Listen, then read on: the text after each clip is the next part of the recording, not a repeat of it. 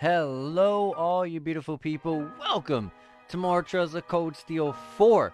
And hopefully, this time, compared to last time, um, hopefully the stream can stay up. Yes, last time we were streaming, I want to say 2 or 3 days ago, I already forgot. Um, I could not hold up a stream at all. Literally within 5 minutes, I had my stream crash twice and it kept going on throughout the day, and I also ran out of internet throughout the day, so that day was really rough. So hopefully we can try this out again, but we didn't even do anything at all. Like, I did my introduction, I got like 30 seconds into like the very first cutscene, and then the problems happened. So hopefully today we can, go through a little bit more of the game and enjoy ourselves. It's looking a bit better today, no problems at all today with anything, so here's hoping things stay like that. So, anyways, besides all that, we got a lot to talk about before I even hit the load game option. So, we had a lot of things happen. We ended up finding out Olivier, Victor, and Traval are not actually dead. They were saved. I think it was Blue Blanc because they had a little scene where they looked at Blue Blanc when they were talking about being saved. So, I think Blue Blanc was the person who saved them. And then also, unfortunately, Victor, Laura's father, he got put into a mask. I don't really know how they got Victor out of, and not Olivier and like Taval all together. I guess we'll find out soon enough, right? Probably when I load up in a second. But they got Victor. They put on one of those masks that they put on Angelica, and it kind of converts you into being one of the enemy. So right at the current moment, Victor is now an enemy of ours, and we got to try to break the mask. And once we break the mask, then we're able to go ahead and free Victor. So that's where we are. And also, we're now operating under a new name called the Radiant Wings. So the Radiant Wings is our new name. So brought to you by Olivier, who's always naming everything. And we got like the whole like crew. The Radiant Wings consists of like the Libero team, as you can see here, Estelle and all of them. And also you got Lloyd's team with the SSS. And of course, you got the Code Steel team with Reen back there, and the Thor's graduates and the Thor students. So, we got a lot going on. There's a whole bunch of people that are now, they're all joined up together to try to fight the big evil. And also, they gave us Ouroboros gave us a time limit to try to defeat them. Otherwise, the twilight happens. They gave us a total of 6 days. So we're gonna see if we can actually. We're going to see what's going to happen, because now we know that there's actually an end in sight to this game. It's in 6 in-game days, because these games are really, really long, so that helps me feel a little bit more relieved. So, but yeah, we have 6 in-game days to try to go ahead and defeat all the enemies and save the world. Or, I guess, 5 days to go to Operation Jormungandr, touring with Erebonia 4. And we got the Courageous 2. Which I noted last time, I don't really see outside of the exterior and the bridge area of where you guys are going to be seeing in just a second before my game crashed my internet crashed the other day. Outside of the bridge and the exterior, the Courageous 2 looks very different, but everything else about the Courageous looks the exact same. So, they touched up some stuff, but they didn't touch up some other stuff. So, oh yeah, and also Mint, Linda, and all the other students that we could not find, they were undercover all along because they were helping Olivier and Taval and all of them. So that's pretty cool. We were wondering in an earlier cutscene, why aren't they showing themselves to us if we're looking for them? Like, that was weird that they were choosing to hide. But like we can see now why. But now we're no longer in the Merkaba, we're in the Courageous 2. A much better upgrade. Way more spacious. Look at all this. It's kind of crazy how they were able to fit so many character models inside the Courageous. The Merkaba. I guess that's why they had a little loading screen between the one area and the other area, because there were so many character models, I guess, right? And there's a lot to see here. But this is the exact same, outside of the design of this bridge you're about to see right now. Everything else is the exact. Don't be fooled by how crazy everything looks. Everything from what I see and remember, it looks the exact same as the Trails of Cold Steel 2 Courageous ship. So yeah, don't be fooled because all the hallways and everything looks the same. So yeah, like I said, the bridge here looks different too. But I think it does at least. Oh yeah, and we got Sherazard back too. And bam, this is where my game crashed previous. Well, I keep saying game, but the internet crashed. So this is all new territory for me. I don't know anything from here on. So, anyways, let me get this started. Let's get this going. So yeah, if you guys got a notification about me streaming but you didn't see anything, that was why it crashed within like 5 minutes. Twice.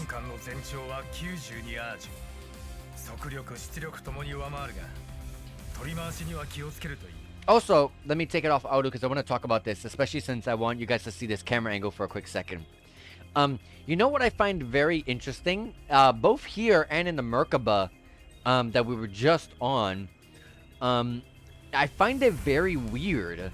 It's weird that these ships, the Courageous 2 and the Merkaba, they had their own crew inside of them, and they had pilots and they had chefs and all that stuff. But then, like, the more characters you bring along with you, it's like they get thrown out of their jobs, and the students eventually take over their positions. Like, there's no longer a pilot. Now we have Angelica taking the pilot's seat. We have the 2 students back there, Valerie, and I forgot the other one. I think it was Valerie? I don't know. Valerie might have been the white hair girl. I'm already forgetting names. But we have the students taking over the actual people that are supposed to be working here. So it's very weird. I don't really know what happened with that, but oh well. And they don't want too many character models, I guess. They want recognizable characters in every part of the ship that you look, I guess. Especially with how many characters we actually have, right? There's so many characters all in this one ship.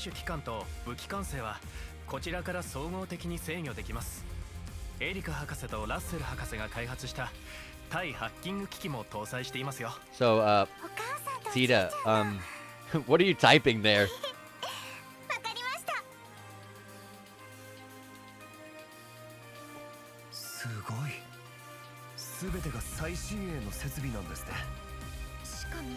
Yeah, the bridge looks a lot better. Everything looks better compared to the Merkaba. But that's the point, right? The Merkaba is not supposed to be this grand thing. It's supposed to be a little small-scaled cruiser ship for the Growlithe to maneuver around in.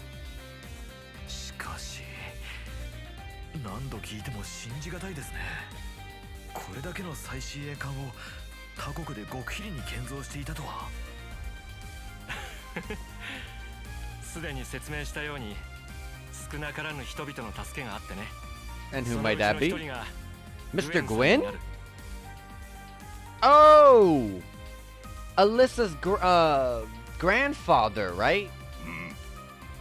We haven't seen this guy in a while. 内戦があのような形で終結した後、殿下から相談を受けてな。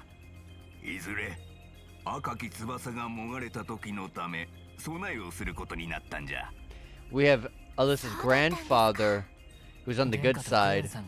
We have Alyssa's mother, who's on the bad side, and we have Alyssa's.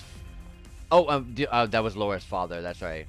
I was about to say Alyssa's father, but well, yeah, actually Alyssa's father too. Alyssa's father is evil as well. So Alyssa's family is all over the place. I feel bad. She must be like the most torn out of everyone. Everyone else like has some sort of problem, but I don't think their problems really match the scale of Alyssa, honestly. Like, she has her grandfather out here, nice and safe, but she has both her mother and her father on the enemy side, so she must be the most torn out of every single one of these characters, quite honestly. Still, for the construction site to be located on the kingdom of the The kingdom of Libero's Valeria Lakeshore. And on top of an old Ouroboros secret base to boot? Talk about a plot twist. Oh, come on. I wanted to see that a bit more. But that was the map of Libero. I remember that map entirely. You're referring to the research facility that the Faceless constructed during the incident in Libero. Yeah, that was in the middle of the, that was along the shore of the gigantic lake in the center. It was on the left-hand side somewhere. I don't remember. I heard that after the dust settled, it was handed over to ZCF to manage. It does seem like Grandpa and the others used it for some kind of research. So, not just Gwyn and Professor Schmidt pitched in, but Professor Russell and Her Majesty Alicia too? Whereas Cassius and the Crown Princess were none the wiser. If you want to fool your enemies, you gotta fool your friends first, huh? Classic. As for funding, in addition to His Highness Olivert, Gwyn and His Majesty Eugen also contributed from their personal holdings. I'm already butchering a lot of sentences, so I can already tell there's gonna be a long day with me reading the dialogue. Bear with me. But perhaps the most unexpected benefactors were Father and Marquise Rogner.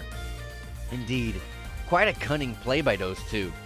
I imagine that keeping this from the Albareas was all in the name of avoiding the eye of the Intelligence Division? Yes, the same with the Cayennes, I'm sure.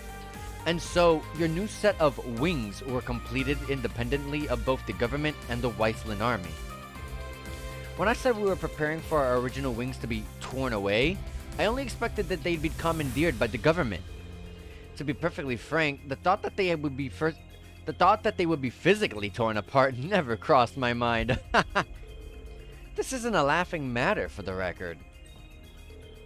Oh yeah, he came up early and I forgot to mention it, Mueller. Man, Mueller's 3D model really did not... Mueller did not go into the 3D landscape very well. He looks way better in Chosen the Sky. I don't remember how he looked in the Crossbow games. He was in one of those games, or maybe both. But like, I remember him mostly from Chosen the Sky, and he just looks so much better in those games.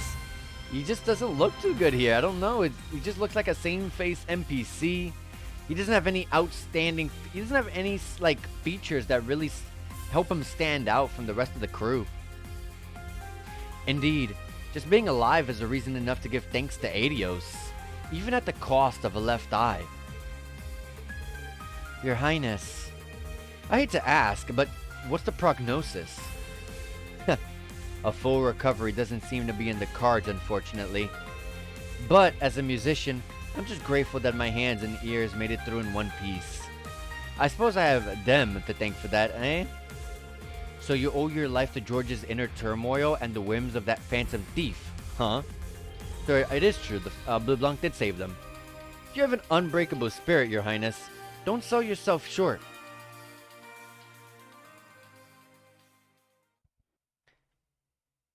Alright, like, we're probably going to be hit with very large amounts of cutscenes. Because we only just finished Act 2. We're going into whatever's next of the game. If it's called Act 3, then we're on Act 3. Or whatever they want to call it.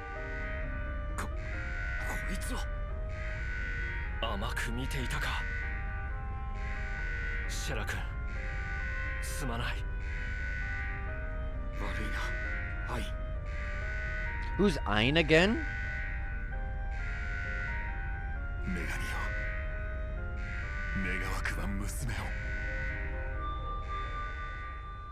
I don't know who's Ayn.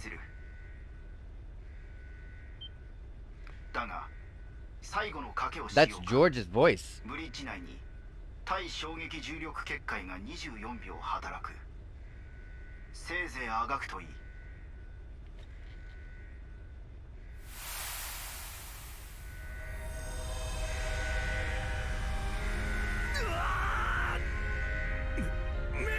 You gotta wonder what's happening in there.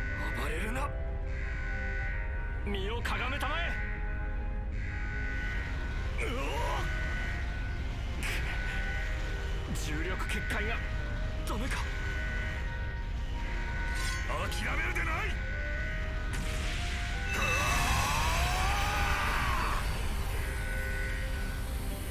I don't know what you could do there against an explosion. I don't think going into a defensive position in front of an explosion would really do much.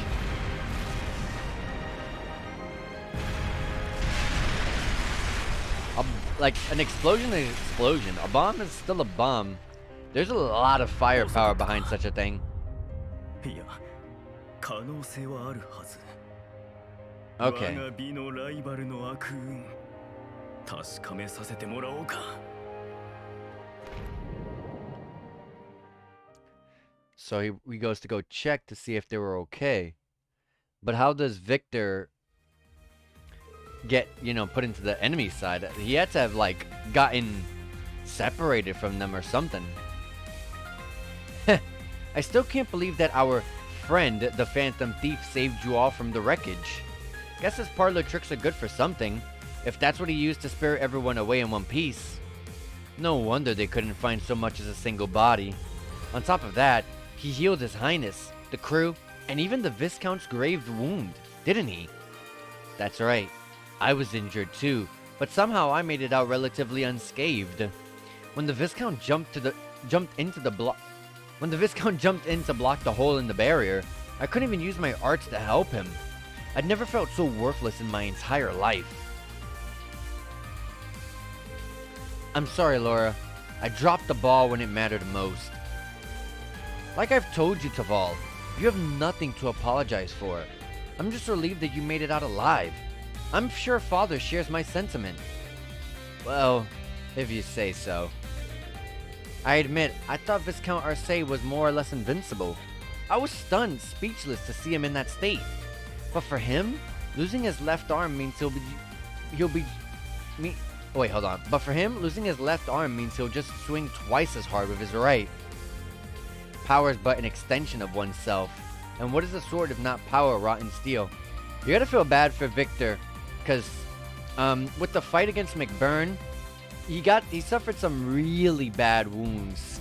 Wounds that were not gonna be recovered from with his arm. Don't know if it's the same arm that just got destroyed, but he suffered some really grave injuries to one of his arms.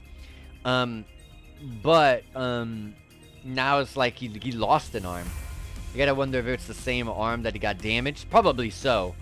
I doubt that it'd be the other one, to be honest. I feel like they're still gonna try to give an excuse to try to make him still be a warrior, you know what I mean? Power is but an extension of oneself. And what is a sword if not power wrought in steel? But ultimately, it's not the might of one's blade, but will and strength of spirit that decide the battle.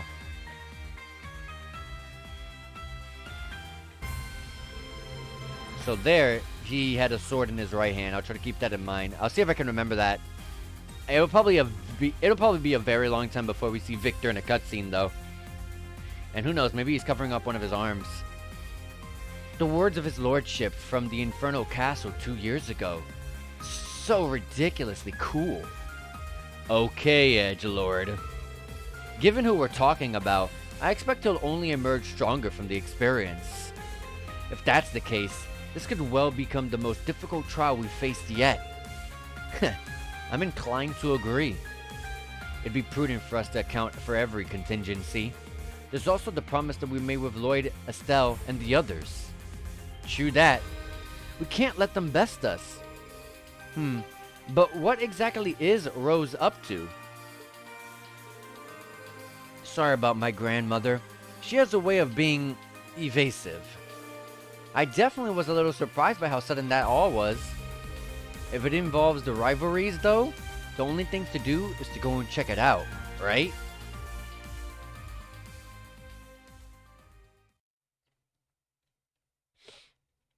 Alright. I don't know what they're talking about when they're mentioning Roselia here, but we're probably going to find out in a second. The previous evening, after Rain and the others had boarded the Courageous 2 and had been shown around, they began discussing the next steps that they should take, considering that the war should begin in less than a week. In the middle of their conversation, however, They received a call from a rather unexpected party. Look at all these character models. Jesus. That would be really hard to actually put all of these character models on one screen on any other, like, older console. I think if this was, like, on the PS3 or even the Vita, like the previous games were, that they were both on PS3 and Vita, I feel like they would not be able to do that. They would have to have, like, some characters outside of the area, like, not actually there. That's a lot of character models. It's crazy how, you know, technology has just advanced that much. But it helps that we're in a small area, right?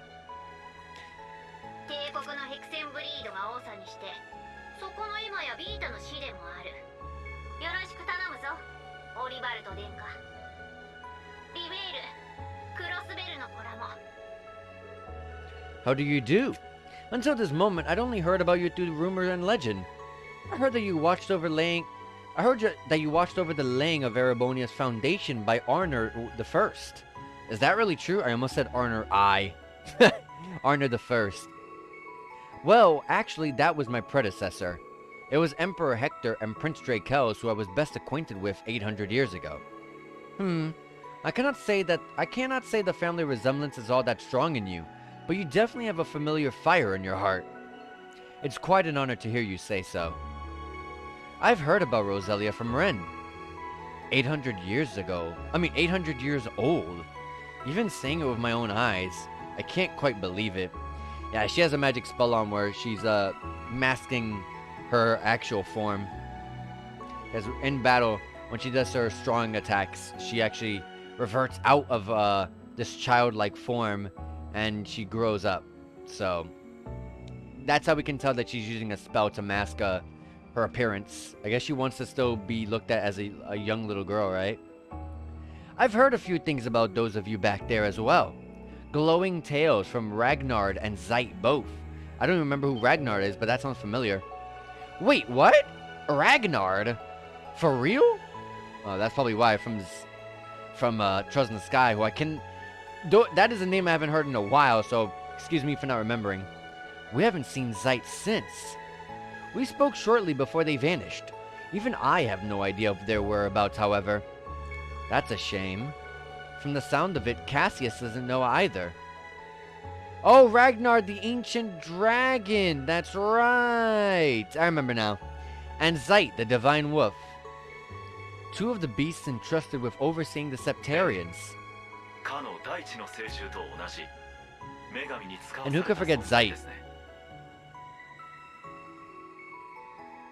聖杯騎士団副長トマス・ライサンダーです。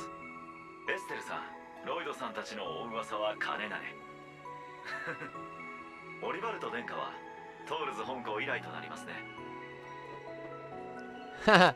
And to think that you, a history teacher, are a dominion of the Grosritter.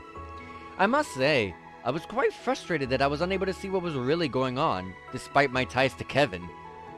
I see. So I guess that means you heard about us from Kevin and Reese.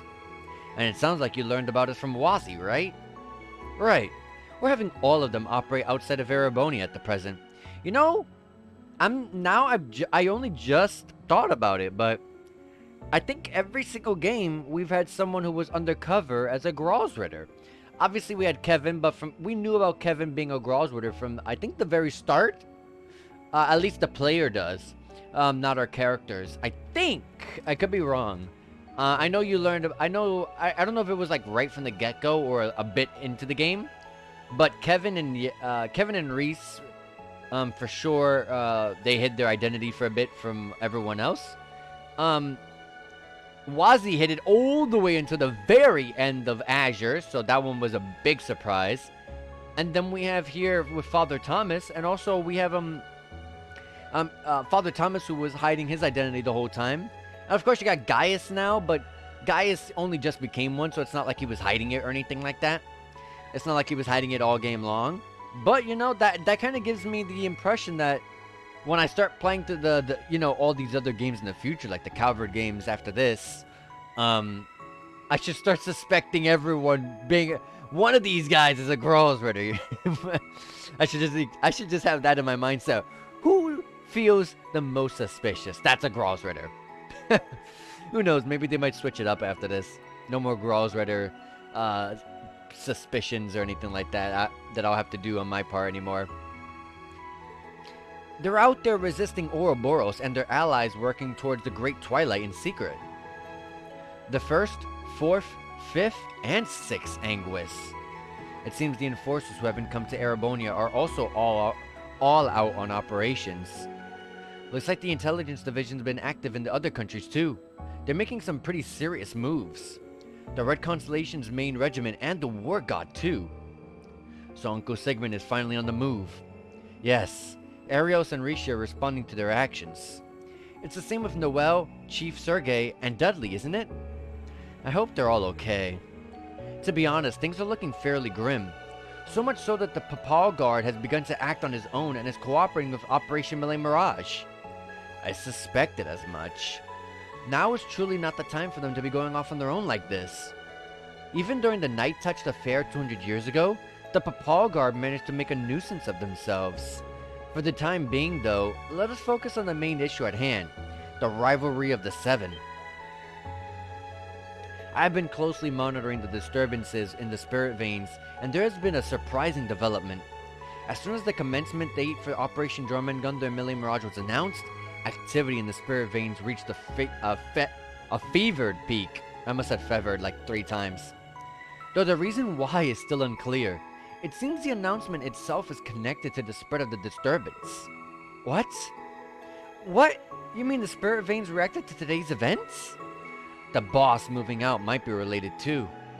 Yes, as well as my father, the Steel Maiden, and the others. This probably involves Mother and Sharon too. And Maria Bell. She seems to be working with RF somehow. There are likely many causes, but we now have a different grave situation on our hands. Meanwhile, Spirit Veins across the entire continent have begun activating. It's no longer limited to the Empire. Wait, what the hell? The disturbance was initially a gradual ripple outward from the Empire, but it seems to be matching the coming war in its scope. Right. That's the Great Twilight at work. They need it in full swing for the rivalries to even be possible.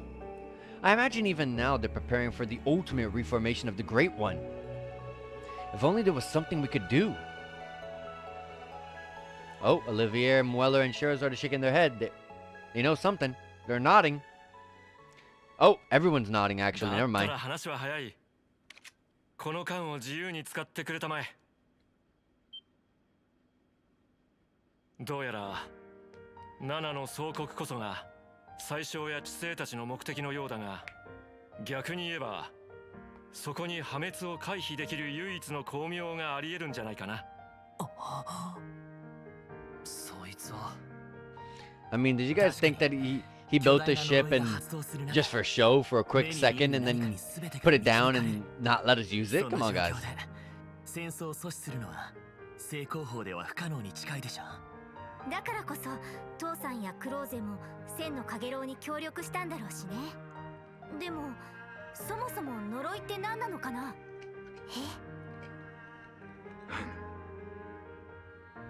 僕たちはリベールの異変で司法をめぐる最悪と向き合いました。そこでは1200年前の人の業と現代の僕たちをつなぐ問題がありました。私たちも同じですね。人の業で失われた司法を再現して現代に続く宿業を解決しようとする。It's always all about history making a return in some way. でもロイドたちが来てくれて間違いをちゃんと正してくれた。リベールでは願いを叶える輪、クロスベルでは因果を書き換える木。どちらも祝福であると同時に呪いでもある存在だったけど、エステルたちやロイドたちはそこから目を背けずに向き合ったわ。ならば真実の見極めこそ君たちが何よりも優先すべきことだろう。エステル君たちやロイド君たち、無論我々も。 But do we even have a plan? I don't even know what we're doing or what we could do. さまざまな表と裏の問題。それに全員で粘り強く関わり続けたお前さんたちにしかできないんじゃないか。俺たちにしかか。 I love it. I love how they're just like, oh yeah, it's up to you, Thor's graduates and Thor's students. I can't think of anyone better. Meanwhile, in the same goddamn room, we have the SSS and the saviors of liberal in this. Like, no, this is the Troza Cold Steel game, so you know we only these guys. You know, I would say everyone has to do something here, not just these guys. 大型化したことで鬼神2体に機構兵4機くらいは余裕で詰めるしね。 Obviously, it pertains them more though, because the rivalries and stuff like that involves Zareen and yeah, but no one else really. Just Zareen. I was looking at it, but I was like, yeah, just Zareen. 無論光まとう翼としての活動も存分に手伝わせてもらうつもりです。私たちも同じく分校生もお世話になっていますし、艦の運用に必要なら遠慮なくこき使ってもらえると。ああ、大歓迎だ。正直クルーがまだ足りなくて Lacking ね。 in the crew department. 当然俺も第二の教官として引き続き協力させてもらうぜ。私もやっとみんなと交流できましたし、We got the little title screen theme song here playing. 俺たちもだ。この後 I really like that 山 song 猫 though. を2で送ってもらう。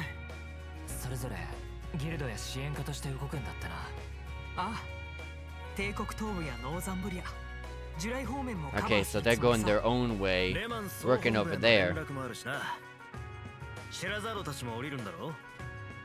ええ、艦の引き継ぎもあるから降りるのは明日になるけど。サラ、フィー、カレイジャス2のことは頼んだぜ。ええ、任せといて。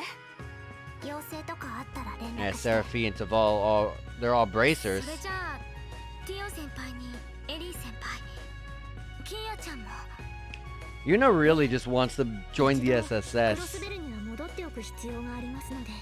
She really loves these ま guys. たすぐに I 会 mean, えるわ。 who doesn't? I love the SSS.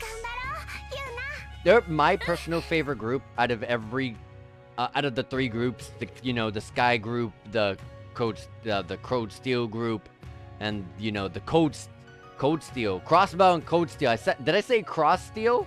I don't know. But yeah, the three series that we've been on. The SSS are definitely my favorite crew. But I can't give too much nod.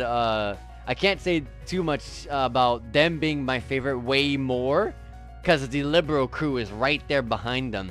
Because Estelle is a big hard carry for the Chosen Sky crew, because I love Estelle. Estelle has become one of my favorite JRPG characters of all time. I've said that many times already. You got characters like Olivier. Olivier is just a big character in every game, every single game. Even if it's not the Sky games anymore, he's still important, many games later. So you got characters like those two that are just constantly like pushing themselves to the forefront, in my book at least. And so the SSS, I like the SSS crew overall a lot more than the Liberal crew, but because I do like characters like Tita and Agate and all of them, and Joshua, but I feel like Estelle and Olivier, in my book at least, they hard carried the rest of the Liberal group, because I love those two characters a lot, especially Estelle. I love everyone from the Crossbow duology, so that's me. The Code Steel group, it's like there's a couple of hit and misses. A lot of misses for me. Like, I'm not a big fan of like Usis or Machias. Some characters are so-so. Some characters are better than others. I don't really care about Gaius. I don't care about Alyssa. But you got characters that stand out to me, like Emma, Laura. You got Fee. You got Yuna, Kurt. I think like the new Thor's Class 7 is much more memorable than the original. I think Ash, Kurt, Yuna, Muse. I feel like, and Altina as well. Let me not forget her. I find those characters a lot more memorable, but like I said, like, I don't know. I just have a big love for I have a big love for a lot of the characters. Some of the, like, not all the Code Steel characters, but a good chunk of them. So that's why I don't bring them into that conversation. I don't think they're there yet. I don't think they're at that point for me. Maybe to other people, like, you know, if you could be watching this, the Code Steel games could be, like, your favorite games in the series. They could be, you know, they could have your favorite cast. I mean, to be honest, they have all the cast in all the games, so I can imagine the conversation there. But I'm not gonna give it the full credit on saying, yeah, it's the best because it has everyone. I want to strictly speak on what the game has that's here and nowhere else for the time being. That they get introduced here and stuff. Oh yeah, let me read this. Seems like we'll be able to divide things up by region then. You should be able to leave everything with the Merkaba Unit 8 up to Rosine and Gaius. I'll be arranging for its repairs at a nearby location. I really am in your debt, Thomas. You too, Rosine. Thank you. No worries. Please look after everyone. It will not be easy, but our shred of hope has come into view. The time has come for me to undergo my final undertaking. Grandmother? What do you mean, final undertaking? Listen well, children of Class 7. As noted, the spirit veins throughout the land are activating, and they are disordered, as they've never been before. The same can be said for the shrines, the stages for the rivalries. This includes the Luna Shrine, the only shrine we witches have overseen since ancient times. The Luna Shrine? Isn't that close to Mosante? Yes, it is the location of the reflecting pool, and generation after generation of wandering witches have watched over it. The pool reflects the genuine truth, and is believed to be connected to the origin of the Black Records. I didn't expect to hear those mentioned here. Yes, I myself was just told about it the other day. I suggest anyone interested in the real truth behind the curse to come. I swear on my true name, I shall provide the answers to your doubts, rest assured. To do so, however, I will require Class 7 to undergo a trial of sorts. You will need to come along as well, Celine. Oh, and fair warning, your human form will be required for this. Huh? Grandmother? So we got a trial in that one shrine in Milsante. Okay.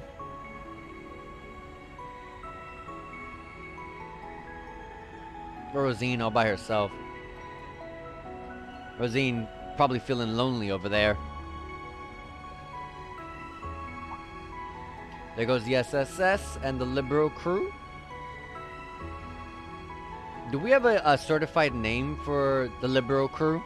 Because I call, like, the Code Steel crew Thor's graduates, Thor's Class 7. Until this game is completed, I guess I can't really say just Thor's graduates, because we still have, like, Kurt, Altina, and all them of new Class 7 that are not graduated, of course. But the Libero crew, I feel like I want to give them another name. So if they do have a name and I just forgot about it, let me know. We thought the Luna Shrine was a dead end, but there was more to it after all. This will be a trial for the entirety of Class 7. I'm reminded of our adventures in the old schoolhouse 2 years ago. Ah, you mean where Valimar first... Oh, you mean where everyone first met Valimar? Yeah. And then that crazy go-nuts corridor appeared at the end. Reverie Corridor. Knowing what we know now, I think that place is yet another sort of shrine. I don't know what my grandmother's intentions are, but we should prepare ourselves for anything. For crying out loud, why am I'm not even part of Class 7. Just admit it already, Celine. You're one of us whether you like it or not. This will be the first time we've seen your human form since the Black Workshop, huh? Ah, to gaze upon both Celine's lovely figure and the reflecting pool in the same day. What a fortuitous timing. Once everyone's done their little tour around the Courageous 2, we can head for Lake Gala. It would probably be wise to land out on the water to put a little distance between ourselves and Milsante. Learning to switch between the silent navigation and optical camouflage mode is going to be critical here. Understood. Things are starting to heat up. Next are plans to head ashore, with each group making their approach from the target locations. Fortunately, Estelle, Lloyd, and the others are already a step ahead of us gathering intel, I'm sure they'll have hit on something useful by the time that you get out. We'll be expecting good news, guys. But seriously though, take care of yourselves out there. Right. That goes for you too. It means so much to know that you've got our backs. Class 7? It's time to make sure your preparations are set. We'll need every pair of hands we can get around the ship. So those of you in a position to pitch in, please do so. Absolutely, instructor. Makes sense. Even with everyone from the branch campus here, this is a pretty huge ship. Right. It's probably best to make one more round just to be sure. Probably he means like some free time, right? Oh, Act 3, Seekers of the Dawn. Hopefully these 5 days now, I forget. Hopefully these 5 days go by quick. I would love to just finish up the game pretty soon. And then we can just, you know, be prepared for all these massive, crazy crazy games coming in September. September is going to be a massive just JRPG after JRPG. I'm not gonna lie to you guys. I think September is the biggest month we've ever had in our entire lives. If you're a JRPG fan, September is like one of the biggest months ever. Like ever. September is huge. And there's so many big hitters coming out in September, and not even just JRPGs. Obviously, JRPGs is what I like the most, so I'm gonna mention those. But like, for example, like in September we got Baten Kaitos 1 and 2 Remaster. We got Nayuta Boundless Trails. We got Fate Samurai Remnants. We got Dragon Quest Infinity Strash. You got some other games out there that are not even JRPGs. Like, I personally am interested in a couple of games myself. Like Payday 3, I like Payday. That comes out in September.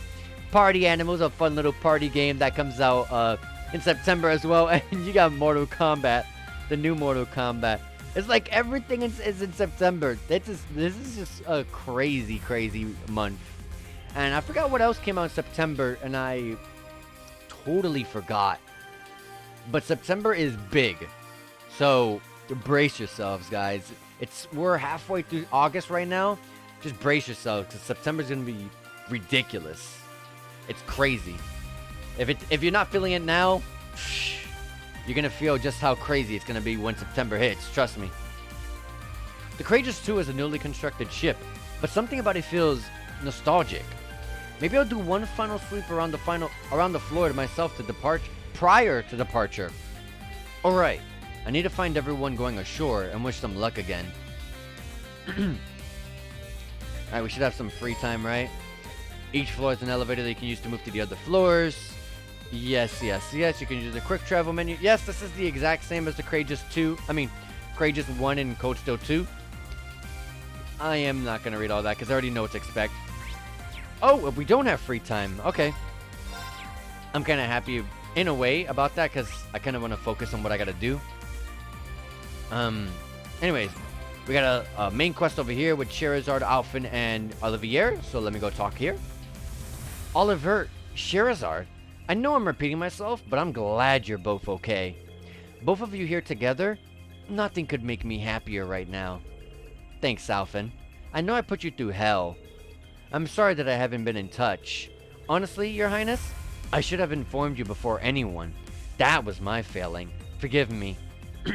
Yeah, I feel like, Alphen, I feel like with Sherazard, like she was saying here, like this isn't a typical thing that JRPG characters say, and not even just JRPGs, like anime in general. Characters always say this to each other. I should have told you, you know what I mean? But like, I feel like with Alphen, I feel like that one was definitely something that should have been said because Alphen went through it really bad. She got like her father. She came into the room and saw her father was shot. Was unsure if he was gonna live. And then a bit later on, we had Olivier who was proposed dead. So you can't even imagine the fact that Alphen was, you know, she still had her spirit intact and she was just sad, is pretty strong. So don't give, you know, Alphen any kind of crap, but Alphen's pretty strong because that would break people's spirits. Something like that would really hurt. So Alphen is a really strong character because I can't even imagine what Alphen could have done in such a state. So Alphen's strong. I already read this. No, don't be silly. With that wound, my brother wasn't going anywhere for a while, right? Thank you so much for helping with his recovery. Your Highness, you honor me with your magnanimity. Magnanimity? I don't know that word. Truly, I've never seen that word in my life. I have to say though, getting Shara to feed me is definitely a memory I'll treasure forever. Although she did give me one legendary purple nurple when I suggested she ditch the spoon and use her mouth instead. Goodness. So help me, Adios. Olivier, you're about 3 seconds away from finding out what life is like with 0 eyes. I wouldn't have guessed it, but those two are much more intimate than I expected. Yeah, Olivier's in love with Sherazard. We never got the actual wording on Sherazard herself, on how she feels about Olivier, if she feels the same way. But Olivier has always been in love with Sherazard. Well, I wouldn't say always, but she did. Olivier in the very beginning did call Sherazard beautiful and everything, but he did that with every character. So, but you ended up finding as the game went on, he really fell in love with the character, with Sherazard. But we never got the insight of what Sherazard thinks back, like I just said. Well, look who it is. Why, hello there, Reen. Looks like you're already finding your way around the place. Yeah, it really is an incredible ship. This isn't the first time we've met, but I'd like to introduce myself nonetheless. I'm Reen Schwartzer. Good to meet you, Sherazard. The pleasure's all mine. I've been hearing a lot about you. It seems like you've been going to Gehenna. It seems like you've gone to Gehenna and back more times than one, and you're not done yet, it would seem. Adversity seems to be the order of the day for those who call Erebonia home, but at the very least, it's made us a tough people. Don't you? Why? Wait, I think that's is that written correctly? It's made us a tough people. What? Isn't it? It's made us tough people. I'm not sure. I don't know. But no matter where we're from, I'm glad to be allies just the same. With Estelle, Agate, and now you. You bet. I've got your back. I've got your back. We've been preparing for the worst for a long time now. And just between you and me, as a Silver Streak, I really don't want to be outdone by the Purple Lightning. Come to think of it, you've been pretty focused on that for a while now, haven't you? Well, yeah. Despite us being the same age, she was the youngest bracer ever to reach rank A when she did. She's always had a reputation as a force to be reckoned with. Even Cassius relied on her. It did make me a little jealous, I have to say. You're both so fantastic, though. I really admire you, Shara. You know, even though Sarah is my former instructor, we have a close relationship as friends now. I can believe it. Once I came to Erebonia and the two of us actually met, we immediately hit it off. We both like drinking, and our overall situations are fairly similar too, in some ways. Your interests and those of masculine persuasion couldn't be any more different, though. Ah, that's right. She's got a thing for silver foxes, eh? Though I hear the winds of change are starting to blow across that particular plane. Wait, I don't recall telling you anything about this. Sherazard is so gorgeous, but she really has a cute side too. Don't worry, you two.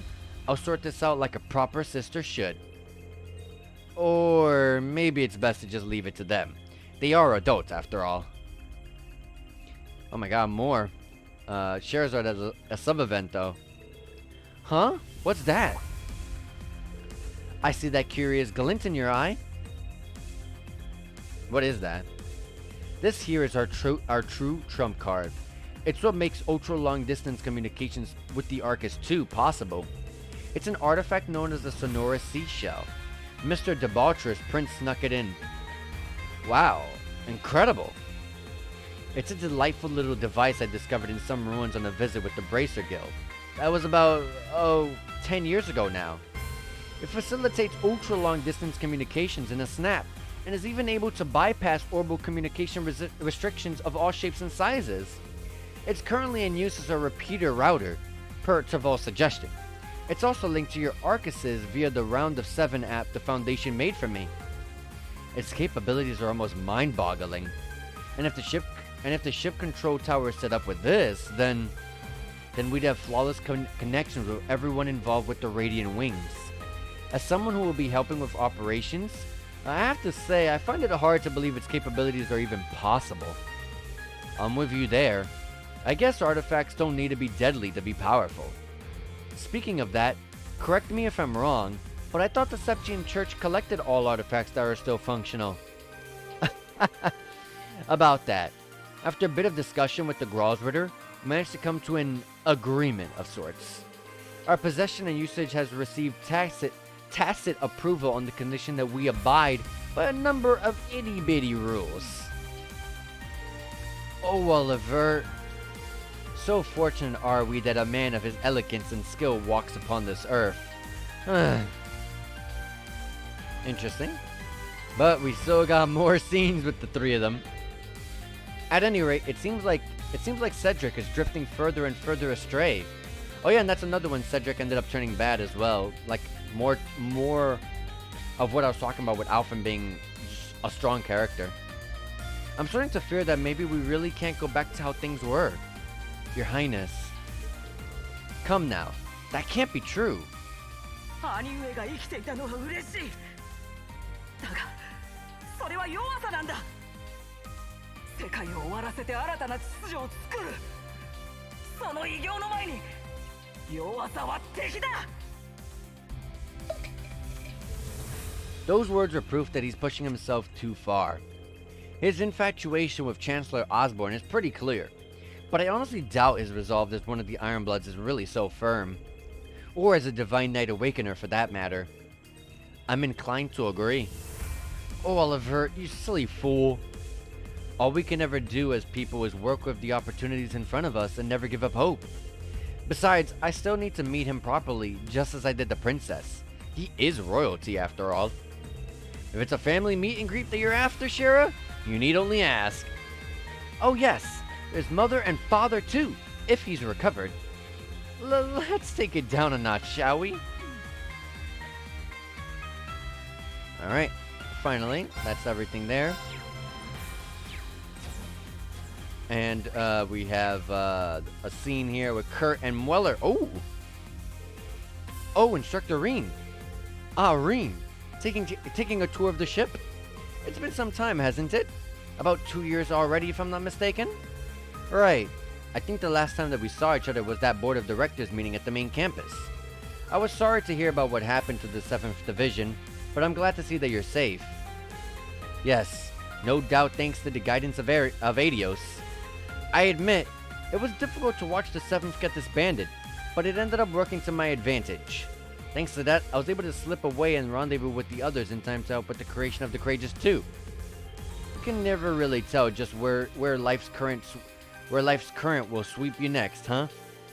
That aside, have you not been able to contact Father and the others either? I'm going to be contacting him and Aurier in a short while. Before I do though, I'd like to get in touch with Uncle Zex and Nightheart. I see. No doubt they're struggling with their positions, General Craig included. So I've heard, but they're still Imperial soldiers. That hasn't changed. Once Operation Jormungandr begins, they'll most likely be deployed as the main force in the rear guard. And if they are, even Operation Millie Mirage is sure to face stern opposition. Right. If Uncle Zek's stratagems are combined with General Craig's unmatched power, then even the valorous Le Guin and tactical genius Cassius could be outmatched. Yeah. The conflict might already be impossible to stop in any official capacity, but I'll do what I can behind the scenes. If you could somehow buy some time on an official front, you would have my deepest gratitude, Lieutenant Colonel. Instructor. But of course. That reminds me, I'm many months late in saying so, but I wanted to thank you for mentoring my brother. I like to ask that you continue providing him with guidance so that he may one day grow into a strong, independent man. Hey, Mueller. In my book, Kurt's already there. But I hear you. As his instructor, it's my responsibility to continue leading him as best as I can. I'm in your debt, Green. Ugh. Perhaps I'll go find a suitable hole to go crawl in and die of embarrassment now. Alright. That's all we have there. We're on the 4th floor. Let's go down a floor every time. To the 3rd floor, which we got showers and some other stuff. So the strategy conference room and training room are on this floor. Got the conference room and training sector. 3rd floor contains a conference room as well as the training and recreation areas, a lounge, and a bathing facility. The training room cannot be used yet, but it appears to provide a good variety of combat training. People sometimes meet up in the bathing area and washing up will restore HP, EP, and CP. As it should, right? Alright, well, let's go up here first and make our way down. We got Randy, Michael, and Toa. Oh, Reem! How's it going? Are you guys talking to Major Irving about the handover procedures? Yes, the ship is a new build. There are many things about it that we don't understand. That's why I have the manual in hand to read and check as I go. Sounds tough. Keep up the good work. Under normal circumstances, I should also be helping out too, since I am a part of branch campus faculty and all. Well, you've got a trial from Rose coming up at Lake Gala, don't you? You can just leave this up to us then. Make sure that you're prepared. Got it? To be honest, I'd like to go too, but it's only members of Class 7 that are allowed to, right? It's kind of frustrating, to be honest. Sorry about that, Toa. I'll be sure to head straight to the ship with the trial results. Will you be heading down after the handover procedures to meet up with the main campus students, Major Irving? Right. I'm planning on also serving as their backup, at least for the time being. Let's keep in touch then. It'll help us maintain a shared branch campus mindset, so to speak. Of course. Thank you very much. We'll do so great. We'll do so great, the principal won't know what hit her. I was like, wait, what do you mean, we'll do so great? Michael? Let's see with Michael. Oh, Schwarzer. I wanted to speak with you about Major Claire. Right. We only saw an image of her on the Pentagram, just like the Chancellor and the others. Though she's probably carrying out some pretty important task in a different area. Yes, she's likely working to finalize the railway's usage plan in Operation Jormungandr Start, as well as carrying out her duties as part of the Ironbloods. Right. I know her, and I can only imagine how much losing Orion must have hurt her. It's not really my place to say, but please do what you can for her.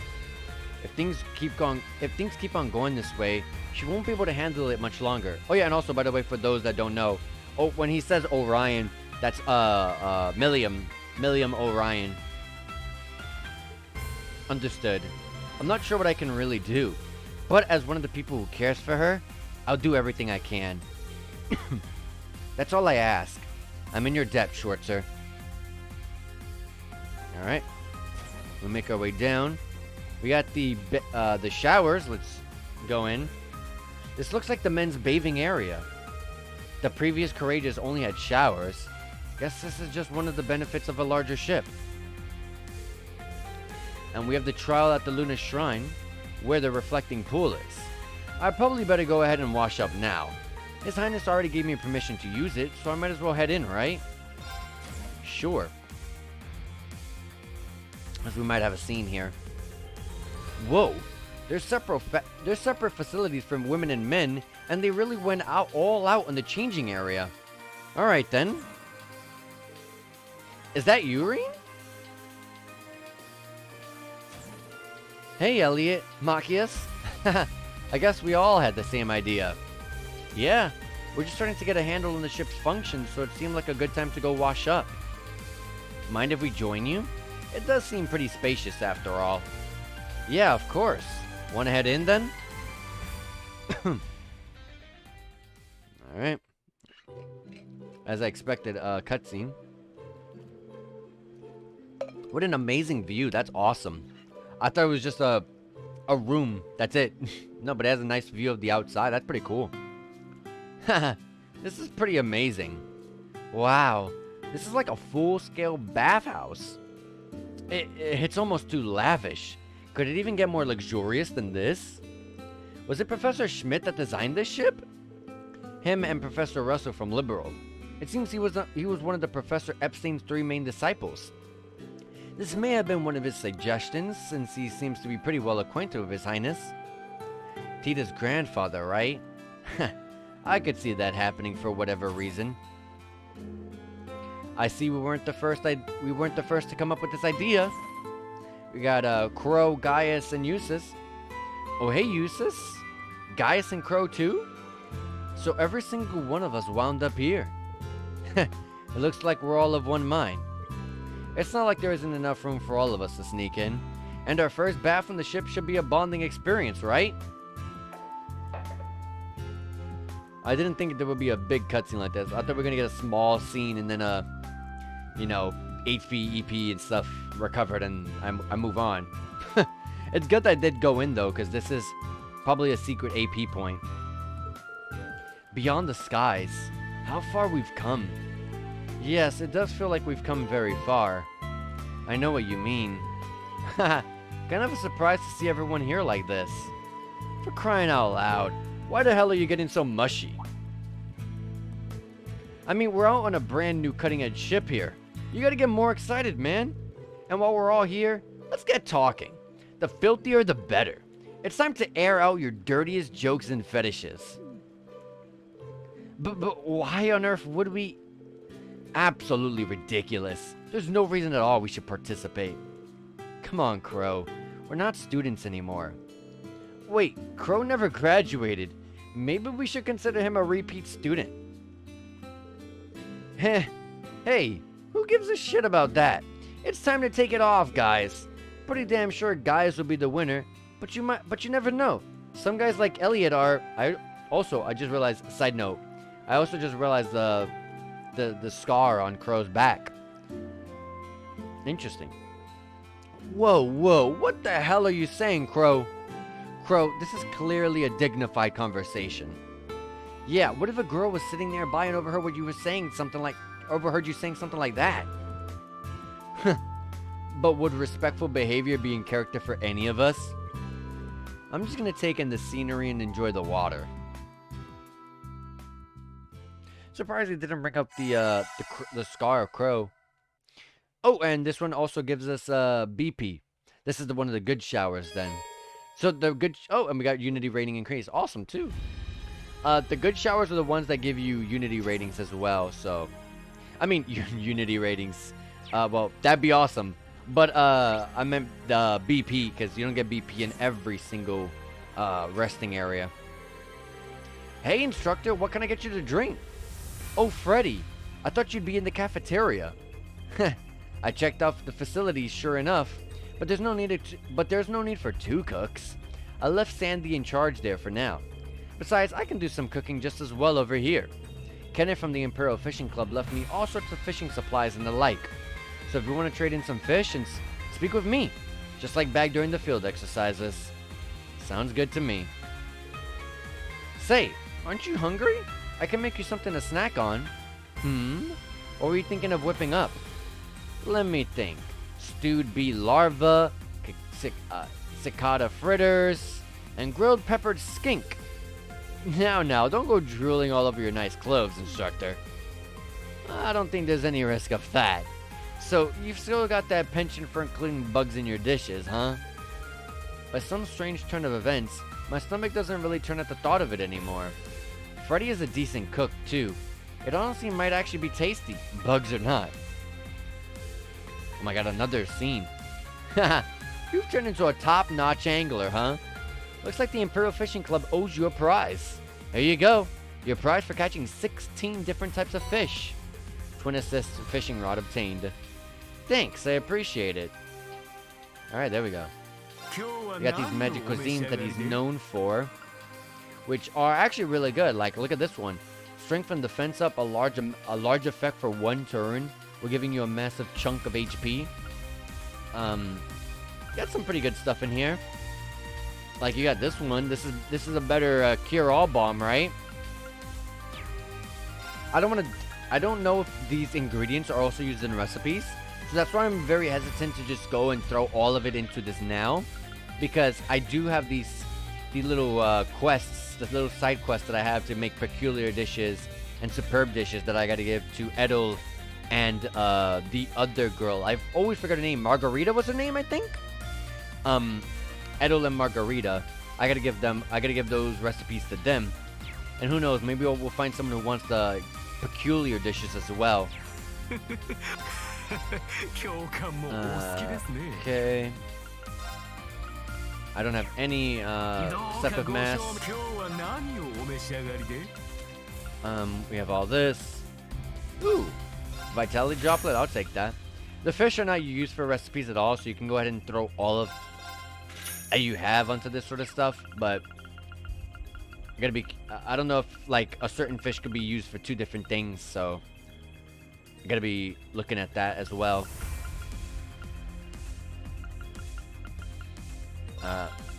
Celestial bombs got buffed, so that's nice. Also getting the more reviving bombs, the better, so I can convert them into celestial bombs, and celestial bombs be converted into celestial bombs EX. Same with EP charge. You go from EP charge 1 to converting them to 2, converting them to EP charge 3, and same with the tier all.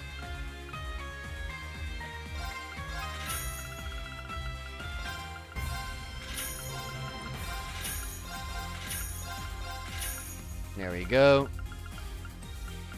And since this is all that's left, sure. I hope no one wanted these fish. I can't care anymore. I was like, why can I only convert 1?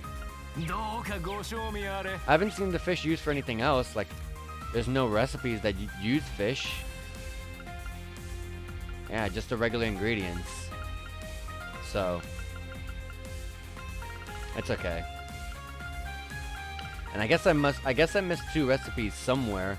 Although I've been checking every single area, I guess I must have missed 1 or 2. Well, 2 of them, I mean. So who knows where they were. I've been checking all game long, every single area. I've been checking every single inn and everything for potential recipes, but oh well. Duvali and Laura, huh? Straight to asking for a match then? No, that's not the case. We both arrived at the training area independently and unexpectedly ran into one another. Tch, and you all will be leaving for that trial soon. I would never be so boorish as to wear someone out before something like that. Haha, my bad, Duvali. But I gotta say, it's pretty amazing we have such quality training facilities on a ship like this. Yes, I suppose you could say that, if you really wanted to. The previous Courageous had already had substantial facilities, but there certainly wasn't an area quite as spacious as this available. Yeah, this is a little bit of a bigger training hall, but it's still the same thing. I find it irritating to always be receiving favors. So, as a training opportunity for you all, an archaism belonging exclusively to the Stahlritter, may I present the Vanguard F2 Sleipnir? Sleipnir? Is that a state-of-the-art archaism from Ouroboros? Like the one used at Hamo and the Naval Fortress? But are you still able to make use of them even after separating yourself from Ouroboros? Yes, it's specially adapted for your own use. Sleipnir, come! Interesting. What do we use this for? I guess for training, right? Maybe? Now that I see it up close, it is fairly intense. Yeah, it is looks pretty strong. Going up against an archaism like this does seem like it would make for some phenomenal practice. I have another Sleipnir unit, actually. I wouldn't mind letting you use that one for training as well. While you're all undergoing your trial, I'll set them up to respond to specific combat situations for practice. I usually leave it in the hangar's reserve area, so feel free to use it as you like if I'm not around. Haha, talk about full service treatment. We truly are in your debt, Duvali. Thank you. Alright, awesome. Speaking of Duvali and thinking about her, I really do hope that we get some bonding, special bonding events with Jubilee soon because I really like Jubilee. I want to see her blush, and I want to see her finally break her demeanor, you know, her character, because she's always like this, always have to be mean. I always have to be this strong-looking, independent person. So I want to kind of see that break a little bit. This floor contains exit from the ship or to the deck. Seems they've got a cafeteria, a sick bay, a reference room, and some stores here too. About the second floor, shop and multi-purpose sector. The second floor comprises the shop and multi-purpose sector. Here you can find various stores as well as exits to both the front and rear decks. Various written materials can be accessed in the reference room, including the black records, which have been transferred over to the Merkaba. Or transferred over from the Merkaba? Yeah, from the Merkaba. Alright, we got a ridiculous amount of people that want some dialogue. Just trying to see if there's anything there. Alright, first is Sarah and Taval. So, what do you think of the Courageous 2, Reen? I gotta say, the original might have been incredible in its own right, but this is about as cutting edge you can get. Yeah, this floor definitely looks different from the Courageous 1, so I guess it's not all the same. I heard they even put the armaments through a fair bit of upgrading. Yeah, though His Highness didn't seem too hot about it at first. Hot or not, we're in for some pretty intense combat in the coming days. That's just a fact. Once we get to that point, basic deterrence just won't cut it anymore. Yep, that's probably what clinched the decision to load up on the firepower. Sounds like they've met some resistance from Professor Schmidt on the development side of things, though. Hey, thank you so much, Zensai, for the raid. Thank you so much, I appreciate it. How's it going, Zensai? Hope you're having a good one. I'm just here. We're finally towards the end. However long the quote-unquote ending of this game will be, only time will tell. But we gotta beat this game within 5 days, so who knows how long those 5 days are actually gonna take. But we do have finally a goal. 5 days, 5 in-game days to beat the game, so pretty cool. We can see the end of the game finally, right? No problem. Reen must be the final boss. That'd be the most craziest thing. He does have a demon inside of him. Who knows? Maybe you're onto something there, because Reen has a demon inside of him. It's not necessarily like another being inside of him, but he does have some sort of entity inside him. So, who knows? Who knows? But yeah, hope you're doing good. How was your day today? I can only imagine. Professor Erica and Albert Russell were involved in this as well, right? Seems they had a tech expert from the Epstein Foundation come in on the download too. Yep, the ship's got all the latest tech, save for anything but the Vern Company might be keeping on the wraps. In other words, you've got yourselves a pretty killer setup here. Make sure you put it to good use, alright? Got it. I'll relay that to His Highness and the other students too. Are you going to meet up with Estelle and the others once you get down to the surface? Nah, I was planning on letting Sherazard take care of that front. I'll be operating on my own for a bit.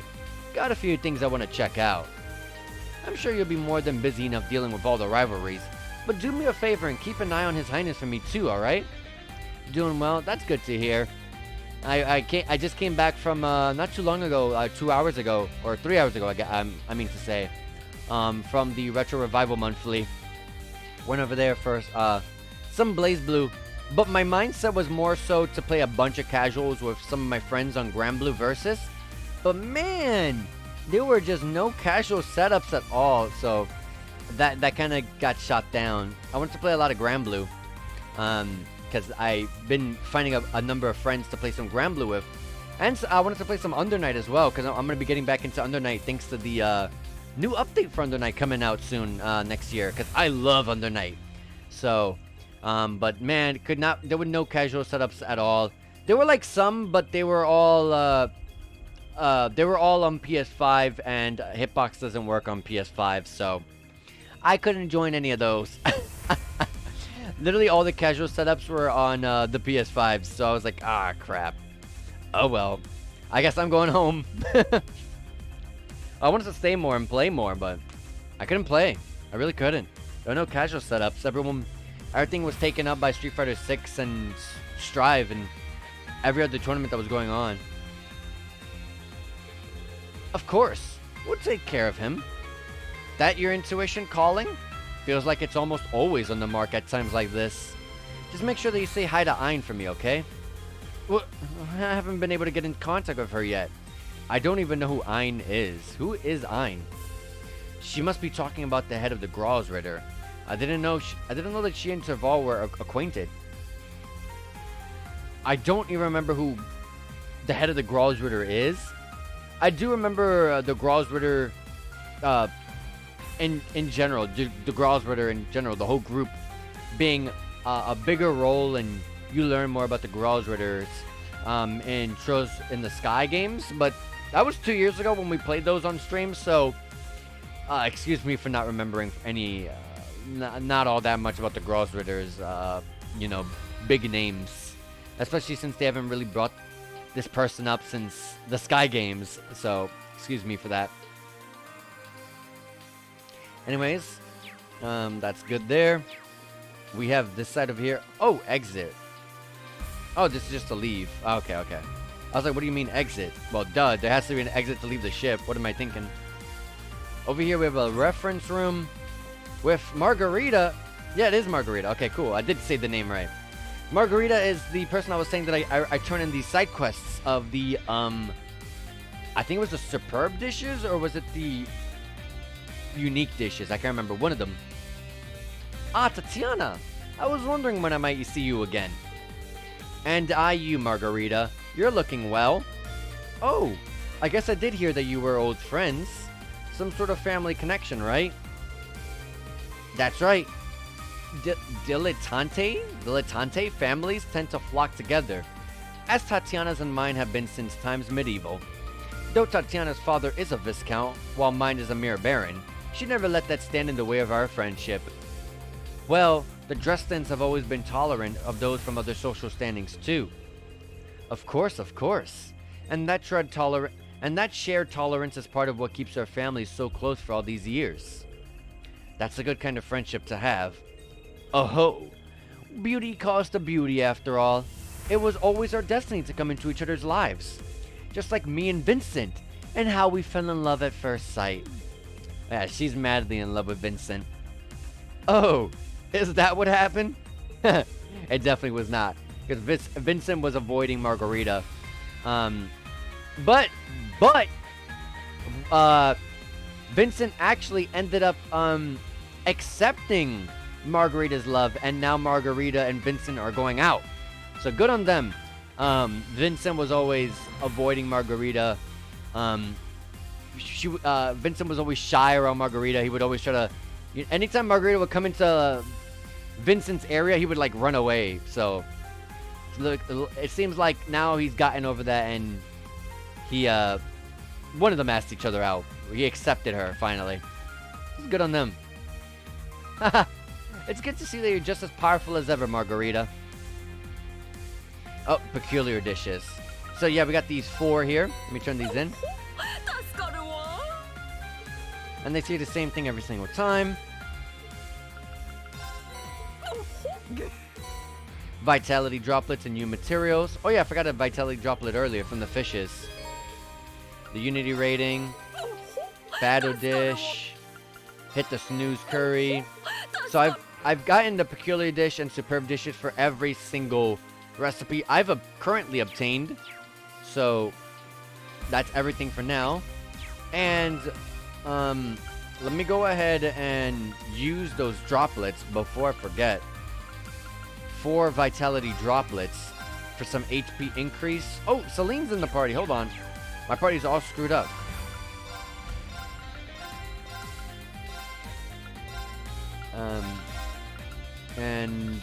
Ash. Alright. I like to kind of have my Thor 7 in the front because I'm always interacting with their grids and stuff like that. So, yeah. Also, I would never put Alyssa in that 4th slot. Elliot. Has to be Elliot. Elliot's just such a clutch.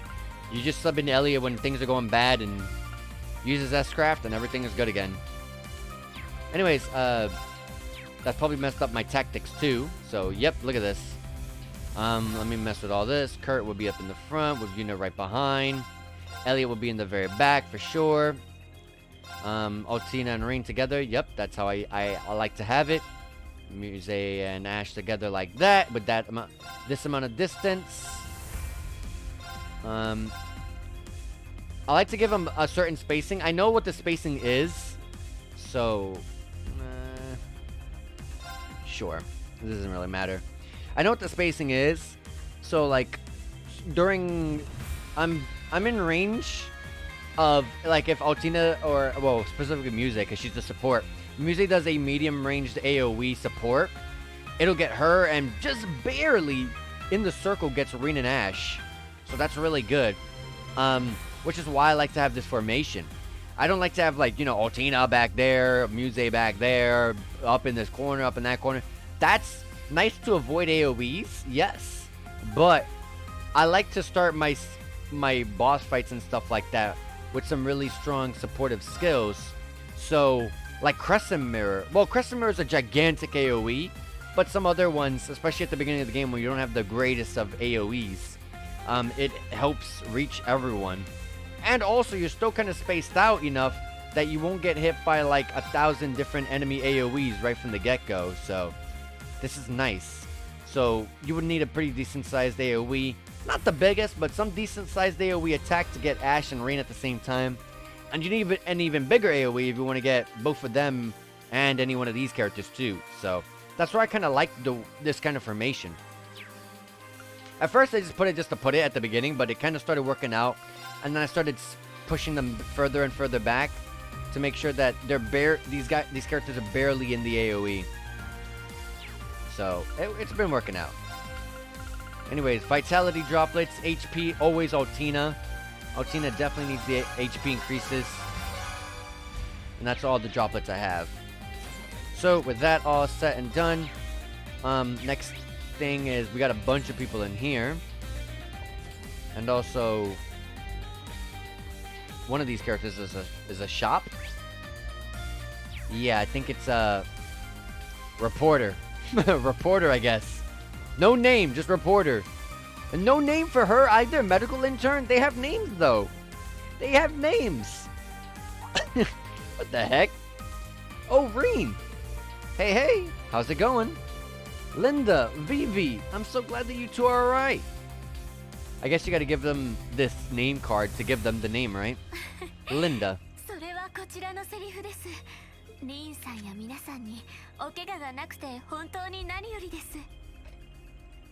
And you got Linda here. Or Vivi, I'm sorry.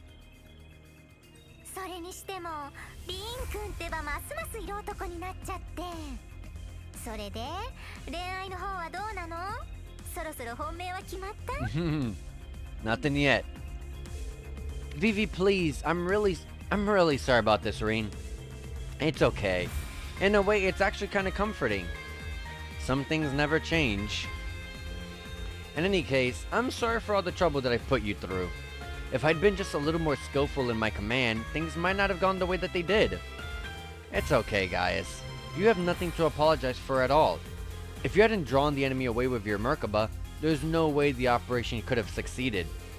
Besides, it's about time that we got some front page limelight for once. It certainly was a rather dramatic appearance, to say the least. By the way, you're staying on the ship as part of the medical staff, right, Linda? Where's that leave you, Vivi? Well, since I'm already here, I was thinking I could sign on as the Courageous 2's official photographer? I'm sure Rex can handle the on-land coverage just fine on his own. What do you think? Great, that settles it. Happy to be aboard. Sure, good to have you. Looks like things are starting to get a little more hectic around here. She just accepted She asked the question and she accepted herself by herself. Anyways, we're gonna go shop with, medical intern. She has just the regular stuff, nothing really crazy.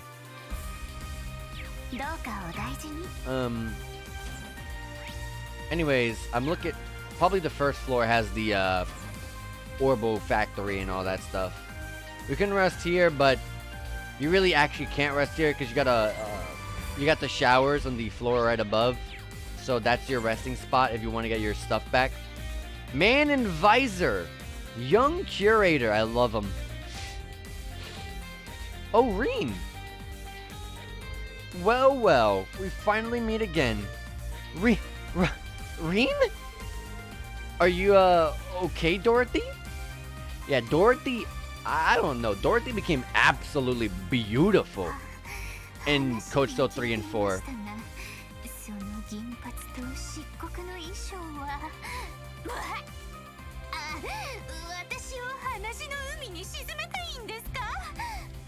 Yeah, and if for those that don't remember, Dorothy is a boys love manga artist, so でも確かにその姿は反則的というか、リーンを元ネタにしたラジオドラマ。今すぐ新しいエピソードを書き下ろしても構わないよね。 this guy definitely needs a hair makeover. It's business as usual with these two, as you can probably tell. No kidding. I'm not sure I've ever seen you guys ease up. That might have been a bit excessive, actually, even for me. Sorry, Reen. I just got a little carried away myself. You don't need to apologize. I get it. This is kind of a lot to take in all at once.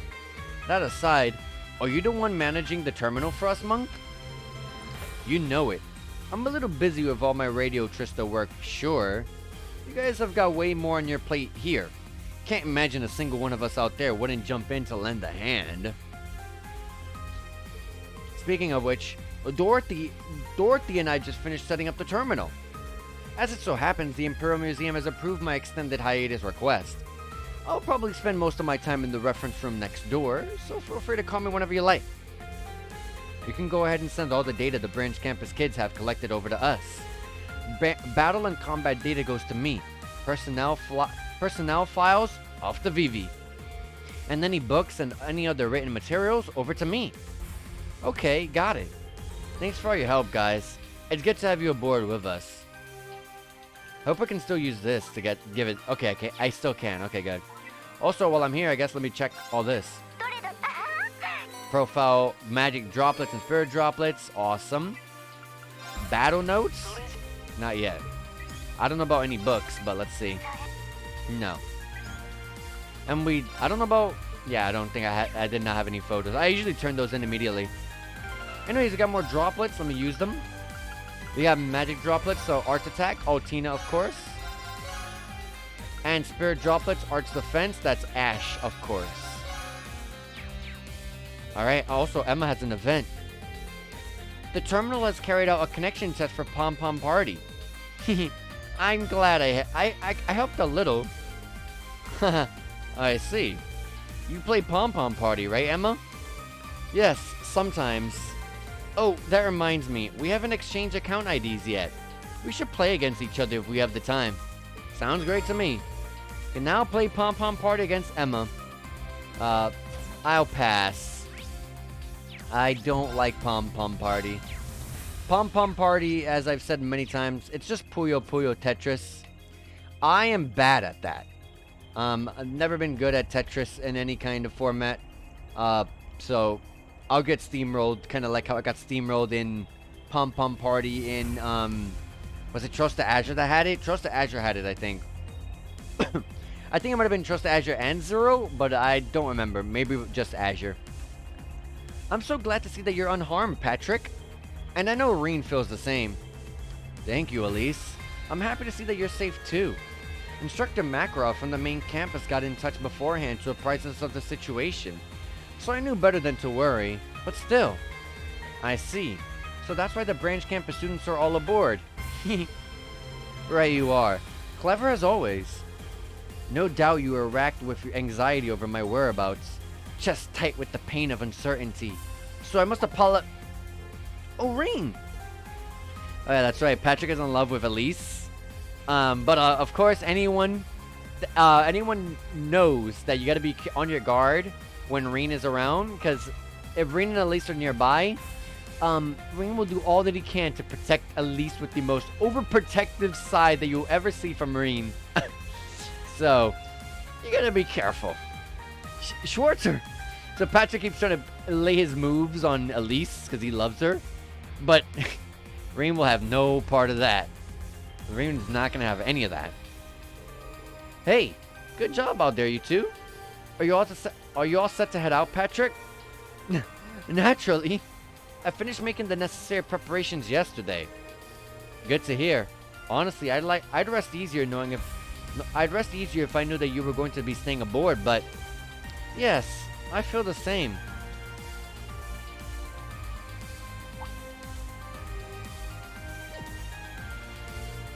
What's your game here, Schwarzer?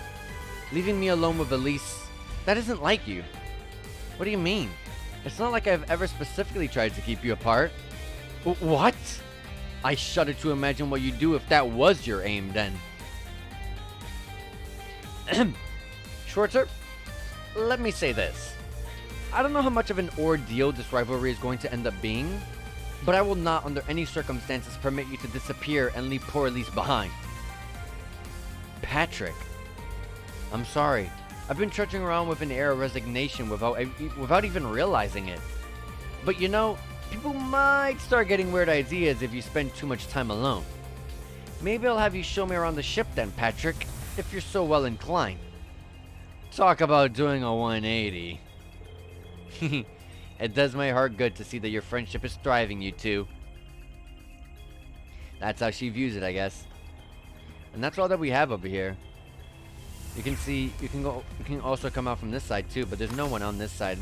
So, but I'll go through it just to go through it. And we got a bunch of stuff here. I'll go to the left because there's a bunch of shops here, apparently. One with Jingo. Hey guys, welcome to the esteemed, courageous branch of Nain Valley. Don't leave empty-handed. I rubbed my eyes in disbelief when I saw your shop sign. How'd you end up setting up shop on board? The blondie reached out to me. I was downright floored when he hit me up about taking care of personal armaments. But I couldn't give two shits whether he's a ghost or not. As long as his mirror's corporeal, we're set. I got to see some cool stuff here, so I decided to stick around for a while. Ever the shrewd businesswoman, I see. We're fighting against something on a whole different level than ever before. It's going to be very risky. Having a weapon merchant right on our ship will definitely come in handy. I got you covered, pal. Alright, and Jingo's shops are really, really good. We can check the bargains for any sort of things that I missed.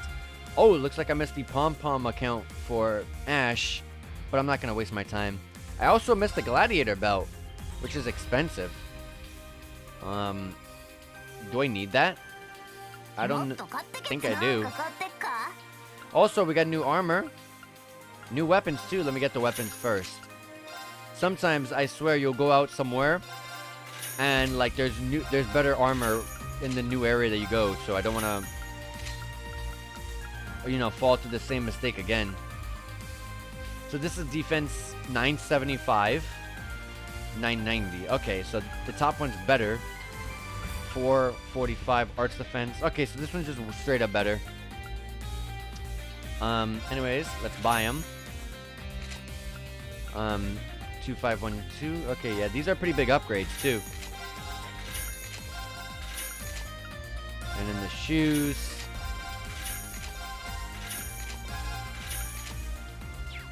And oh yeah, no separate mass. The trading. Silver dog tag can be gifted to Randy. Oh, Randy.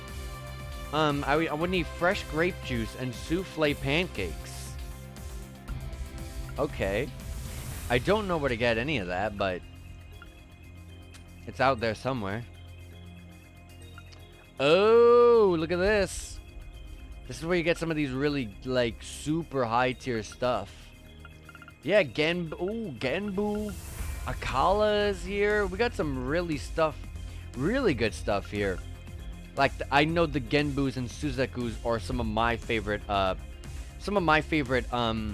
ornaments. Like Genbu, for example, strength plus 80. This will be replacing your attack 3, for example. But it also gives you the attack and crafts can do some sort of status ailment at a 30% chance. Genbu giving you like poison, Seiryu giving you mute or freeze. Oh, poison or petrify. So it's 2 different kinds of chances. So you have a 30% chance of poison, and you might trigger that or not. But regardless, you have a second chance at triggering the petrify as well. So you got 2 chances of 2 different status ailments. So that's always really awesome. We got some new gems though, like Rakan gem. Strength 40 with defense 40, but your break damage goes up 80%. And enemies drop more Sepith. So this would actually be really, really good. This is like your break 4 basically. But as we know, as I've said all game long, the break bar got absolutely destroyed into the ground with how badly they nerfed it. This is not even worth it. Ignore it. You'll have better options anywhere else. There's no point to play any break orbments or any sort of break gauge breaking grids anymore. That was the meta of Coach Steel 3. That is no longer the meta. They nerfed that to the ground. So don't even bother. We got Gravian Hammer, which gives a tremendous amount of HP and defense. But you also get assault points for walking on the field. And you get the best Earth attacking orbment with it, Gravian Hammer. I don't really care about the assault points gradually recovering while walking in the field. That is kind of nice, but it's nothing great. Ambro Gem gives a massive, it's just a stat boost only. Massive defense and arch defense boost. So this will make you a crazy tank. Senning Gem gives Tira and Athelas with a gigantic chunk of HP and arch defense with magic evasion 25. Kyoshu Gem, EP 200, arch attack 80. HP recovers in the field. Oh my god, Sappho Gem gives a 6,400 HP with EP 640. That's pretty crazy. These are the sort of stuff that I try to get over time. So I'm gonna try to see if I can get these.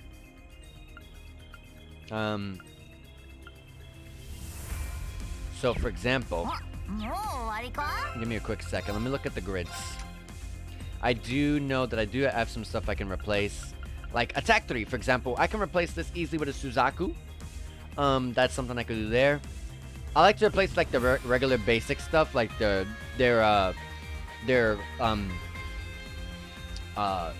element specific orbment slot. I was trying to find the right wording. So like I could replace like a bluster or something like that, you know what I mean? But I think it's better to replace, instead of one of these regular basic slots, I think it's a lot nicer to replace their regular slots first. So like I would replace attack 3 with a Suzaku. So I would go for that first. But I try to prioritize, I want to prioritize my I want to try to prioritize Ash. Like I would replace CO2. CO2 I would definitely replace, and that's another fire. Wow, Rain and Ash both have fire. Interesting. So I would replace that with a Suzaku. I would put that there, and I would give Reen the replace Nightmare 2 and give him whatever the equivalent of those are, but for the time one. So what do I need in order to get trade? What do I need to get Suzaku? I need oh, what's also in fire, by the way? Strength 160. Crit rate 8%. Restore CP while attacking enemies. Okay. I might go with a Mars gem, actually.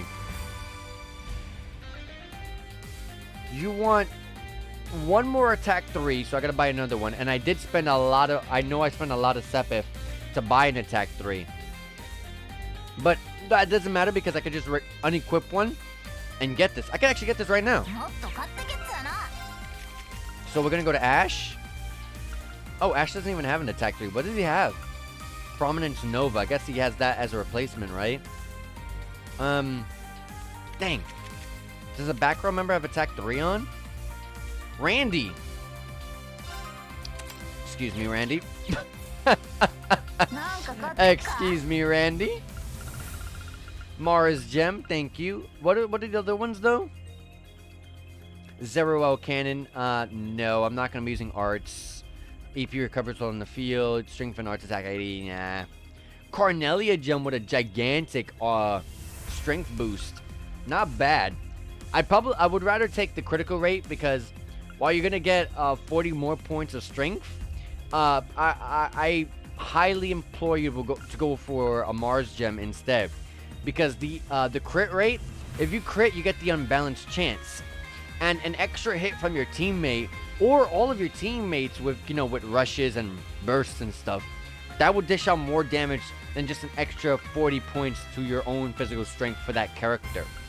So you'll get more out of critical rate plus 8%. And hey, recovering CP while walking on the field, that's awesome. You can probably go into most fights constantly recovering, constantly having an S-craft at the ready, you know what I mean? So instead of just a straight up stat boost, we'll go to Mars Gem. So we're gonna go and put that on Ash, and we're gonna take out the CO2. And here you go with a Mars Gem. He's gonna lose the ability to seal an enemy at a certain chance, but that doesn't matter. He's gonna get a massive boost in damage, and he's gonna get a nice chunk of critical rate as well. So that helps out tremendously. And then I would try to work on giving something similar to Reen. Something really good for the time slots. So what can I go do there? Also, let me not leave a blank slot on Randy just in case I end up having to use him and I forget to give him something. I'll at least give him an attack 2. Anyways, let's go to the time areas, the time slots, and see. Hades gem, that's right. Oh wait, that's an art attack. Umbro Gyre, that's right. That's the speed breaker, leg breaker 4. So not bad. Speed. I remember having this on Muse, but didn't really end up sticking with it, I don't think. Oh my god, Diablo's gem. You get arts attack plus 80, but and also your time to cast arts is reduced by half. That's really good, because right now I have a cast 3, which is a reduced by 2/3 I think, but half, even better. And you're gonna get Lost Genesis for free and an arts attack on it. That's awesome. But I've never even gotten a Lost Genesis SR version, so I can't even get this now. And Noval Gem is just a stat boost in your speed. I gotcha. I would go and give an Umbro Gyre. So I would need a Speed Breaker 3 and a Leg Breaker 3. And I only have one of each. Who has those? Speed Breaker, Reen does. And was the other one Leg Breaker?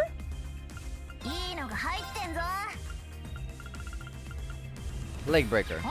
I think Kurt has that one. Yeah.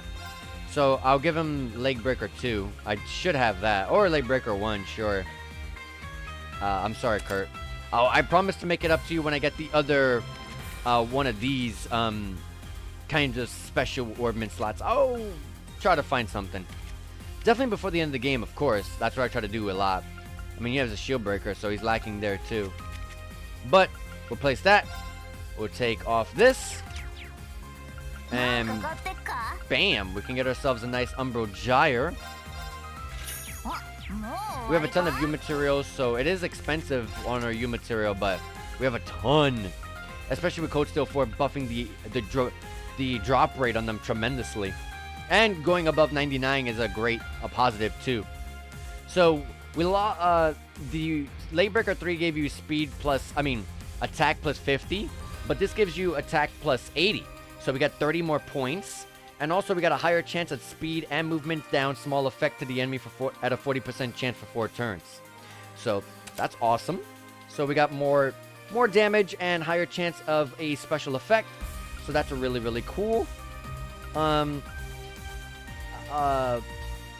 will probably...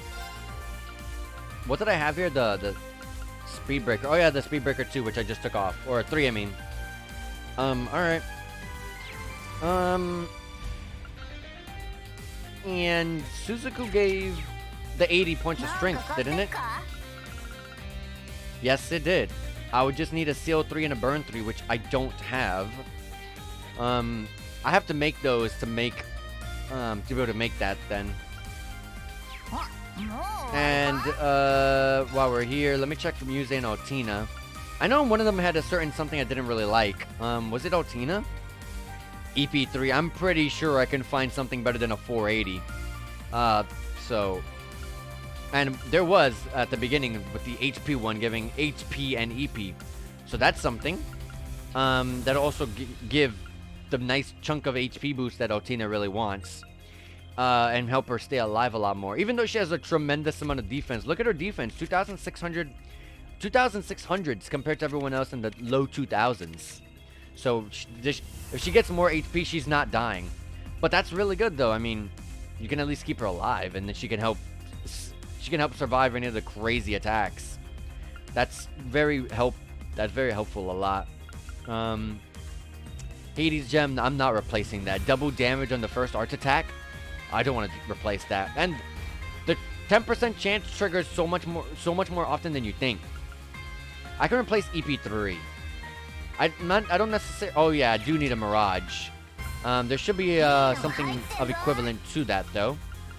So we got Sacred Mirror. Okay, EP 80, Art Attack 80. No, I don't care about this. Strength 80. I don't know about that. I wouldn't go with that. Tamamo Gem's really good though. Lunar Gyre is really good too. These are the Breaker 4s basically. The Odin Gem, I remember that. That's really good.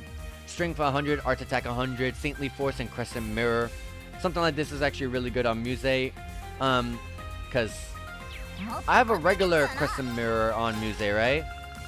Crescent Mirror R, actually. So giving all of that is insane. So I would definitely want to swap that into an Odin Gem. Oh, and I don't have the SR version. I was about to say I can make this now, but no. I need the Crescent Mirror SR version. Once I get that, I can swap into an Odin Gem and get a tremendous boost in stats. So that's really good. So that's a goal for Muse.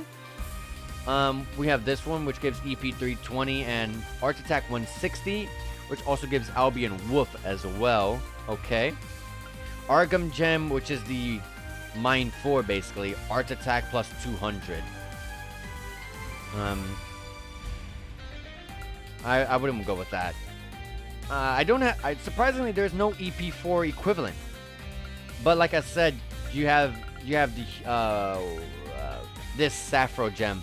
But I have her EP3 slot on... Her EP3 slot is on a Mirage certified slot, so it has to be a Mirage ornament. Man, I don't want to replace that with anything else. I would go with an Albion Woof, but even 640 to 320, I would lose half the EP, and also she costs a lot of HP. She uses a lot of EP because of the Master Court that has 50% extra EP cost, but also giving me 50% extra more damage. So it's a trade-off. 320 EP. It was 640, right? Oh, 480. Okay, so it's not the biggest loss. I'll trade it. I'll trade the loss. I thought it was 640. No, it's 320. Okay, 480 from 320. That's not that bad. But I don't have an Albion Wolf SR, so that's my problem there. All right. So we have a goal for Muse and Altina. Okay, and then a Hades Gem. I'm not replacing that.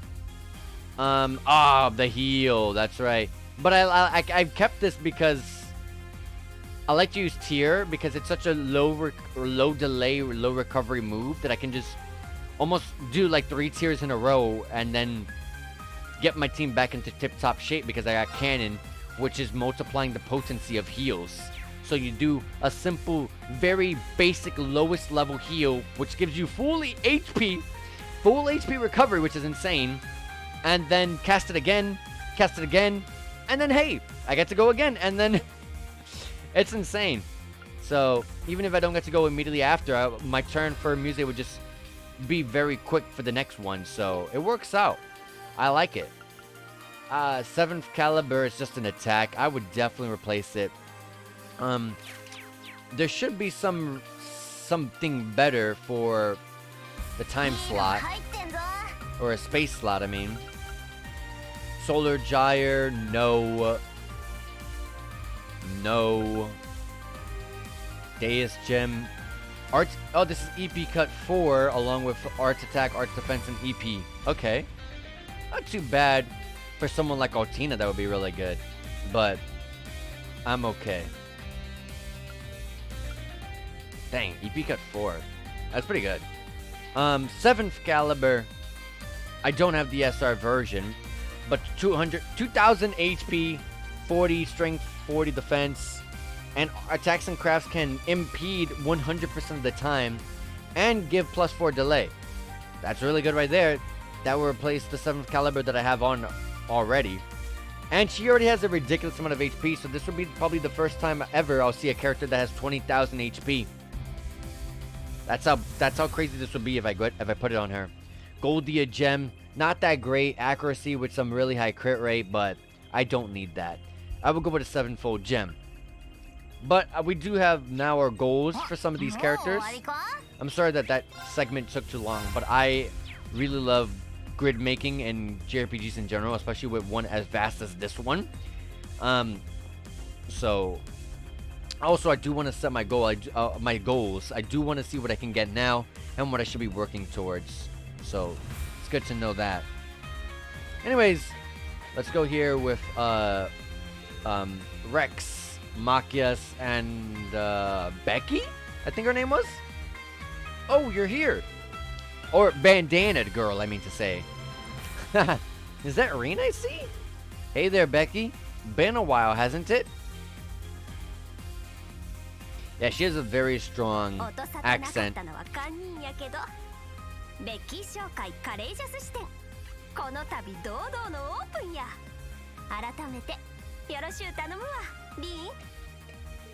Yeah, she has a if you don't know Japanese and you don't know the differences in her dialect, she does actually have a dialect in the Japanese language. She's speaking in Kansai, and Kansai is a very different kind of Japanese. It's relatively the same thing, but they're changing some of the words to sound a little bit differently. But I guess, in the American version, they just kind of made her country. I guess that's how that works. Glad to have you aboard, Becky. Seeing her over the counter like that really does scream courageous, though, doesn't it? It's like the Civil War all over again. All she's missing is Hugo rivaling it up beside her. Looks like he's off Dane. Dane?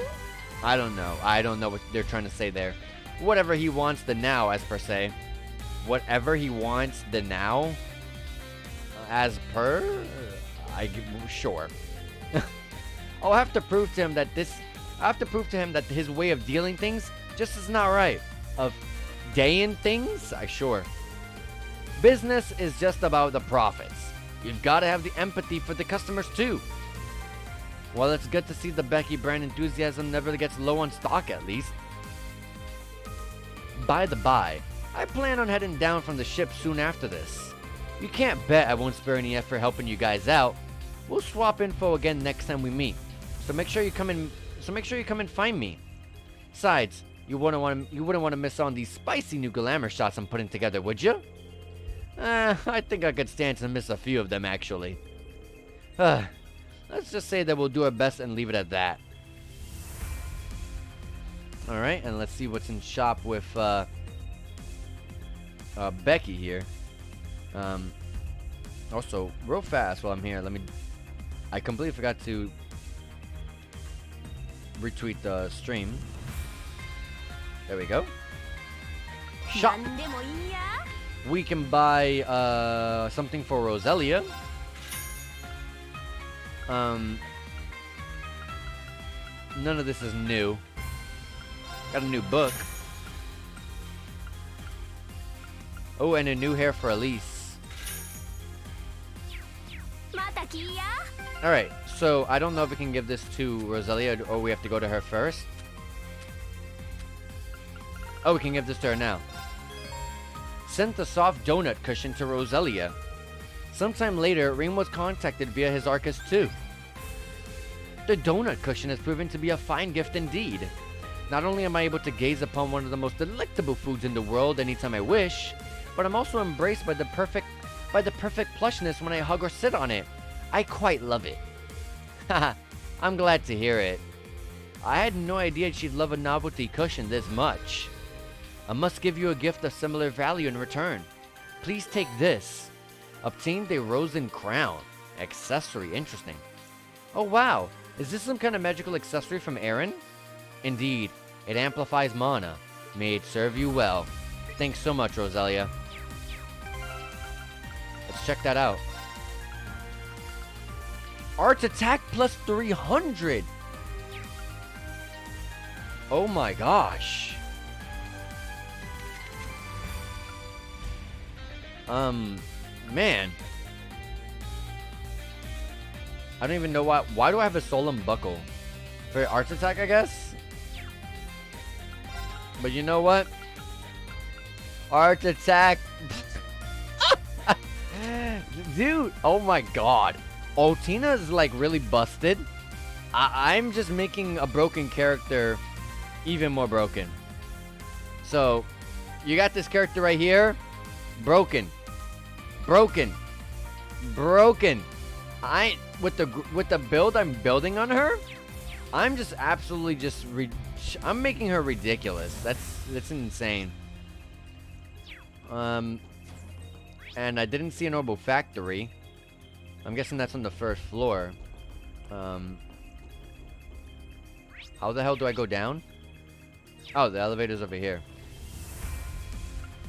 There it is. Workshop and shiphold sector. I'm not going to buy anything in the orbital factory, but it's more so for the upgrade weapon. Because I haven't upgraded the weapons. This floor contains the hold and the workshop. We'll be spending a lot of time here. About the first floor ship hold and workshop and ship hold sector. The first floor contains the workshop and ship hold sector and is the largest area on the ship. Orbment adjustments are carried out at the workshop, and EX orbs are made in the hold.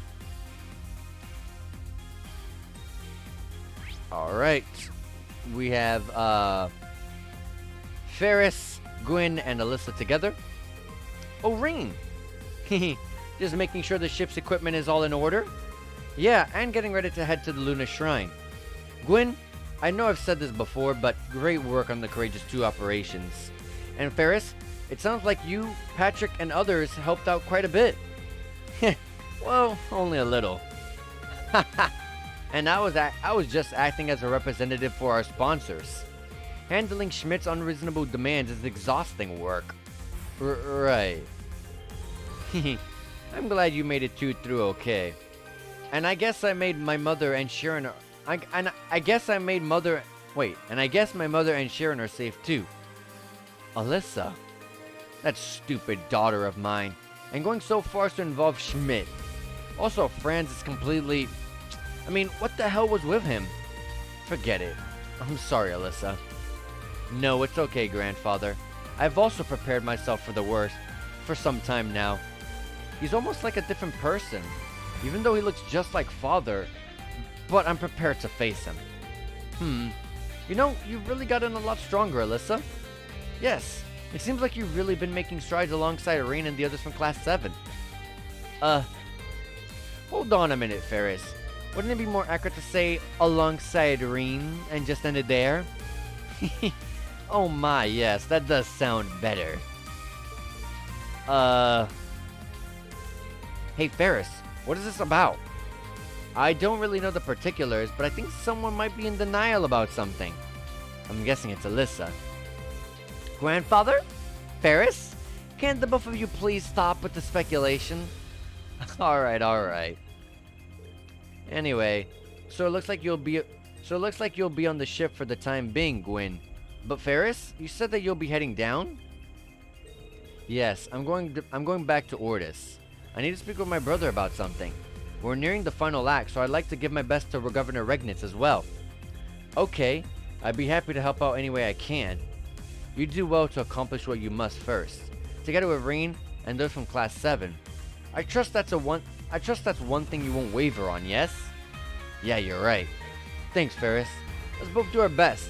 And let's show some pride as former members of Thor's Lacrosse Club. You got it. That's true friendship. I'm glad that she's got such a good friend. What about you, Reen? How are things with you and Alyssa right now? That's, grandfather? She can hear everything. I don't think any of the vending machines have anything different. No. Let's go this way where the Orbital Factory is. Commanded by Tita. Working with Professor Schmidt has done wonders for your skill, Tita. I'm glad to hear the Orbital Gear 3 units are testing well so far. Thanks. I'm really excited about it too. Oh hey, you were an engineer on the original Courageous, right? I'm amazed that you remember me. This is actually the third Arceo class airship I've worked on. I've been there right since the beginning. But this one is packed full of the most advanced technology RF, the Foundation, and ZCF have to offer. It might well be my masterpiece. I only hope it proves worthy of what you and His Highness are trying to accomplish. Believe me, this has already helped us out more than you already know. Between you, Tita, and everyone else, ZCF has done a heck of a lot for us. Well, it never hurts to have a good working relationship with the likes of the Prince. Now that the handover is complete, most of the ZCF staff are going to be leaving the ship next time we land. But that means I'm entrusting my masterwork to you, Tita. Do me proud. Got it. I'm won't let you down. Thanks again for everything. Alright. You can shop here for a bunch of stuff. Primarily just colors for the bike, which I don't really care. A new Master Core, the Oberon, preventing ailments and status downs. All at a 90% chance. Magic Evasion, 20% chance. Delay reduced after wind darts by 2/3. I like the fact that it brings Holy Breath and all that with it, so I can just equip this and be done with it. But I don't really care about the effects that it comes with, which is the main point of getting a Master Core, is the main stats, the abilities. I don't really care about any of these. Yeah. I do think that maybe with the Holy Breath, getting a delay reduced by 2/3, that will be placing it on par with the delay of a tier. Maybe? I'm not sure. But the thing is, this is the delay is only reduced after the wind dart. Tier is a very short casting time in general. So just the time to cast it is short. So I could just cast it almost immediately sometimes after her turn's over. But also the delay is short too, because of just how that's a very low baseline HP recovery. Instead of using like a Holy Breath, which is like literally the most longest delayed one of them all, I think. I think it's more even than a Tyrrell. So yeah. So that doesn't really help out in that effect. Evading magic at only a 20% chance is nothing crazy. It is kind of nice to have a chance, but music doesn't need arts defense, so I don't really... It's not like she's lacking in arts defense, so that doesn't really matter. Especially since look at the arts defense that this is bringing. Arts attack and arts defense are both at a 1024 and still able to go further. This does not need any help with that at all. And preventing statuses and stat downs at a 90% chance, like that's like really good. That can also be in place of your Grail Locket that I already have on Muse. And I could give the Grail Locket to like Otina. But only one ability out of the 3 being very useful, I'm okay. But I'll buy it just to have it, because it might fit someone at some point. And let's strengthen our weapons, like I said. And that should be it. You can't make any SRs, right? No. Alright. And since we got our weapons I mean, our armor taken off of my main teammates, I'm gonna give the other ones to the other characters here, like Yuna and Kurt. And I'll go down the list. This is what I should be doing all the time. I should not be going and just selling them right off the bat. I gotta just pass everything down as far as I can. And then once I can't pass anything any further, that's when I sell it. Dang, Fee definitely needed the help.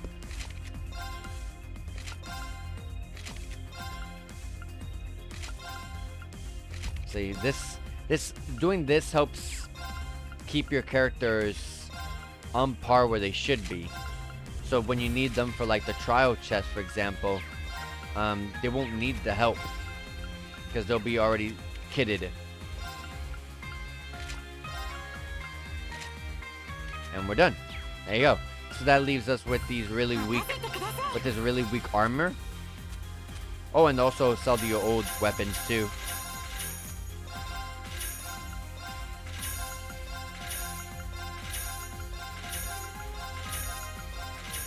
There you go.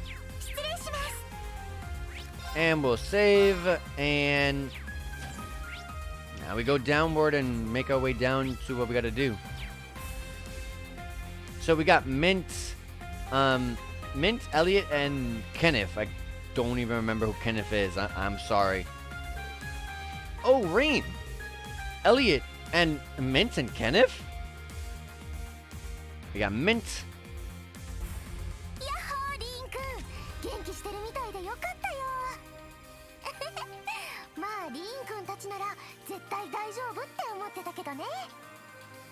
I love how you got Mint, who is the complete opposite of her uncle, Instructor Makarov. Mint is very energetic and very loud and crazy. That is not Makarov at all. He's the opposite. Oh, Kenneth is the fisherman. Well, maybe I'll have you fill me in then. But I know that Mint helped the branch campus. You helped with the Courageous too, right, Kenneth? Well, I did travel around all of Erebonia while investigating fish ecosystems. I guess it did help in that I shared his information that I was able to acquire with His Highness and everyone. I see. That sounds just like you.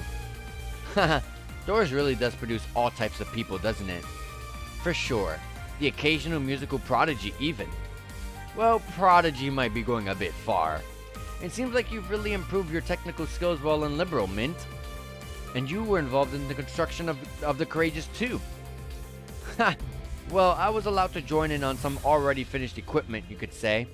Professor Russell experiences extreme tunnel vision when focusing on research. But he wasn't overly strict when it came to minor mistakes. Working for him was pretty easy in that sense, just like with Professor Schmidt.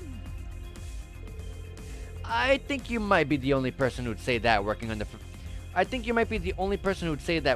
Professor Schmidt is easy. Mint's a pretty big deal too.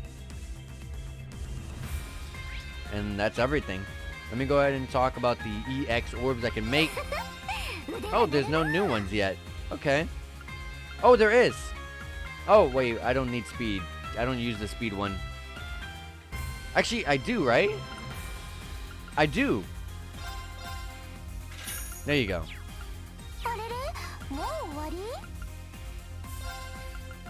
Oh, I don't even have HP 3 or Power 3? Hold on. Oh, I can't make them. I need an HP 3 and an attack 3. Oh. That's not good. The difference between HP 2 and HP 3 is pretty big. They're all big differences, I can see. Alright. But I don't want to spend the ordnance because I want to specifically help our actual on-the-ground characters first and getting them some really top-tier ordnance. She can also strengthen stuff and modify ordnance, so she does basically what she does everything that the Orbital Factory does. There's no point in going to the Orbital Factory when Mint does more. because she does the EX orbs too. Wow.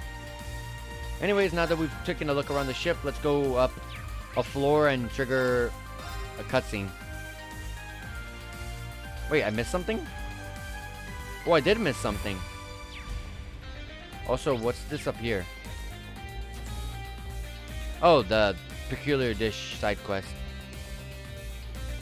I guess I forgot the cafeteria.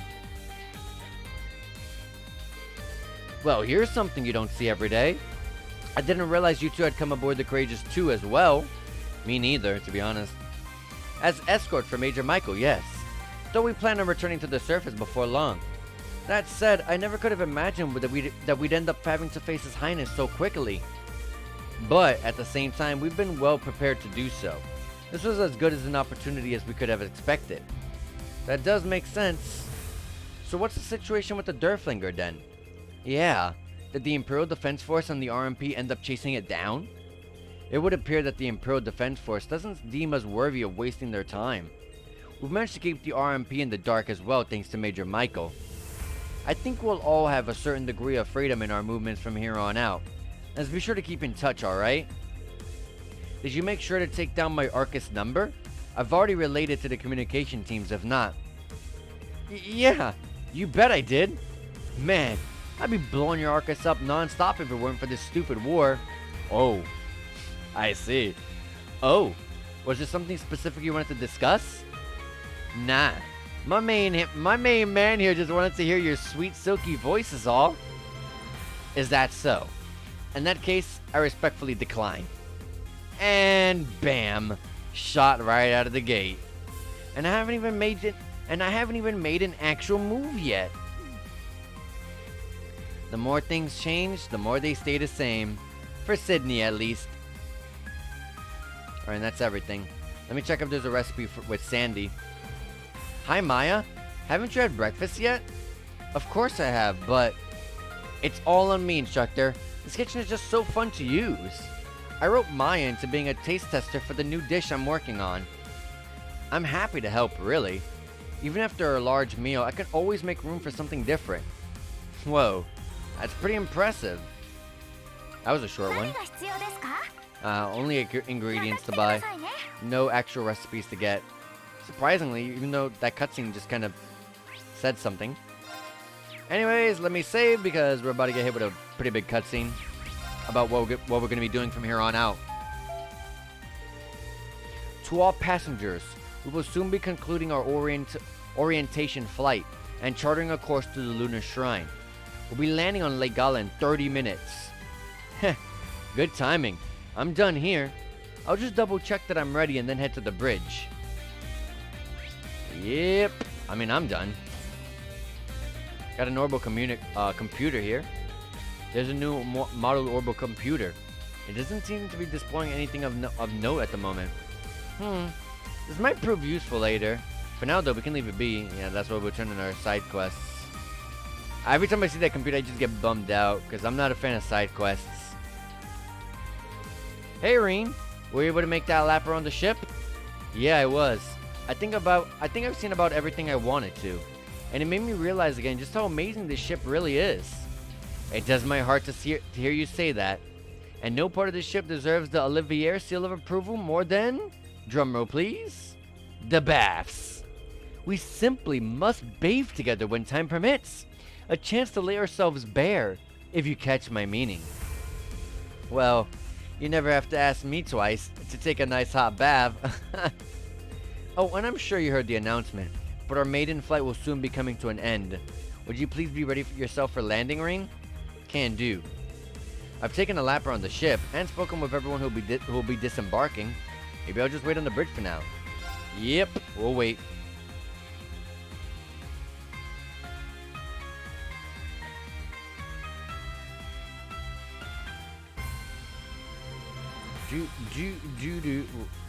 Alright, so we're going to be getting a cutscene here and finding out what we're going to be doing.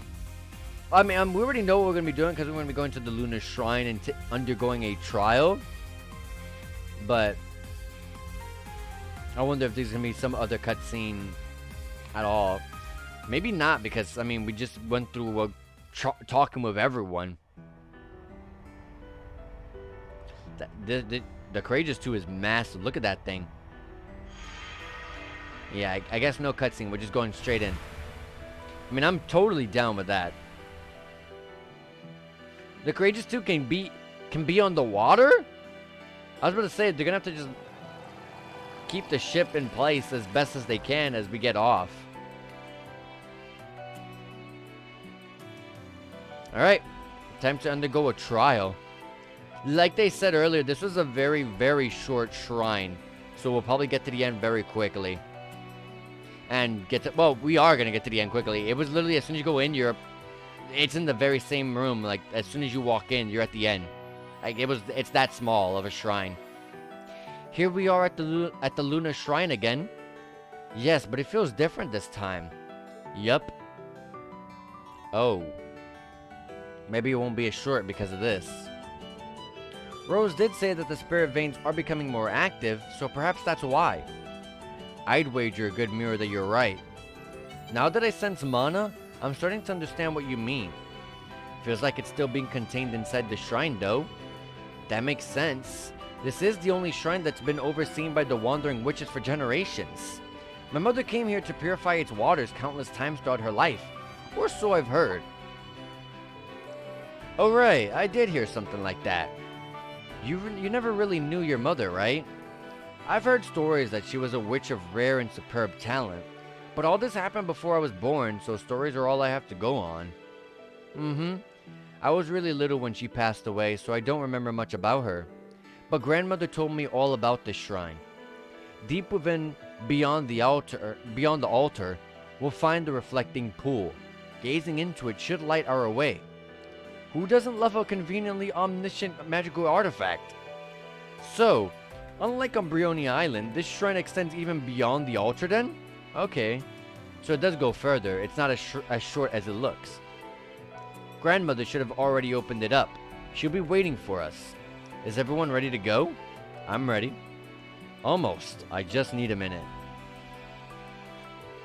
Come, Valimar!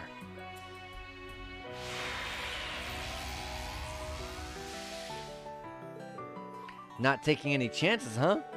Or is it something else?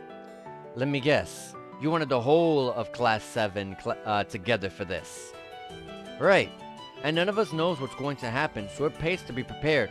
Well, technically speaking, Valimar's thought processing engine isn't there, so Valimar's not even in this body. This is just the body of Valimar. I already discussed it with His Highness, Mint, and the others. Oh, he means Millium.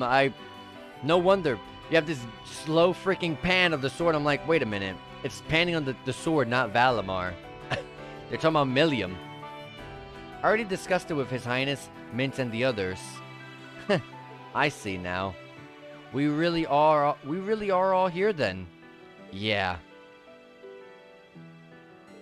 Well, guess we'd better mosey. Next stop, the altar. Hey, Celine, aren't you going to change into your human form? Don't rush me. That can wait until after we talk to Rose. She's so embarrassed about being a human, but honestly, like I've said before, Celine's design as a human is the best design in the entire series. Like, I'm not even kidding. That is the coolest design in the entire series, hands down. Anyways, let me save again. And let's get to it. Wasn't this shrine yellow?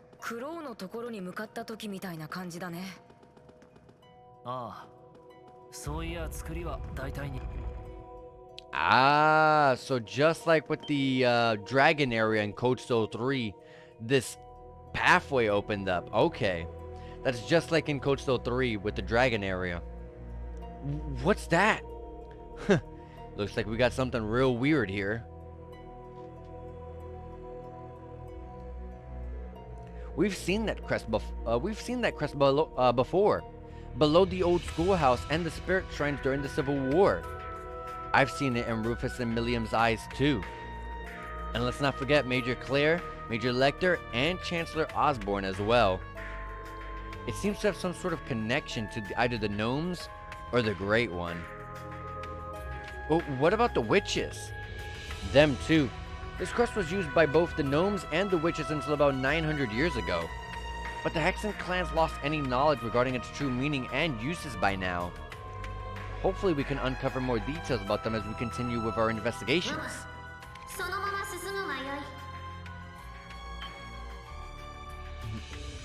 Grandmother? Why don't you share some of your great wisdom why don't you share some of your great wisdom with us for once instead of keeping us in the dark?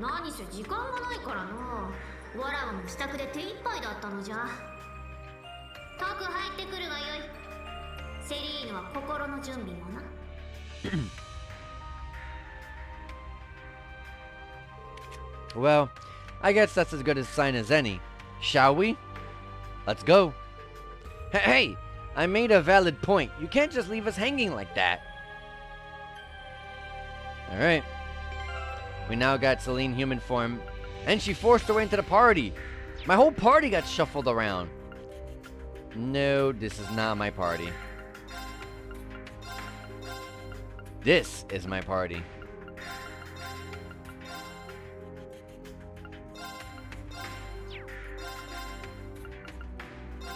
There you go.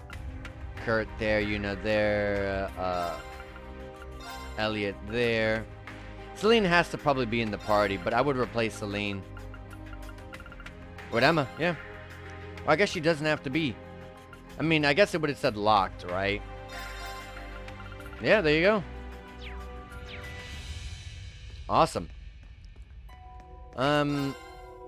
Anyways, saving once again, because you can't, there's no such thing as over-saving. Go through the gate? Yes.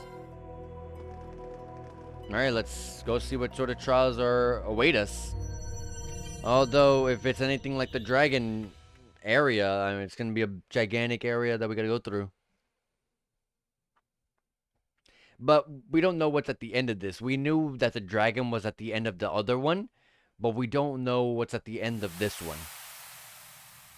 We just know that Rose has something for us at the end or something like that. I'm not sure. Okay, this looks like the,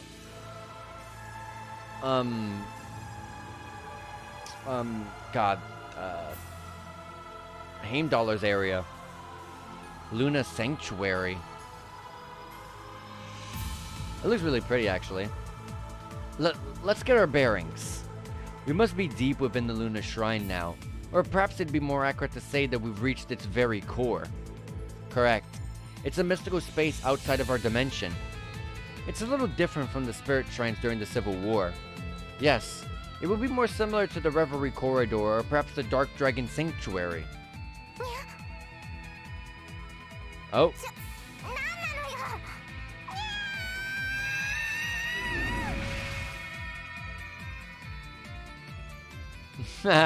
So adorable. The best design in the entire series. You guys, yeah, you gotta give it to her. I'm telling you, that's such a cool design. Oh, wow. That was a nifty trick. Nice one, Catface. What are you calling Catface, Pudding Head? Anyways, I didn't do anything. It just happened on its own.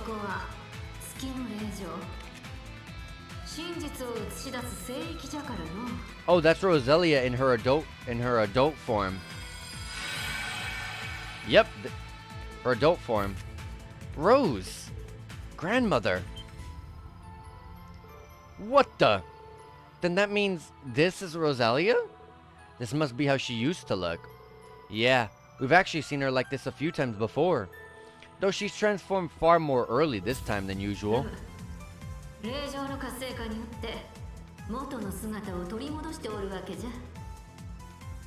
Oh, whoops.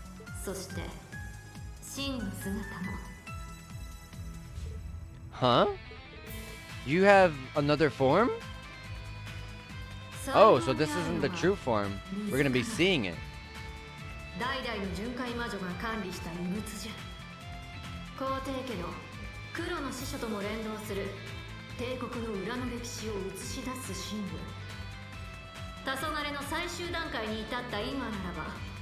So we're gonna see Roselia's true form. I thought this was her true form the whole time.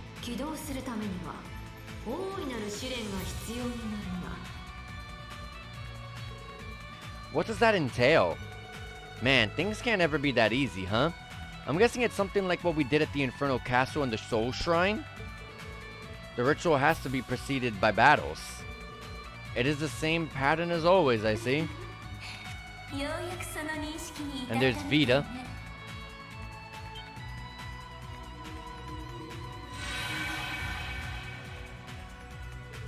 Vita? We said bye to you just yesterday. What are you doing here?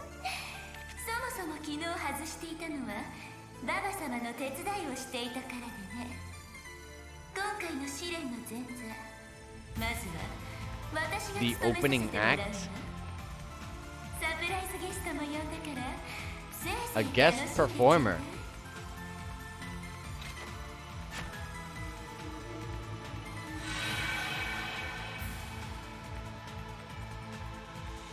I guess we won't find out. I'm guessing it's Blue Blanc though. A guest performer, I'm not so sure I like the sound of that.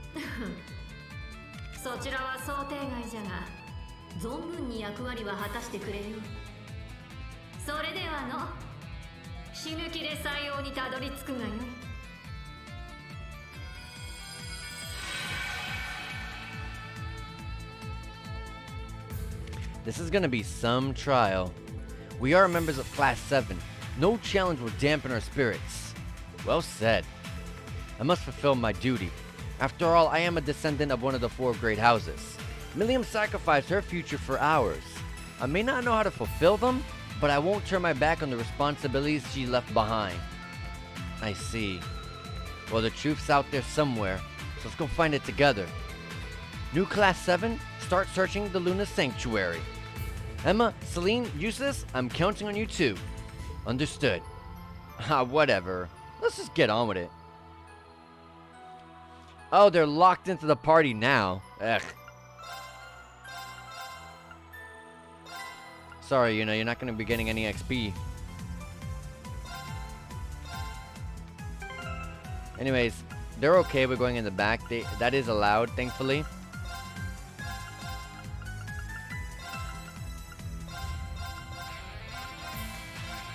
And wait, Ash is right there. Yep. I don't like when you get party members that are locked into the party, because then I can't give like one of the main characters of the entire freaking game, Yuna. I can't even give her XP. I want to give everyone from Thor's Class 7 XP. Giving it to the old doesn't really give me much like benefits, because I don't know if they're gonna be there all game long. They might do what they did in Coach Stone 3. We're just like, all right, we'll hold them back. You guys go on ahead. And they did that like 3 different times until we got only Class 7 in my party. So I don't want to rush into something like that again. All right, we got Crescent Flash right here. Oh, dang, I think I accidentally hit 2 instead. Oh, and I got to fix up the... tactic all over again.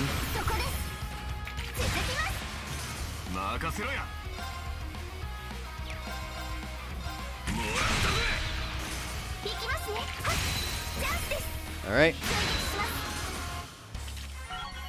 Oh, Muse and Otina already leveled up.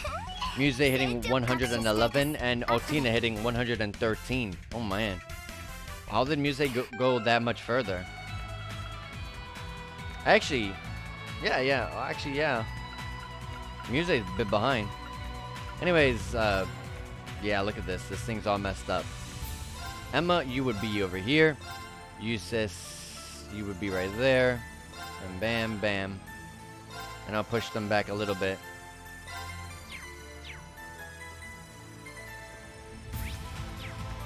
Alright. Can't disable that barrier.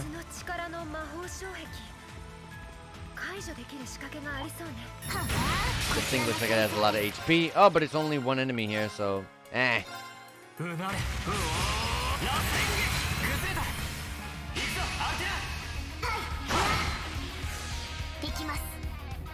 It does have a lot of HP. It's weak to the higher elements. Oh, perfect. Lost Genesis. And I've got a 7th caliber in the wings waiting for you. From a Void Breaker.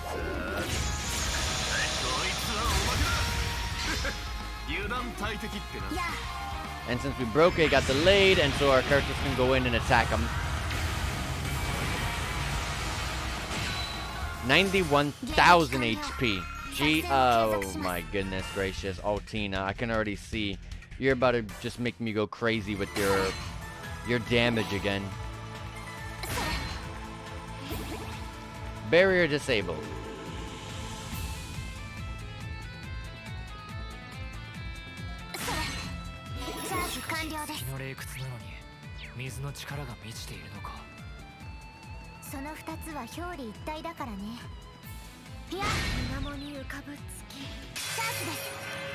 I wanted to keep hearing them talk about what they were talking about, but I had already stunned the enemy, so I was like, oh well. Can I get the unbalanced chance? Nope. But I did delay them enough.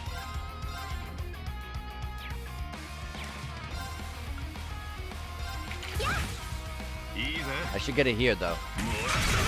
Ooh, not even... Or I could almost outright kill them both. Counter, and for the win. Emma and Eustace both leveled up here. Emma hitting 113, and Eustace hitting 111.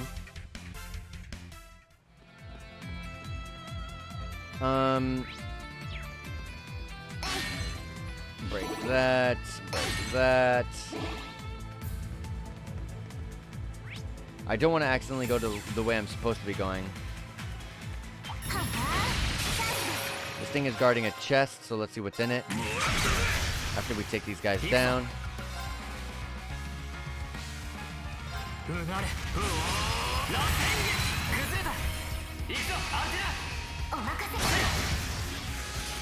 VP up 3, that's awesome. Got all that right back.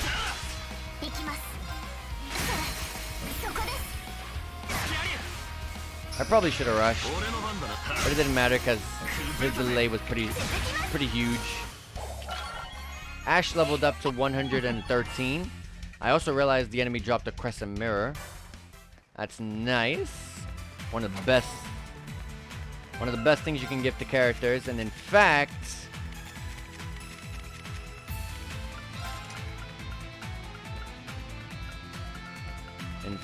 Elliot, I'm gonna give you your crescent mirror because that thing is ridiculous. That thing is amazing. Man, this is going quite a bit. Oh, the barrier was that? I'll see in a second after this. This enemy is weak to wind, fire, and wind, fire, space, and water. I think I do have wind. Yeah, aerial dust. Put that right there. I will Void Breaker the big guy here. I got the defense down. That's good, because that's a big defense down. I'm going to go ahead and Helix right here. That enemy dodged, unfortunately. It won't dodge the rush, though. Whoa, you instant killed the big guy, Altina. All right. Making this easy for me. And then here comes the aerial dust. I don't know how resistant they are to wind, but... Oh, they're dead. There we go. So, pretty nice fight there. We instant killed the big guy, which is crazy. Oh, that thing I... Oh, it regroups over here, so it's okay.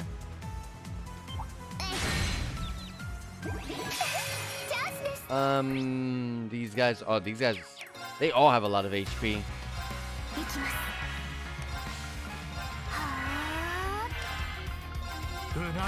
Bam, bam, bam. I got a 0 order here. Celine's isn't too bad. Noble Arc, is that the highest damage attack I can get? It was 30%, right? Yeah. It's also going to increase strength and arts attack and speed up as well, which actually is going to give it more than the, even more than just the 30%. So, and it's also a longer damage attack. So a longer damage dealt buff. So it works out. Let me not use a CP attack this time because, wow, even a normal attack did a lot of damage. I need to give him some CP.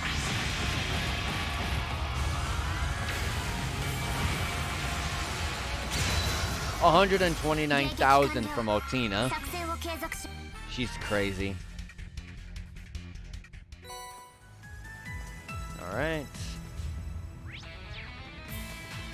This is the other area that I kind of ran past. I need to find the... Oh, wait. I ran past something over here. There you go.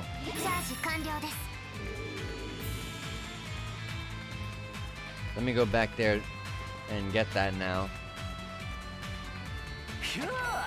Aurora garments.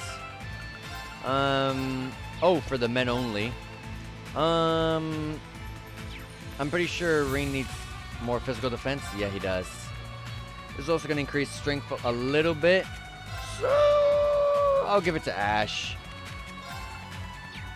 I'm going to pass down the male garment.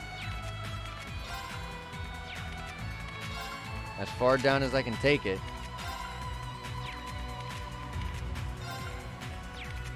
Yep, and there you go. And we're going up over here. Let me get that real quick. Alright, it was weak to wind, so we'll throw that out. Wind. Okay. Oh, I don't have any of that. I do have water, though, which works out. Blue Ascension. Oh, and also I can use this as a test. So I'm highlighting Altina, and you can see just... I might need to move Altina just a little bit closer up. Both Altina and Muse, because I like to use this as like a kind of way of showing me if I can get all four of my characters in the AoE. I need to move them a little bit forward, just a little bit. I'll be sure to do that, because this is a large set AoE. So no, I guess it was a large set AoEs I was referring to, not medium ones.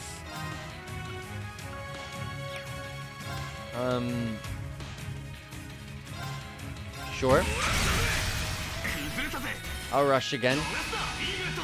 I'm probably gonna end up breaking the enemy, so I'm gonna get a crap ton of BP. Yep, we broke the enemy. Oh, well, we probably won't be, because we got Muse and Altina about to blow these guys up.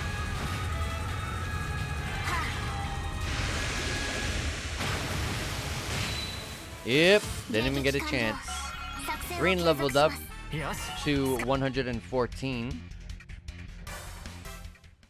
You know what I'm gonna do real quick?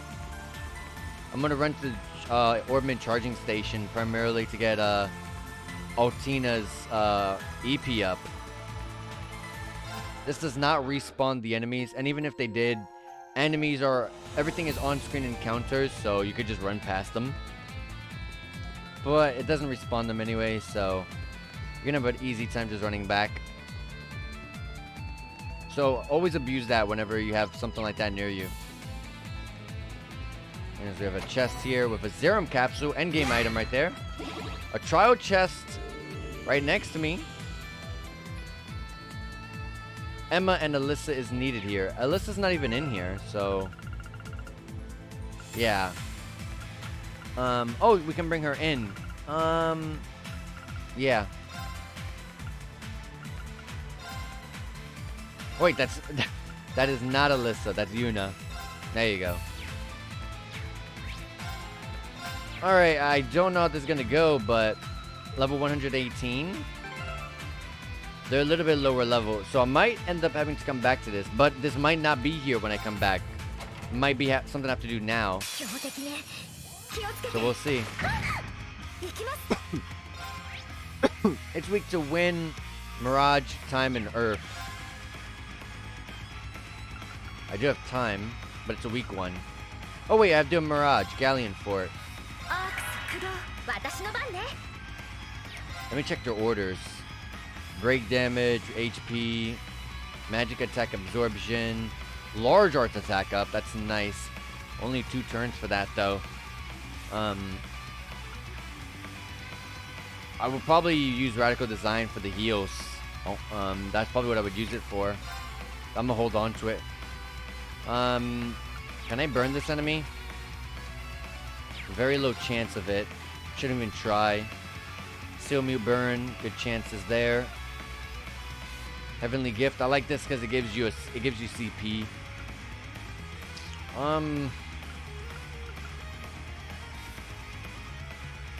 I'm just gonna summon the Orbital Gear. Try to get some damage out. I don't know how good her art attack is, but this is based off her art attack. 8k only, and that's not good. I do like that they separated Emma and Alyssa there, but this is gonna be a really hard Emma carry. 12k. I gotta throw a number of those out. Also, look at that. I have a 0 order coming up on Alyssa's turn. I can go ahead and heal myself. Breaking the enemy won't even matter much, so the break damage portion of it doesn't matter. There's only 2 of us here, so there's not going to be many of us going afterwards. And it might just recover immediately after I use it.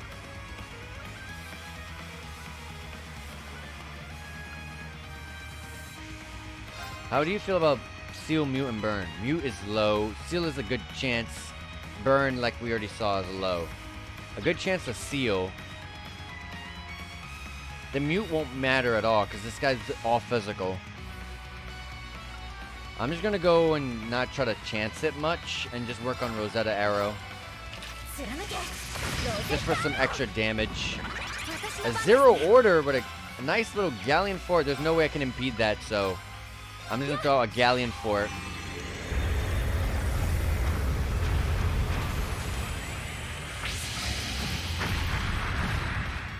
Nice, nice. Oh, it's a Vanish! Oh. Luckily I already used all of her EP. And there's only very few of us here in the battle, so she'll come back pretty quick. I actually don't really lose much there, besides Alyssa's turn in general. A Crescent Mirror. Oh, that is not good at all. That is not good at all. I also realized Alyssa has, Emma has the same thing too. Sure. Sorry, Alyssa, that you couldn't get this. Also, Alyssa has Confused, so when she comes back, I gotta get rid of that. Nice, we got the Nightmare. Alright, she's back, but she's confused, so I gotta watch out. Oh yeah, that's right. Crescent Mirror. It's magical.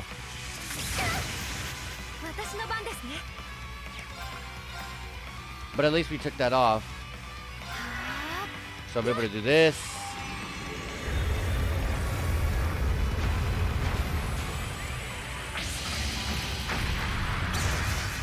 Nice break. It won't really mean much at all.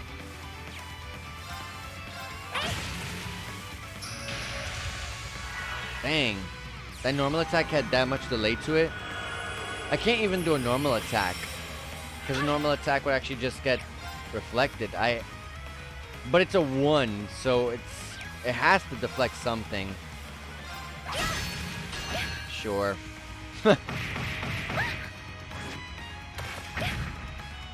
Alright. Let's cure your ailment and heal us both here. Oh, she doesn't affect herself. That sucks. 息吹をありがとう。 Whatever. I still have radical design for some more heals. ラジカルスキーム任せてちょうだい。 I'm gonna throw this out. And I'm gonna throw her S-Craft out. Nice unbalanced chance. Helps with the ensuring the kill here. とっておきを見せてあげる気が勝つ光よ。我が元に集うくらいなさい。 And that should be GG. 己の罪を悔いなさい。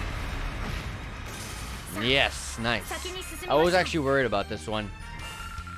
So, we got some good XP. None of them leveled up. We got a Lunar Gyre. Overcame the trio. Zodiac Force from Emma is now Luminary Force. I didn't even use it, so I don't even remember what it did. 8-turn magic attack absorption with a large art attack up for 4 turns. I think it was a medium. Maybe it's large effect now. I don't remember. But Lunar Gyre, that's a big one. Strength plus 80, and you get Arts Attack down and Arts Offense down at a 40% chance for 4 turns. So that is your that's your Spirit Breaker, and that's also your Voice Breaker. Yeah. So that's good. We don't need actually a Voice Breaker 3 anymore. Yeah. Take off the Voice Breaker 3 and go with the Lunar Gyre. You're gonna get more strength out of it. So there you go. Alright. Looking pretty good. Pressing onward. Let me save after I did that. Oh, and also, let me put Kurt back in the party. Let me make sure he gets his XP. Crap. And I turned around like a fool.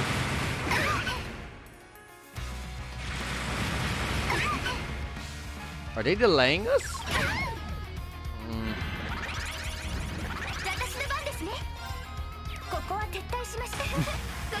Let me just run from this one. I think you can't do the fight again, but that was really bad. I'll dodge it, sure. Another Orbman charging station in the exact same area? Sure. I think this is where Vita said that she's gonna test us, right? Yeah, look at her there. We're gonna fight Vita.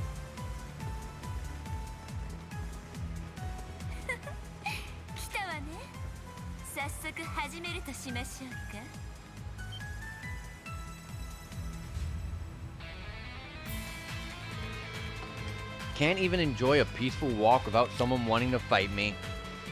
Aren't your hands full without having to deal with us? Well, preparations for Melee Mirage are underway, and I'm dealing with the other Anguists on my trail. I'm more than willing to help out if I'll be getting a glimpse at what the reflecting pool has to show. Additionally, I've taken it upon myself to continue the research carried out by a certain wandering witch, Isola. Mother? You were very attached to her, weren't you? Isola was Emma's mom? What was this task passed from one generation of wandering witches to another? Why, investigating the rivalries and the purpose of the Hexen clan, of course. It was her influence that made me begin my research, which led to my chance of meeting the Grandmaster. I'm doing this to honor her memory and for Grianos too. Huh? The familiar slain by Rufus. I understand the part of Isola, but what do you mean about Grianos?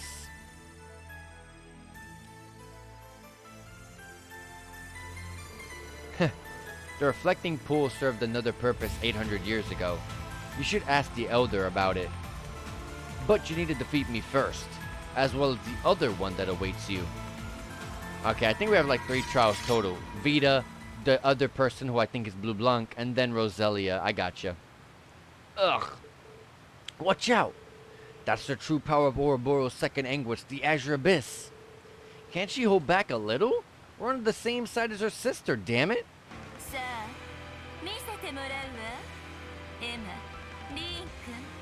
苦労たちも隠された真実に至り総国を乗り越えられるか否かを。青の秘術 Ah, she has a 0 order in her turn. She can't use it, but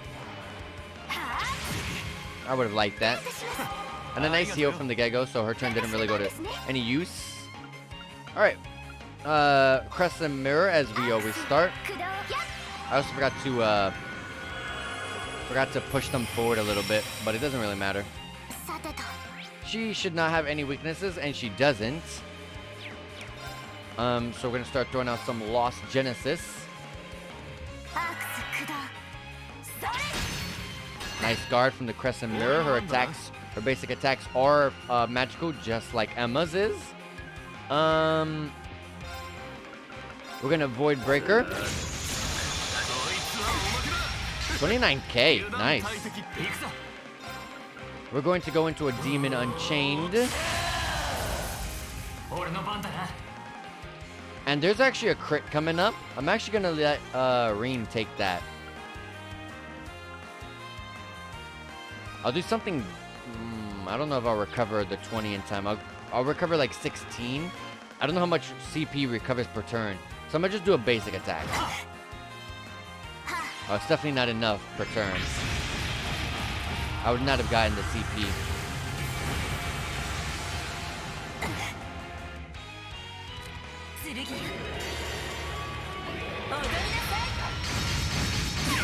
Alright.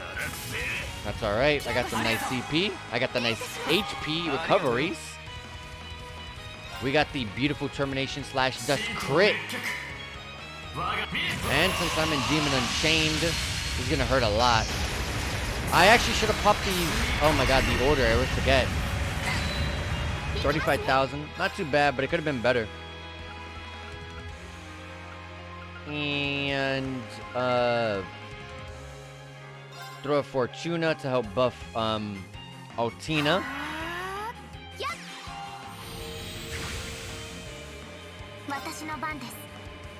And we're gonna throw more Galleon Forts, or Lost Genesis, I mean to say. That gets reflected. And before I did this turn, Raging Fire EX for some more damage.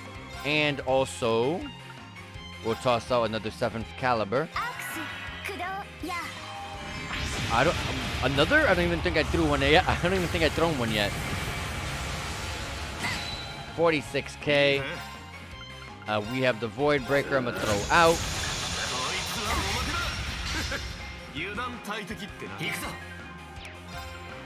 Fatal Helix I'm gonna toss out. 19k. I go Berserker Green. That's okay. The main thing you always want to be concerned with when going Berserk is you don't go Berserk when you have a lot of CP.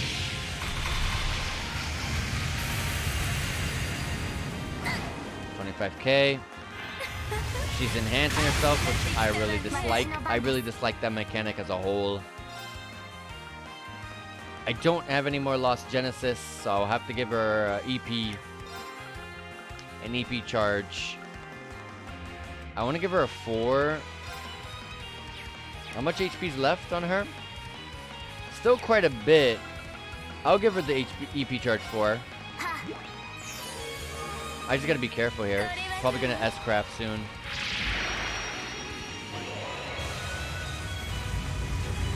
This probably has a chance to freeze us. Well, some of us will reflect it at least. With some good damage on the reflect itself. Anyways, it's about time I throw up another Crescent Mirror.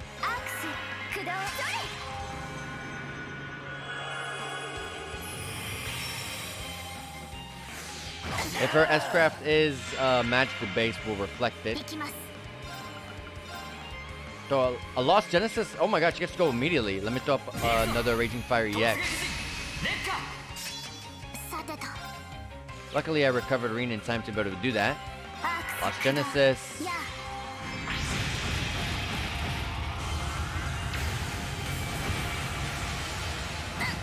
$20k. They say that you're able to break the enemy much faster when they're enhanced, but man, that is such BS. That is such nonsense. Otina still has her arts attack up for one more turn, yeah. Let's put up another one.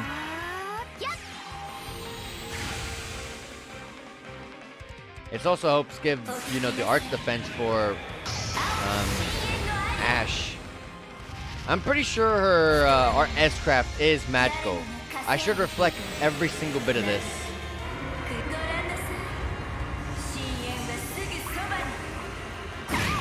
Oh, never mind. But I wouldn't worry too hard on that. I got another 200 CP, so I'm gonna throw up another Demon Unchained into a S-Craft.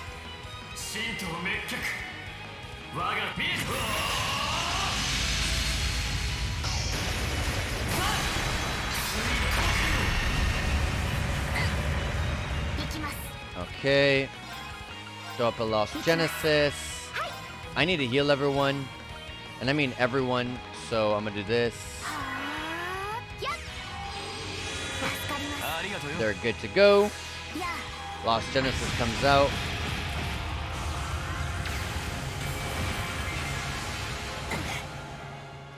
And let's give a tier. And this is why I keep tier. It's a 1 delay. It's instant cast basically. Unless your turn is guaranteed to go next, she's going again. She's casting it. And her turn is not even going to be that far off for the next one because it's such a low delay. Oh man, I'm so pushed back. I'll jump in there then. I'll just be a little bit spaced out from range so I don't get in the way of him. I'll Fatal Helix and I'll be able to break her her guard gauge.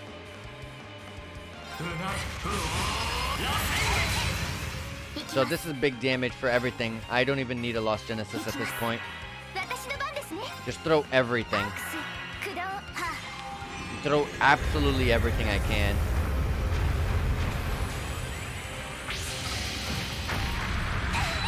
$36K on that. Art support for some more damage. 7th caliber.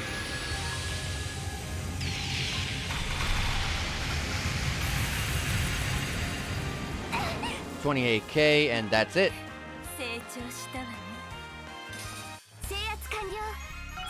And we got a lot of level ups. We got a Sappho gem. I don't even know what that is. That's brand new to the game. We got level Otina. Wow. We got Otina leveling up to 114, along with Ash and Emma. Celine 115. Eustace 112. And Kurt learns a craft. Not even a level up. He learns a craft. Gets his Tempest Edge, which is the one I really like. It gets buffed up. S power, C break, 30% unbalanced chance, medium set AoE with a 100% chance to seal and 100% chance to mute the enemy. So that's really good. I like that one because it does so much damage. But now with a really higher chance of a seal and mute, that's really good. Not bad.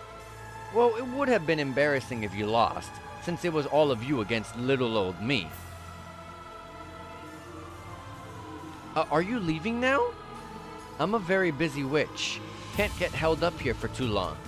Give my regards to the elder and you know who.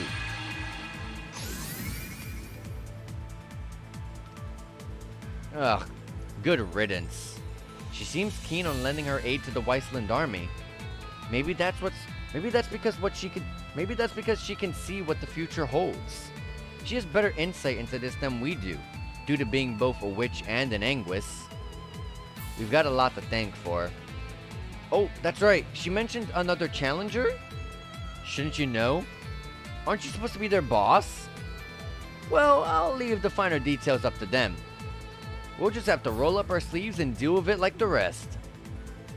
One thing's certain. Yes, this battle will be even more difficult than the last. I don't mind in the slightest. Agreed. We'll strive to reach even a portion of her skill as a master of 2 schools of swordsmanship. I'm ready for it. Let's keep going. Alright. I thought there was some breakable objects here. Let me use the Orbital Charging Station right here before I move on. And let me save after all that. And I gotta rebuild some CP for my team here. Mostly Reem, but he can rebuild that up real fast.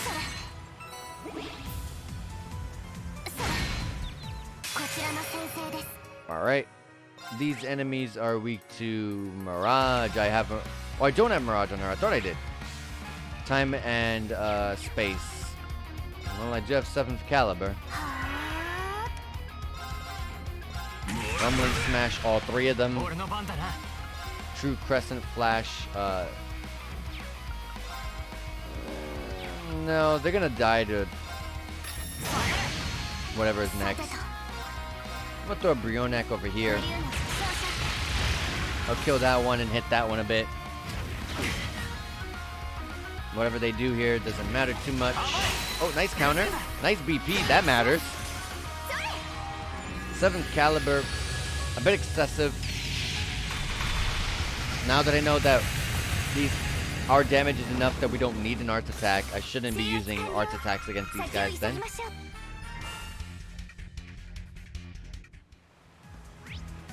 We'll break that. Up here we have equipment chest of Albion with R. I know that's an attacking Mirage ornament, but do we have one of those on Muse or Altina? No. Then I'm not gonna worry about it. But I got a Sappho gem. I almost forgot. Let me see what it does. Oh, this is the HP 6400, EP 640. Oh boy. I don't even... Oh yeah, that's right. It's water. Dang it. Well, give it to... Oh, I thought Muse still had her HP one on. Dang. I don't really have anything I can give it to. I'll give it to a back row member like Elliot. He has HP too. Just give him the Sappho gem. I have to open that slot. Also, I did see something that said new at the bottom. Oh yeah, the Albion Wolf R.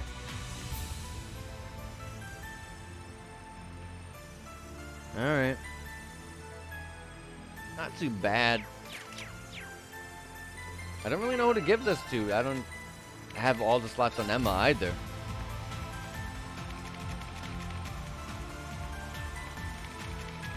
That's tough.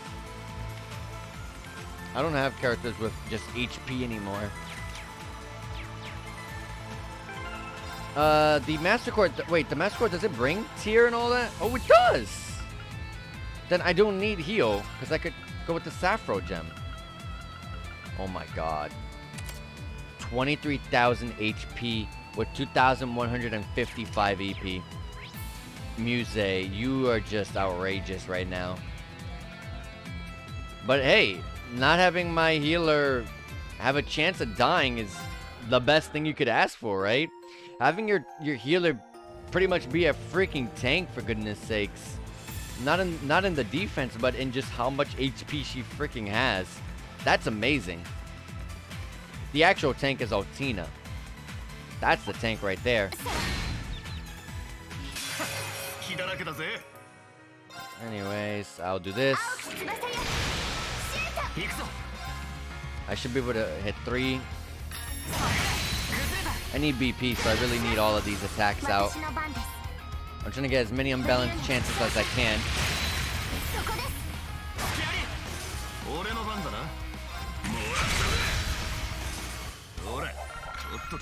The XP here is actually really good.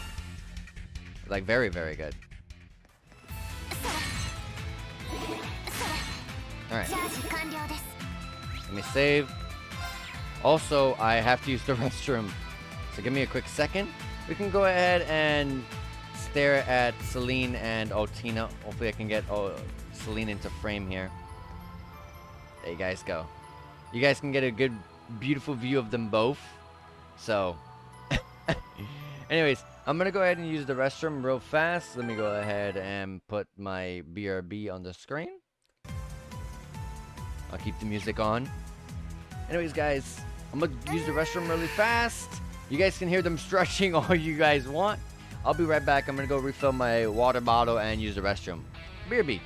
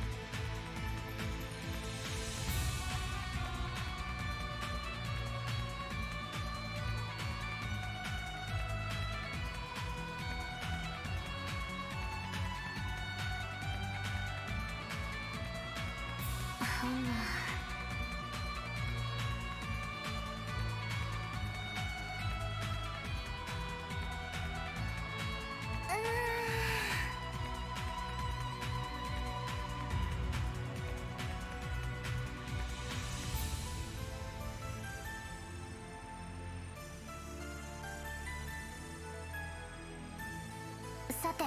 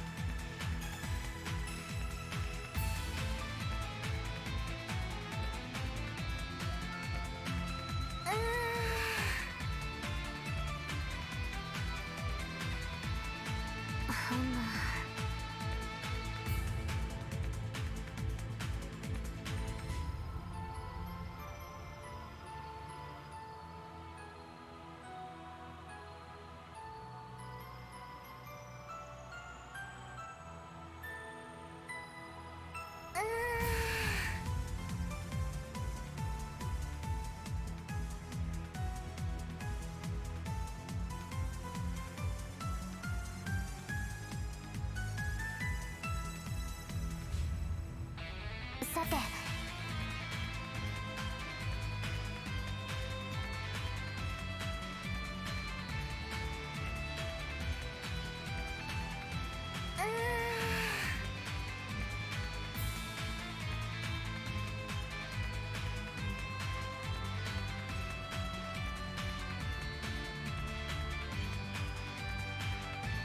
さて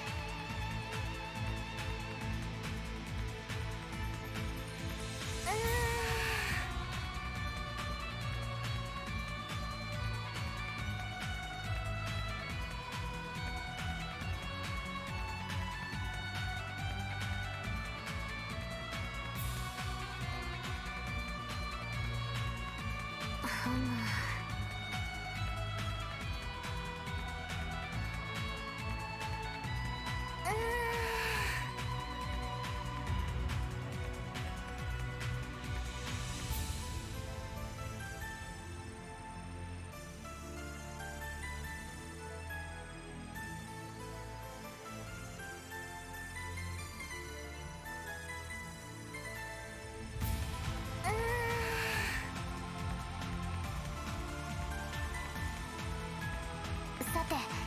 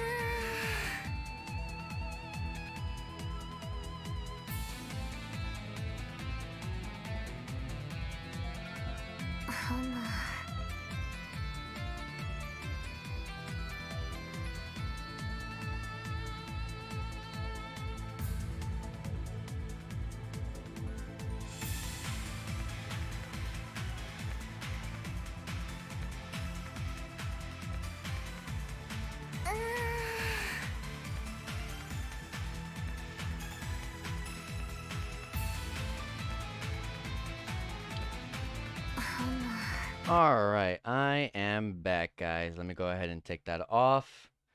Let me go and turn the light off. And let me get myself situated as we get back into it. Let's do this. Alright, so we can't go over here because the barrier. So we'll just go break the barrier, I guess, right off the gate. Right off the gate.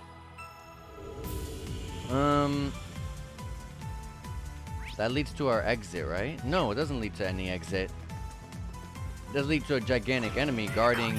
Oh, an equipment chest. That's good. We'll see what it is after this. This is a gigantic enemy that is weak to wind. How perfect is that? Aerial dust. I'm going to put that right there. I'm going to go in with a helix. I got some BP. It was weak to wind, Mirage. We'll use Mirage. Galleon Fort. Rumbling Smash 2. I'll jump in behind them. We got the unbalance on... Well, we got the brake gauge on that one. Recover... Oh, that doesn't recover status ailments? I always thought that did. Oh, well. Galleon Fort. So Ring won't be able to do anything. But I think it's going to end before his turn goes, so it doesn't matter. There we go. We got to sneak in some BP. Muse leveled up and got a level up of 113. And equipment chest containing Phantom Moon shoes. Women only.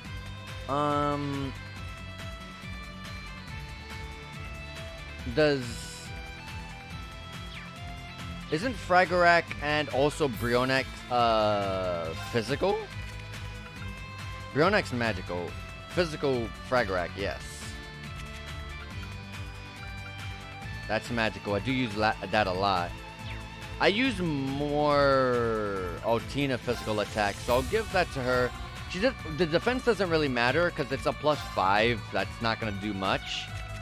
But, the extra damage on like Fragarak and stuff like that would be really nice. So, hey. Also, Muse has a ridiculous amount of defense. I mean, HP. 23,000? That's ridiculous. Altina, while she has tremendous amount of defense points and arts defense, she can't say the same about her HP because it's the lowest out of everyone. So, giving her some defense does help out.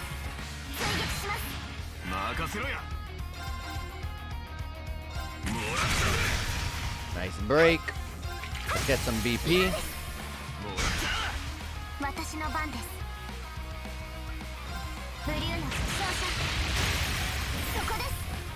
I should have rushed on that one.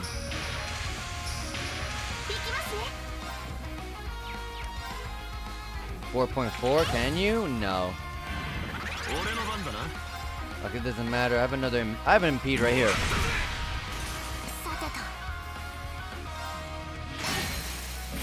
Nice. There's no reason to use a rush right now. Good counter. We got a level ups here. Green hit level 115 and got waning Crescent Slash. I love Crescent Slash a lot. You guys know how much I've been abusing this. It gains a defense down small effect for 4 turns to it. That's really, really good. That's really, really, really good. I don't know if it really gained damage increase, but it's a B in power, B in break. So if that went up, awesome. 30% chance to unbalance too. But yeah, the defense down is amazing. I don't think it did have defense down. Level 115 for Kurt and 113 for Eustace. That is the second attack, right? Yep, it is. I'm just waiting for the Helix buff. That's gonna be ridiculous. I cannot wait. We gotta keep leveling up though. We'll get there soon.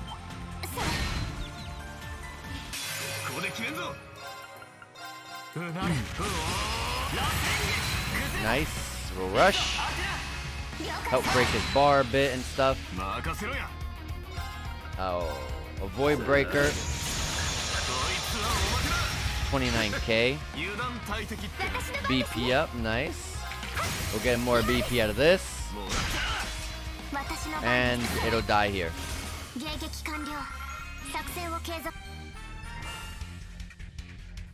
Alright. Going down.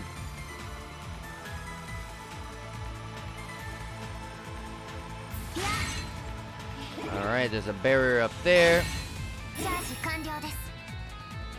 Being guarded by this gigantic, disgusting looking worm thing? Luna Abyss, it's called. Anyways, I'm a rumbling smash back here. A rush.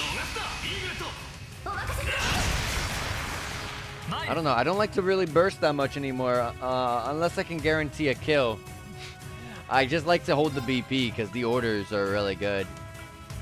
Little helix right here. We'll break the big guy's break gauge. And I think all I really need is Altina to use her attack. I don't really need anything else.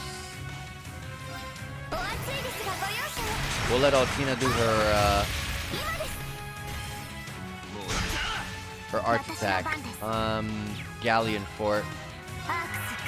And it's she got an instant cast, so that's awesome.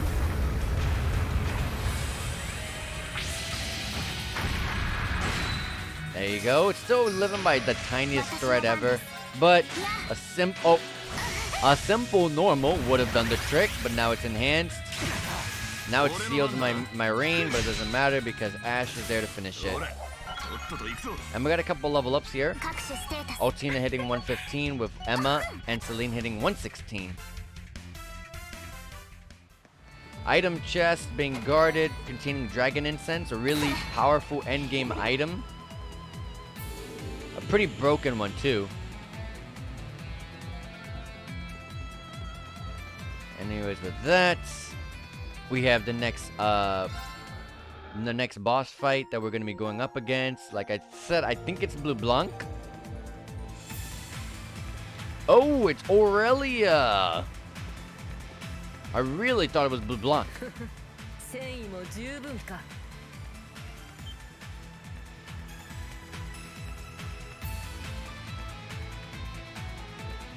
Uh-oh. It's kind of you to find some time for us in your busy schedule. I'd rather she didn't. You took care of the Pantagruel for me, which freed up some of my time. I wish I could fight Master, but that is impossible at the moment. As thanks for the Pantagruel, I'll serve as a warm-up before you face your next trial. It'll be like killing two birds with one stone. You sure know how to make people feel special, huh? Principal Le Guin, we accept your challenge. We've got more people, but we're not shooting ourselves in the foot just to make things fair. You think that makes a difference to me?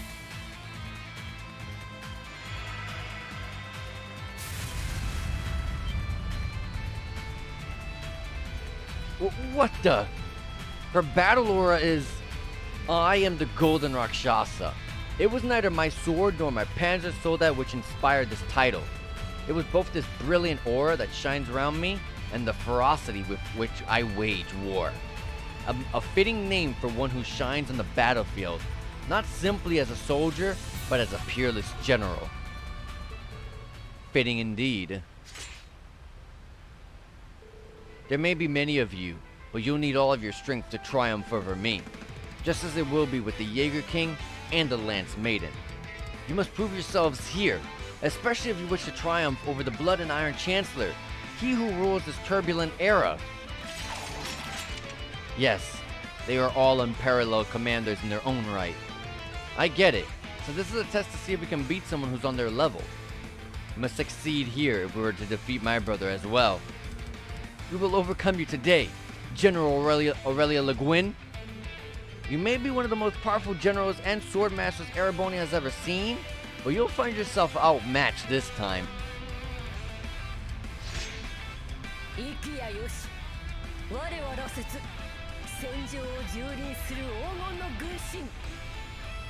我が封建アーケディアの前に揃ってひざまずくがよい。容赦はせる。 Yeah, we actually got to play as Aurelia in Code Steel 3, and she was absolutely busted. The strongest character in the entire Tro series, not just in title and lore, but like literally her crafts and S crafts. Everything about her was just ridiculously good. Anyways, we're going to Demon Unchained. I'm going to Noble Arc. I'm gonna S-Craft.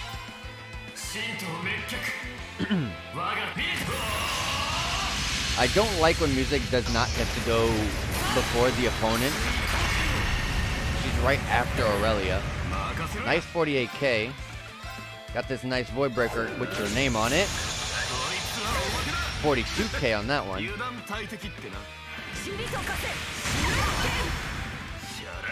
Nice CP boost. I got all my CP back pretty much.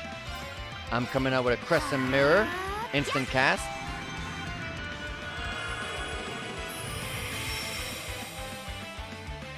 Oh, she's asleep and petrified. Alright. Let me Sappho Rain her. Also to give her some HP. And let's do a Fatal Helix. Actually, let me use this. Will I build the CP in time to get an S-Craft? Let's find out. Anyways, she should not be weak to anything. Nope.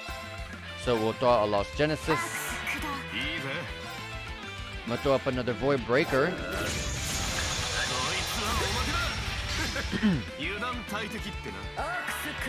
She's casting. That's not good. And I have no one in front of her to stop her. But at least I got the Crescent Mirror out to be defended from whatever. And she's in the middle of casting, so she can't enhance. Never mind. She has an instant turn after. Oh, she didn't enhance herself. That's good. Also, if she S-crafted too. I'm worried about the enhance. I really don't like the enhance. I really don't like that enemies can enhance themselves, because the damage reduction is ridiculously huge. Anyways, we're going to attack. And I did gain an S-craft in time, so that's awesome. I'm going to do that.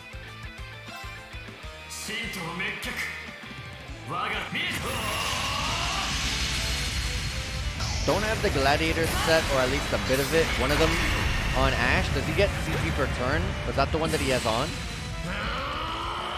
No, that's not. She enhances herself. This might not even do much.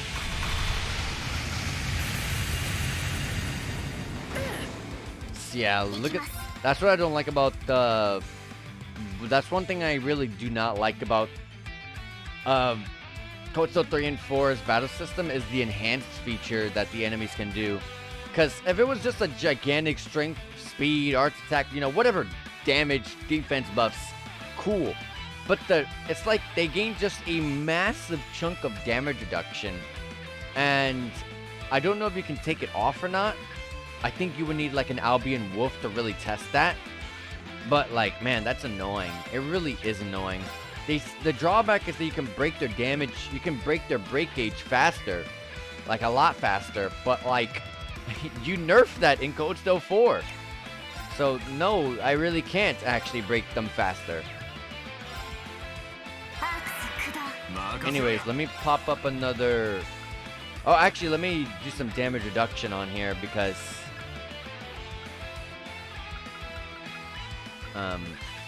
I'll do Midnight Onyx. 4 turns of damage reduction with some defense, arts defense, and speed up. Small effect for 2 turns.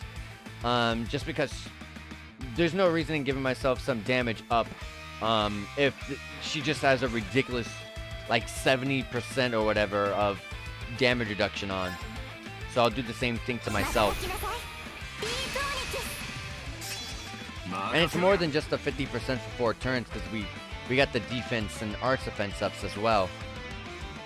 Well, that's already enhanced because I got Crescent Mirror. which I do have 2 turns left, so I should be refreshing that soon.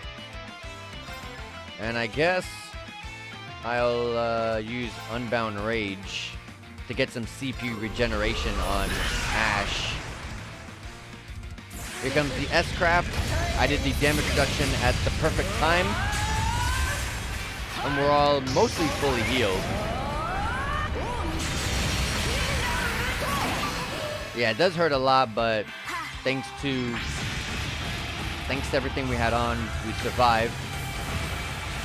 Even with the damage reduction on, it did that much damage. So if I didn't use the damage reduction order, I would have probably have gotten us all killed.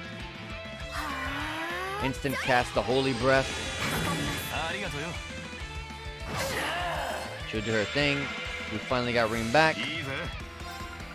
I'm going to Void Breaker. I wonder, I don't think I've ever really paid attention, but after her enhance goes away after her 2 turns are up, does the break gauge that she gets left on stay in the same spot as when she does go back to normal? That's a good question. We're all on our last turn of our Crescent Mirror, so let me go and refresh it. I do want to heal Muse, but she does have still a lot of HP still. And also, she has a strength and art attack and movement debuff, so let me put this.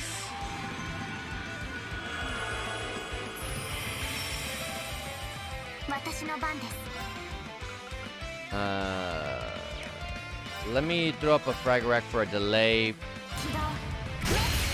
And a nice unbalance. I almost said impede twice. Good counter. It petrified Reen. That is not good. Anyone else? No. Okay. Well, I wanted to heal Muse with a tear, but I'll use Sappho Rain. She can't even target herself with this. I'll get all of them. Remove all of those debuffs that they have on. Nice. And you got the counter off too. Awesome. Gonna go back into another Demon Unchained. That's a turn gone. So I get, yep, the S-Craft right back.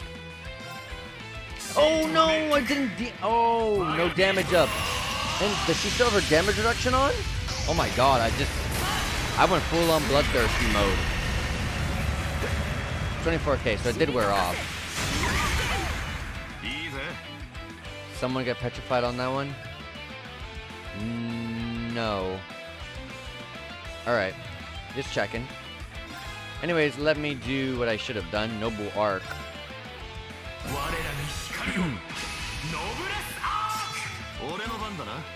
And then I'll Void Breaker. Oh, it looks like she does stick with her, what her break gauge was last left on, because look at that thing, it's super low right now. I get an instant cast Lost Genesis? Let's do it. That'll break her break gauge.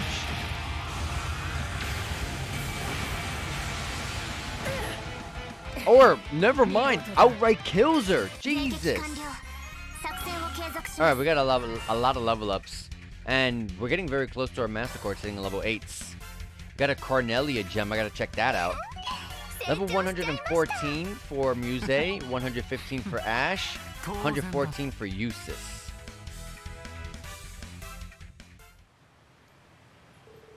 We managed somehow. Yeah, we passed the test, I'd say.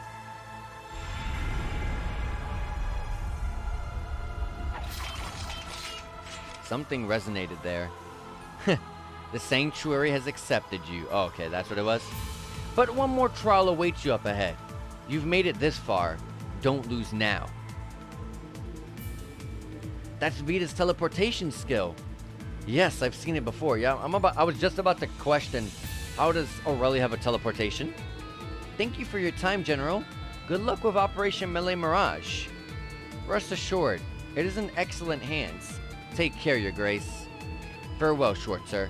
It's been a pleasure, New Class 7. Perhaps our paths shall cross again. Goodbye. But bye, and thanks. Alright, and now we just got Roselia to tackle. Woohoo! Another victory for us. Yeah, just one more big battle left. Do you think that's going to be Roselia? I'm pretty sure it is.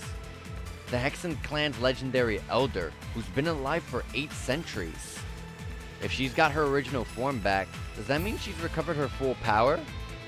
Don't forget, she mentioned something about her true form. Grandmother keeps many secrets, even from our clan. The truth about Celine and Griana, for example. Hey, speculation won't lead us anywhere, but I'll be with you every step of the way. So you better be as committed to this as I am. Yeah, you got it. All right, let's go. Let me go recover.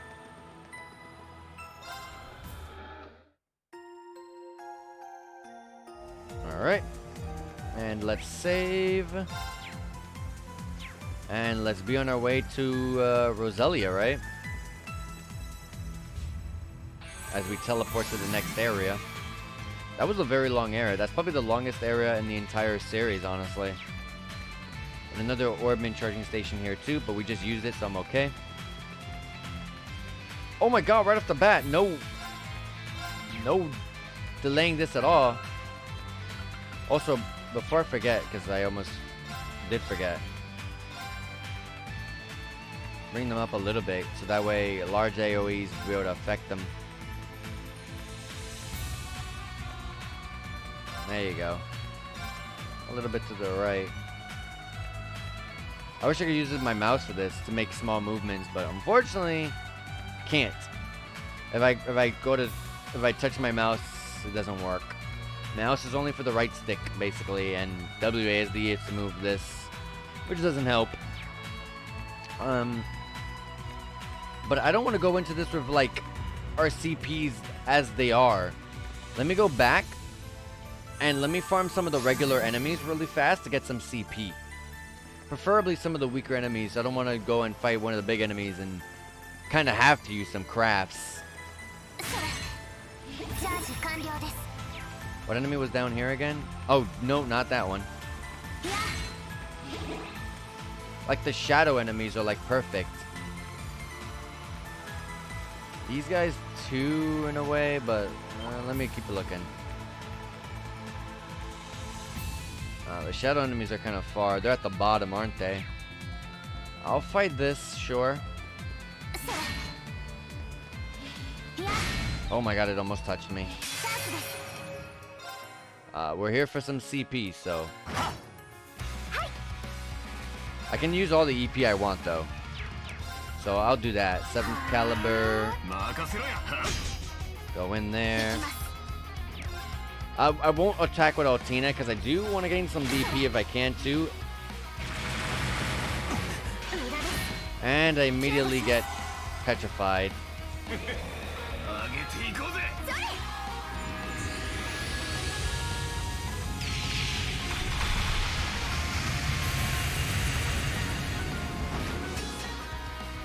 Alright. Oh my god, they killed the ring, but that gave him his CP. Got an unbalance there, which is awesome. Another unbalance there. That's more BP. That's 5 BP. I gotta level up for Reen, hitting 116. Let me fight the other enemy to see if I can get one more BP. There's Brave Seeds, right? Yeah, 9. I can get my BP legitimately. I'm okay. I'm not too concerned about these enemies. I mean, I did kind of get killed, but I'm still not worried about these guys. There's 3 of them on this one. That's not good. And you dodged it. Not good at all. I don't really care too much about using that much CP with like Muse or Altina because I don't really use their CPs.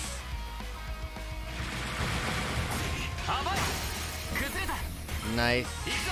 I know I'm using a rush here, but nice. Instant killed the big guy. Now I should hold my stuff. Unbalance chance, yes. Let's do Cutie Bully. It has a higher chance to unbalance. A percentage chance is a higher chances to unbalance. Because if it just says yes, then that just means that if you can unbalance them, like for example, this guy can get a very high unbalance chance with whatever that third attack is on the right with the 3 stars. So if you can attack with that specific kind of attribute, then you're guaranteed, well, close to guaranteed an unbalanced chance. A 30% chance is an unbalanced chance no matter what, which is what's really awesome about it. I like the confuse. I don't like all the status effects that Reen has. Mute, blind, and burn. Hold on, can I get some... There you go, the unbalance for the 6 BP. Can I get a cutie bullet with the 7 BP? Yes! And Kurt levels up to 116. So... Music's a bit low on CP, but... Like I said, I'm not worried about that. Am I going the right way? Yeah, I am.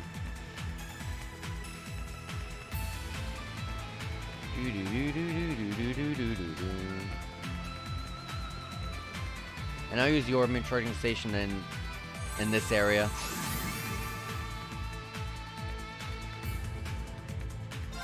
So we're gonna go rest up, get our HPs and EPs back to tip-top shape.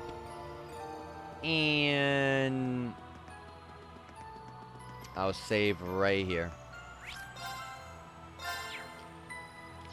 And let's do this. 7 BP, got all of our CPs, but besides Muses. But it's okay.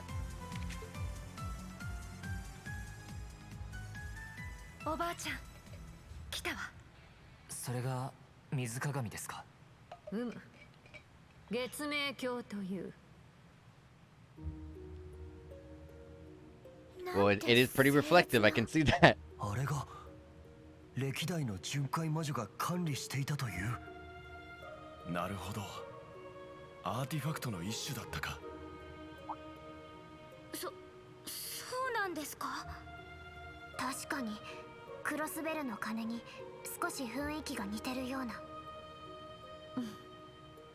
あれはクロイス家が受け継いできた古代遺物じゃな。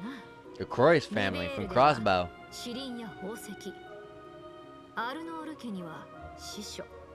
おっと、オリバルト王子の貝殻も同じ部類なんじゃろ。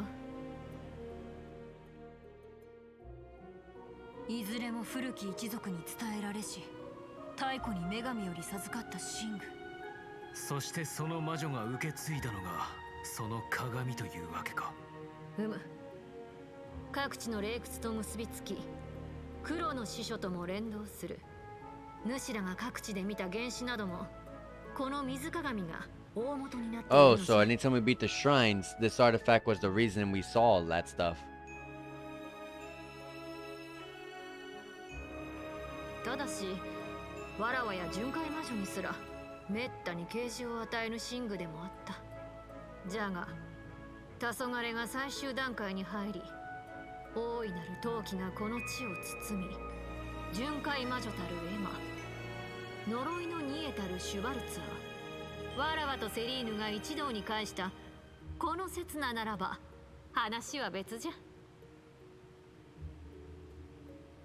Alright, time to battle her. We haven't battled her since the beginning of the game. 赤い月のロゼ、吸血鬼の神祖でしたか。Which I believe she mopped the floor with us? I can't remember. 眷属どもによる風評被害じゃな。だが、正気を操るという意味では間違っているわけでもないか。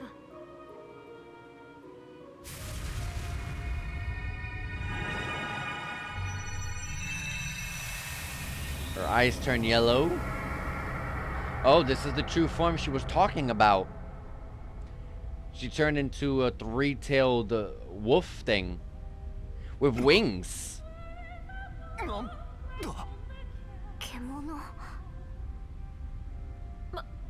まさか。私やクリアノスの存在の大元。ローゼリアとはもともとは古の獣女。1200年前、最悪を御するため炎の一族の長と融合した存在。女神の使わした聖獣、翼ある The 百 burning, 獣という the わけ burning じゃ。 sphinx.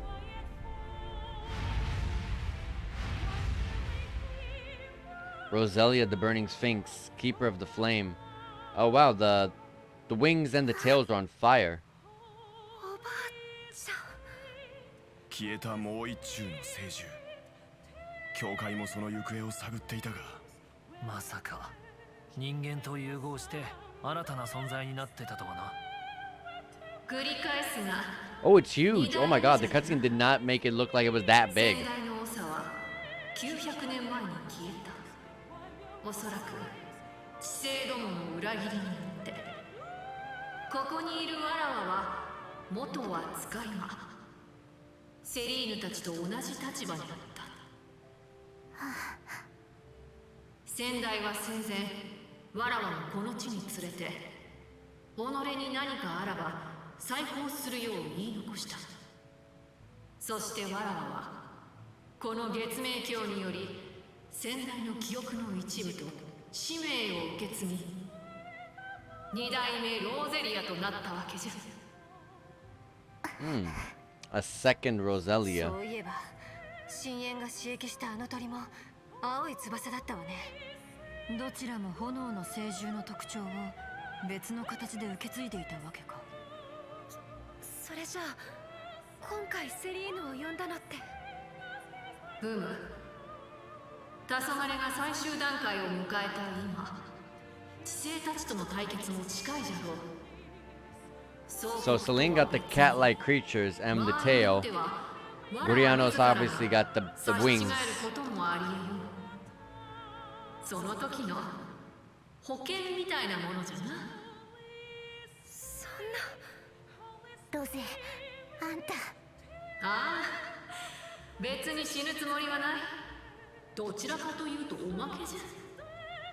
本命は闘争の果てに水鏡が見せる。 See, that's one thing I can agree and enjoy about Roselia. Because most characters are like, alright, I'm gonna kill myself so I can give you everything. That's like Rin and everyone else, like Muse. But no, we got Roselia's like, I'm not gonna do that. I'm not gonna be doing what you guys do, you know? I'm doing my own thing out here. I'm trying to live. そのために必要なのが闘争。ここで ロゼさんとガチでやり合う必要があるってことですか。ふむ、始めるとしようか。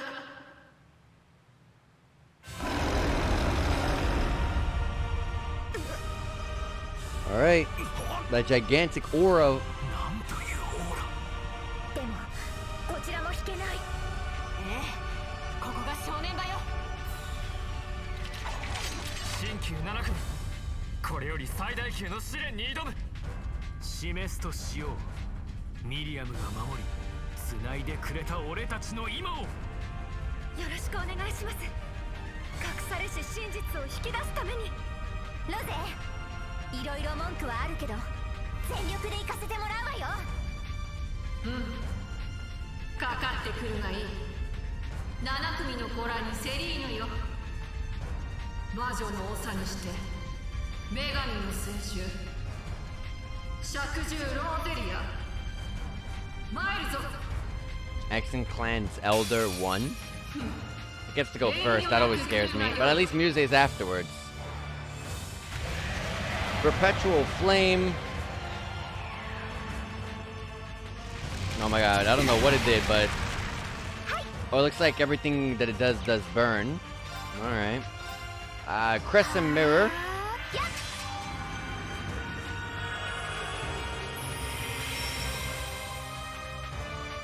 Alright, green's burning, but that's okay.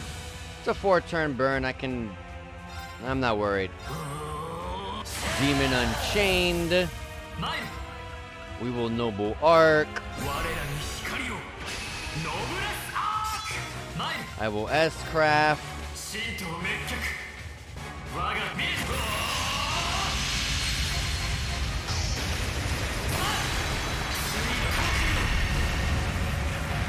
Nice 49k.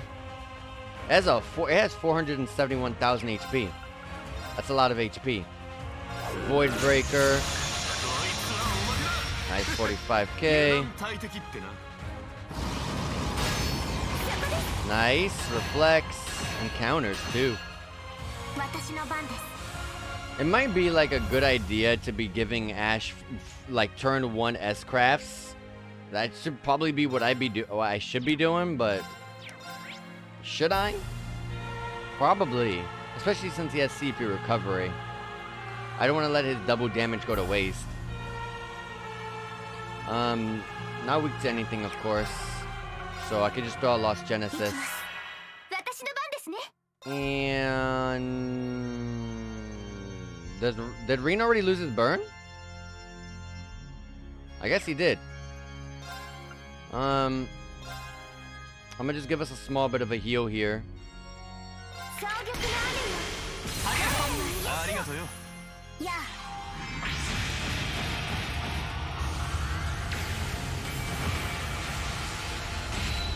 Nice 74k crit.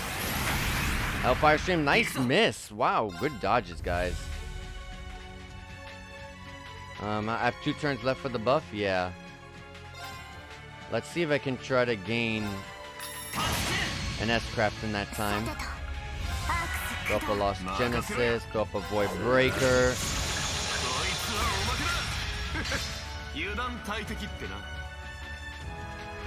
Lost the buff. Oh no, got confused. Alright, well, I'll have to do this again.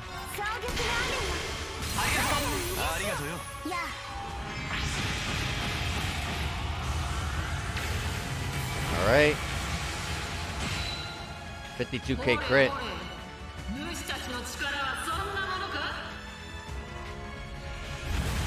Enhances itself? Come on. Dang, I didn't get the S-craft. Dang, that sucks. Well, I'll just throw up a Fatal Helix. Why is Gale so CP costly? Just for the delay? Wow, actually that delay would be pretty big because I'll be able to get Muse in front and Ash in front. If that's true. I'm gonna do that. No, it wasn't true. Jesus Christ. That's why I questioned it, because that's the gauge on the left is never accurate. I kind of hate that.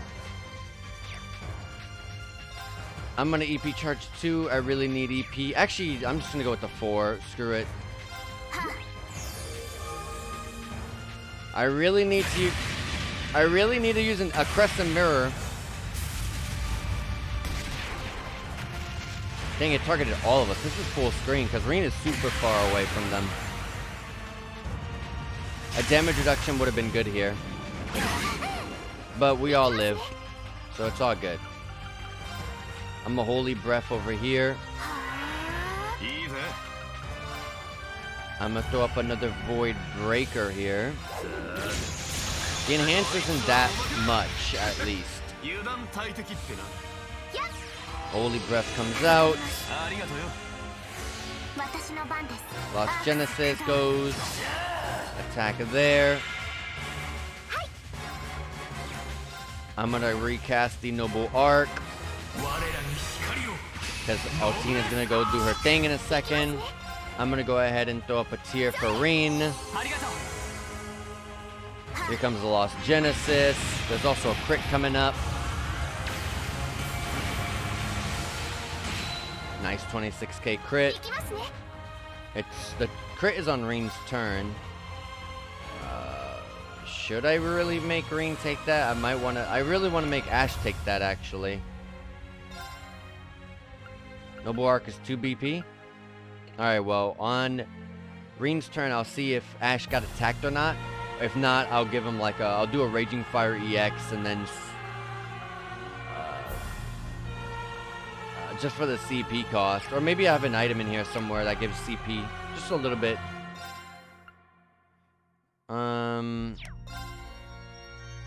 But let me recast this Crescent Mirror. Instant cast. Oh, and because it's instant cast, I don't have that, so I'm gonna have to S-Craft here. I'll do an S-Craft with Altina. I kind of want to hold all my Demon Unchained comboing and stuff like that with Rain intact.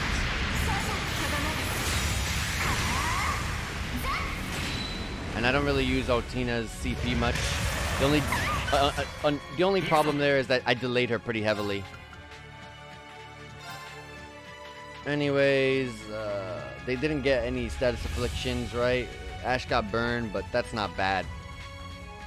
Demon Unchained. Fatal Helix. We broke him. Can I get an attack out in time? I can. Awesome. Which means I should start doing everything now. Bellio Raid. I already threw out Altina's S-Craft. And if I had Green's S-Craft, I'd be throwing it here.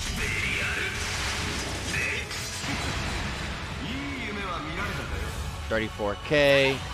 7th Caliber comes out.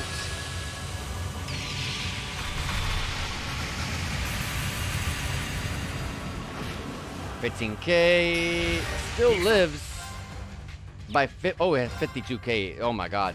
You just see how small the gauge is, but Roselia just has so much HP. It just looks like she's low. I'm gonna throw up another Helix. Nice. I'm gonna hold on that. Good stuff, good stuff, good stuff.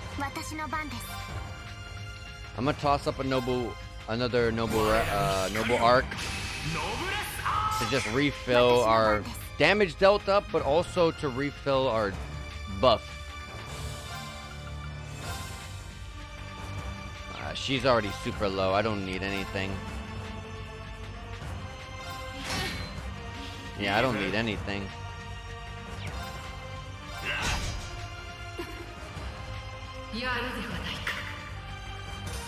Alright. They did it! Oh my god. Almost everything leveled up. Master Court Sophia hit level 8. This is the God tier Master Court. So it gains Seraphic Ring. You gain 90% of your HP when you die, and you come back with 180 CP.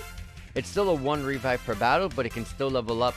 So it can probably still go to 2 times per battle, which is what I'm praying for, because that was broken in Code Steel 3. So if it's 2 times per battle, that's just ridiculous. That would be ridiculous, because subquartz is something you can give on anyone, no matter how many times, no matter if someone already has it. So you can sub this on everyone and make sure that at least 2 people have a revive. So that's ridiculous. And that's all that it gains. Bridget hit level 8, which is Rain's Master Court. Learns Flare Butterfly and gets 20 CP per enemy killed, and restores CP when your HP is low by 175, a 1 time per battle.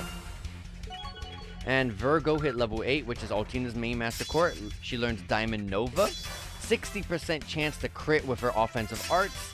8% of her damage dealt through offensive arts is recovered as HP. And Titania hit level 8, which is Emma's Master Court. She learns Albion Wolf. 1.3% of her damage is recovered as EP when you use offensive arts. That's it. And we got a Dragon Incense, which is an endgame item. Muse hit level 115, Green hit 117, Altina hit 116, Ash also the same 116, but learns Voidbreaker 2, which is what I've been praying for. S plus damage, SS break damage, 30% unbalanced chance, large effect defense down 4 turns. Ridiculous. I think the damage went up, so sheesh. Sheesh. Ridiculous. This thing is insane.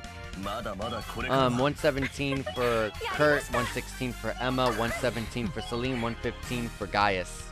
Or Eustace, I'm sorry. どんなもんだっつうの。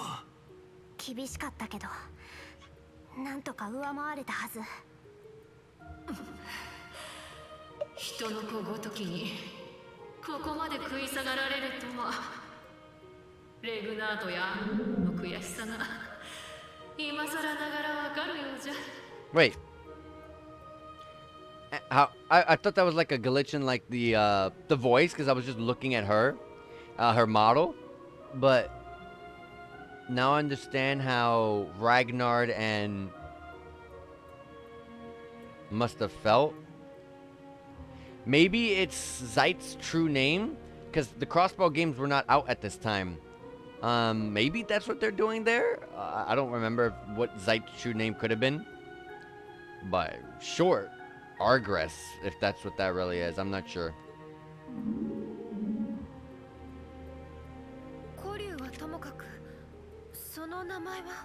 Or is it some other name?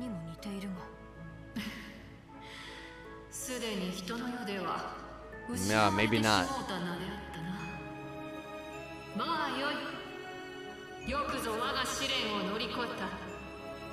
I mean, there's probably going to be something that's going to be coming in a future game.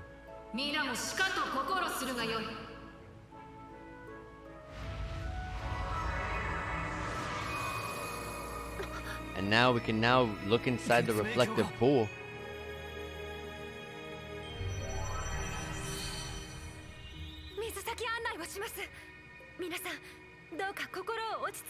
Oh, I thought we were gonna put our face in the water and see what's inside there.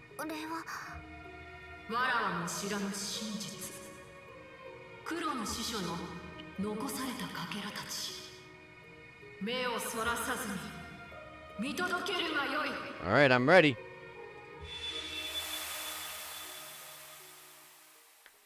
Alright, let's see what this so-called truth is. I don't know what we're going to be learning about at all. Alright, here's Zephyr. The memorial of what we thought this, the Zephyr boss. We thought that he actually died, but he's still around.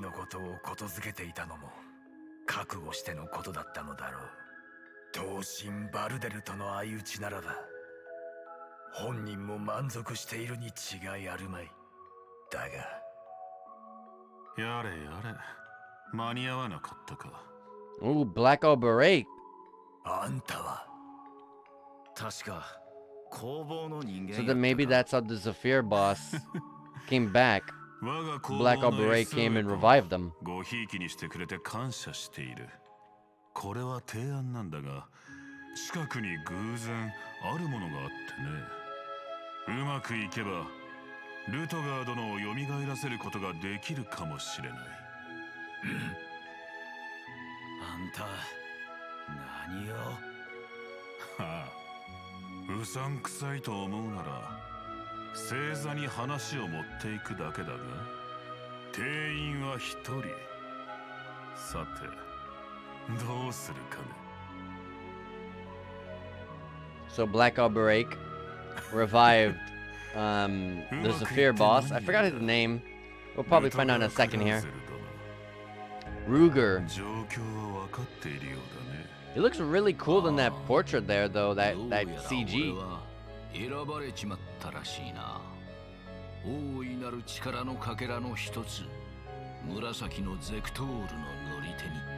いや、あんたのせいでそう仕向けられたというべきか。もともとあんたのところはうちと星座の両方に武器を下ろしていた。それ自体は構わねえが、バルデルとやり合ってる時にどうにも不思議なことがあってな。どうして俺もバルデルも3日3晩戦い続けられたんだ。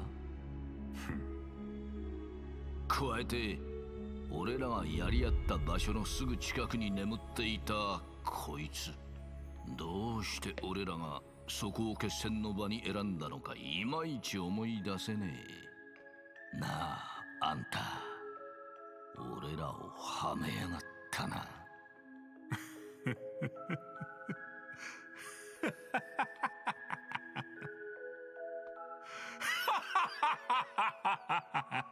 Okay, we know how Ruger is back. We've heard this before. I forgot where we heard this. Was this inside of Reen's head? Oh, it was this.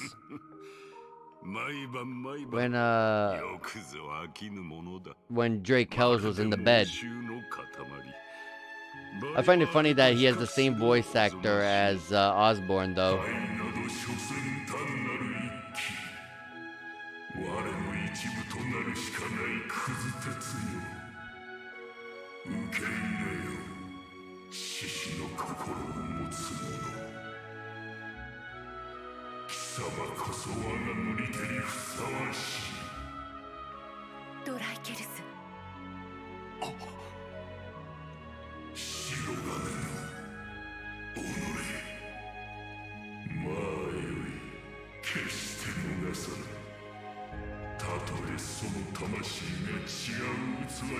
I love how he's like, only you can help.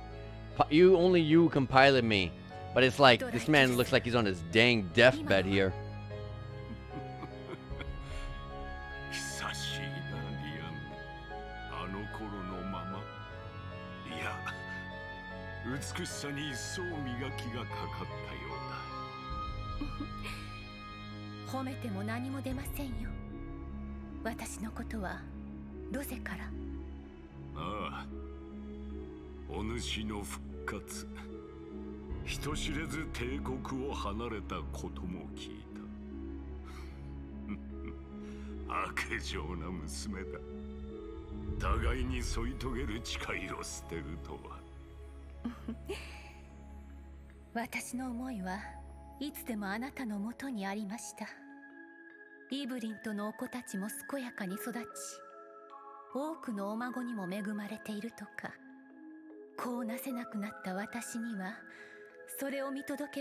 I was about to say, I don't know any of the descendants of Drake House, but I'm probably going to hear like, oh, you know, it was Osborne, and because we're Osborne's son, you know, we are descendants. Reen is a descendant of Drake House.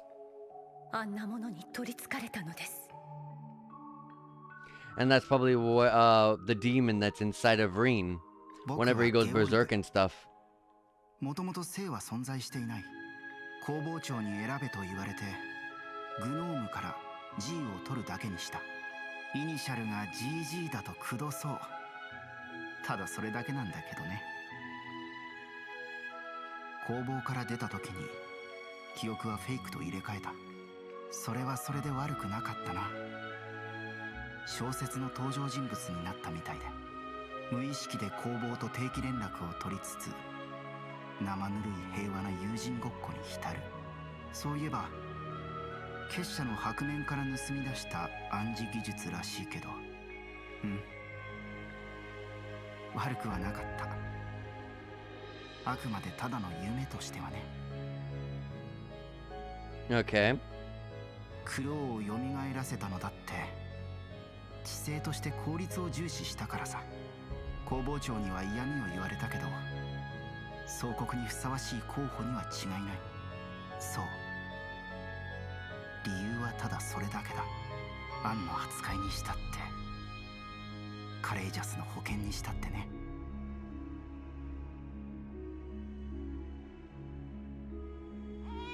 Which he didn't actually kill Angelica. And this is Osborne, Reen's mother, and there's Reen himself. 俺に似ずに何よりだったな。それはそれでモテて大変かもしれないが。そうですね。あなたにもちゃんと似ていますし、あなたに似て鈍感なところがあると、この子も周りも大変そうですけど。そういうところが愛おしくて大好きということです。気をつけて。あなた、お役目頑張ってくださいね。ああ、行ってくる。カシャ。それに Oh, Cassia. I think that's the first time we've heard of Reen's mother's name. There's Leanne.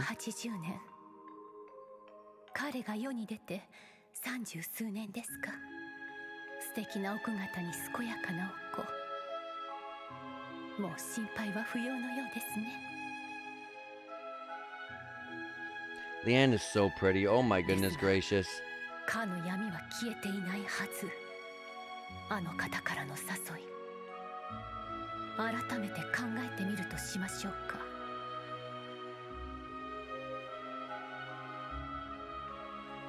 まったくもう相変わらずなんだから。まあどんな研究か知らないけど、あなたなら間違いないでしょ。 And who's this? でも週末には戻ってきてね。アリサや父さんが寂しがっ As て with るわ。 Alyssa. Oh. That's, yeah, Irina. It said it, but I was about to say. I think we're gonna see the part where Sharon comes in, right? 妻や娘を放っておいてこんな兵器の構想を練って最近妙に頭痛がするしいつの間にか寝ている時もあるな。 RF のクリニックに見てもらっても特に異常はないみたいだけど。パンツァーゾルだ。画期的な発明にはなりそうだな。博士が卒業論文として認めてくれるかどうかはわからないけど。卒業論文？どうしていきなりそんな。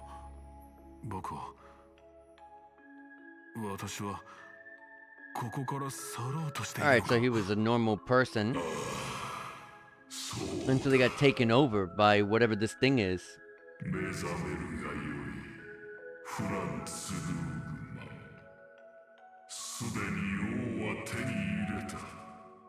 あとは下僕の長を揃えるだけだ。己の使命を受け入れるがよい。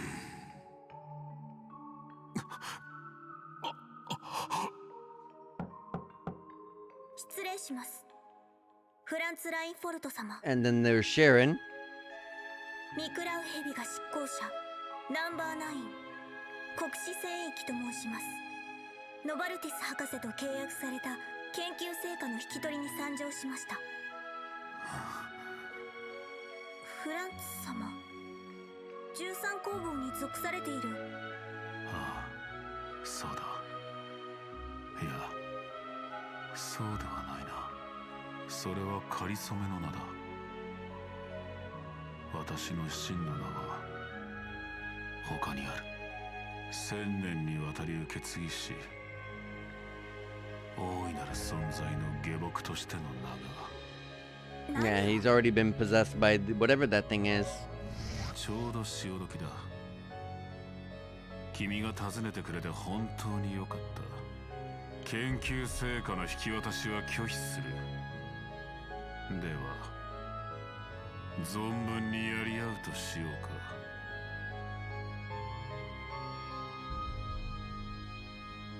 思えば数奇な人生だった。 We got Osborne's story over here.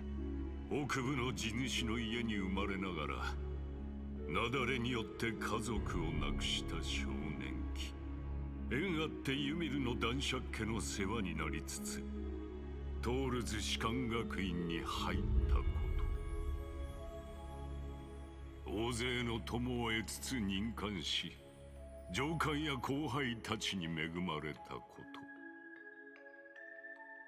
と、みそじを過ぎて彼女と出会い、生やされつつも祝福され結ばれたこと、その間もその声は折を見てささやきかけてくるのだった。よこせ。 We're gonna find out what this voice is, because it looks like whatever this voice is what's really started everything.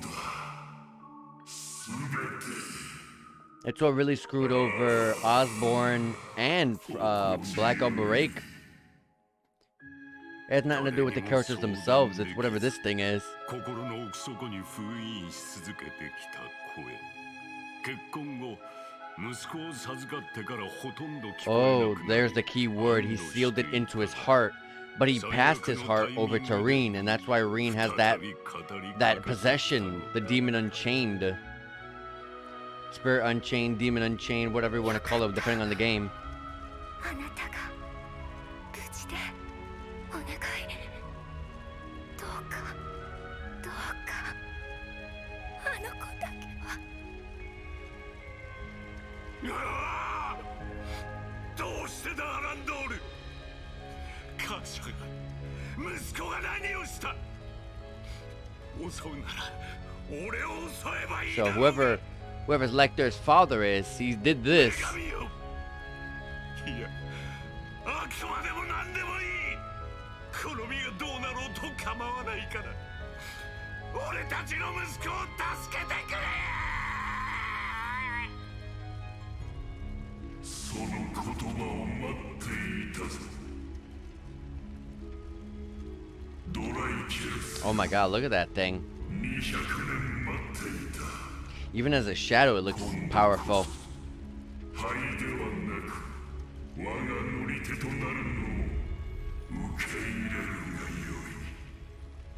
さすれば幼子の命は助けてやろう。貴様、うわ、そうか。貴様が全てを。いいだろう。この魂と肉体、貴様にくれてやる。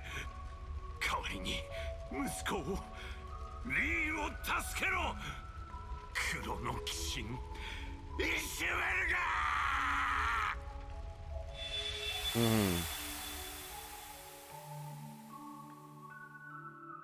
All right. So Osborne is the same like Black Alberake. They're being controlled by whatever that thing is. We don't really know what this thing is, but they're being controlled. 残された真実のすべてか。団長が亡くなったのも、決闘を仕組んだのも。黒のアルベリヒ。でも彼さえもまた。どうやらジョルジュ先輩とはまた違う形みたいですね。ああ、アリサの父上の自我を乗っ取るように現れた別の自我。知性の長という人格が乗っ取ったってことなのかしら。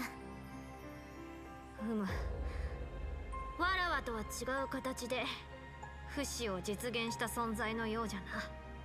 おそらくは優秀な知性の子孫に寄生融合することで流らえる。父様。そしてアリアン・ロード、いやリアンヌ・サンドロットの真実。 What did we learn about Ariana Hot? 50年にわたり彼と帝国の行く末を。 Yeah, that she watched over Osborne. I don't really think that's much really to go on, but 聖女と呼ばれるにふさわしい人物ですね。でもその人がずっと気にかけていたのって。ずっと疑問だったことがある。どうしてユーゲンと陛下はあそこまで宰相を立てるのかとな。そうか、そうだったんだ。陛下は知ってらっしゃったんだ。皇帝家の黒の使者によって250年前の獅子戦役を終わらせた帝国中興の祖にしてトールズの創立者かの獅子神皇帝の生まれ変わりがギリアス・オズボーン宰相であること。 if he knew that, why did he aid him?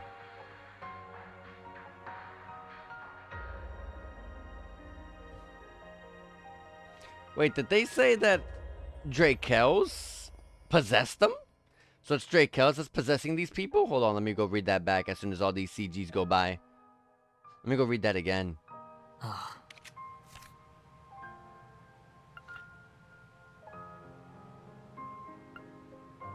Yeah, it seems like Drakel's the person who's doing this? That doesn't really match up because Drakel's was this person who also got possessed by some demonic entity. I don't know. I'm not gonna keep that in my mind because that doesn't make sense to me. そんなことが。オカルトじゃなさそうだな。 I guess that's why he sounded just like Osborne. He had the same voice actor because it's a reincarnation. I get that part. アホどもがディアンヌもドライケルスもなぜわらわに相談せぬ。わらわは主たちの友。そう言ってくれたではないか。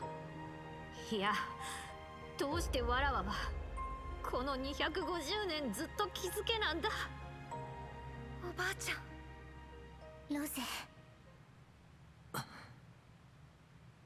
ローゼリアさん、黒の鬼神イシュメルガとはどういった存在なんですか？ And that's the divine knight of Osborne. 確かにどう考えても全ての元凶って Like that, well, that I'm pretty sure that was the divine knight that. Yeah, it is. So whatever divine knight, that's the thing possessing だが people. 1000年もの間ほとんど姿を現さなかった謎の鬼神じゃ。250年前の獅子戦役はもちろん900年前の暗黒竜の時もいなかった。じゃがその両方、いえ、帝国の忌まわしき歴史のほぼ全てに関わっていたとすれば。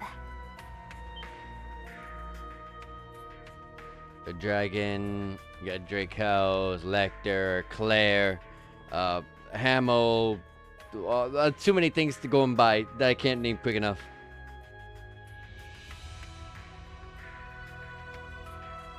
まさか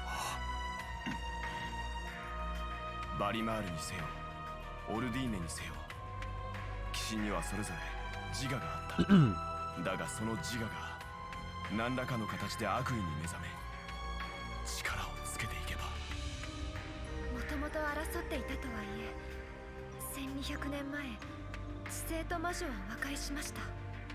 大いなる一の封印のみならず帝国の創設にも共に力を貸したそうです。なのに800年前の帝都奪還を最後に彼らは一切 Every time they talk about the Great One, I always think of the final boss that Coach Still won, because it was called the Great One, and it looked like a gigantic shadow. Like that's like one of my biggest questions is what the hell was that all about? そして団長の剣以外にもいろいろなところにちょっかいをかけて黒い種をまき散らしていった。ええ、今この瞬間にもまさにアルベルヒ自身が言っていた呪いそのものね。その目的は大いなる一、7の総国の果てに自分自身がそれになろうとそんなことのために私たち OZ はミリアムさんは吐き気がしてくるわ。許せないな。 Now we got Rain over here going crazy.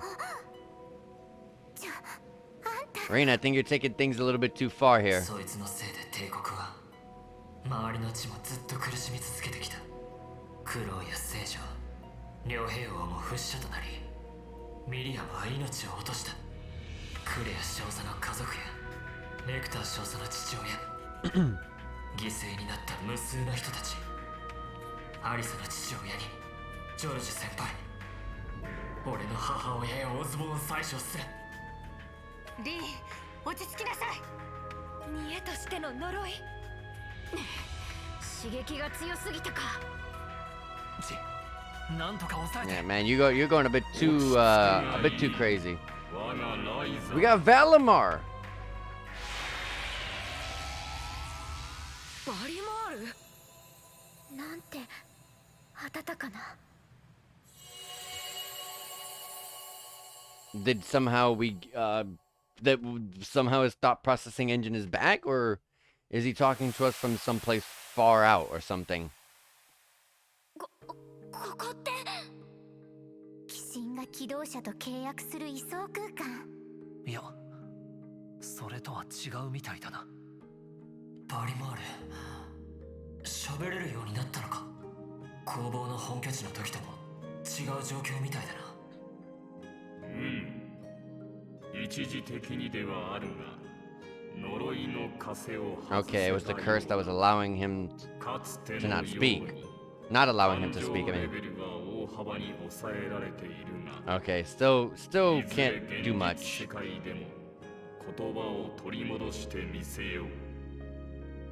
So releasing it's not we gotta find his thought engine or whatever it is.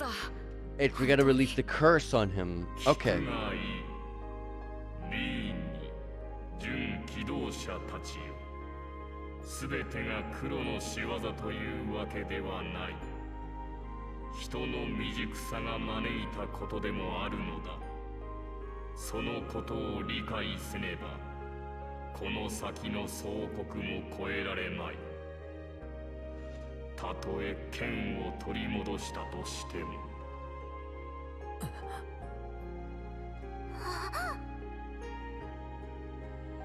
Yeah, Milliam's sword is still not complete. It's not looking the way it should be.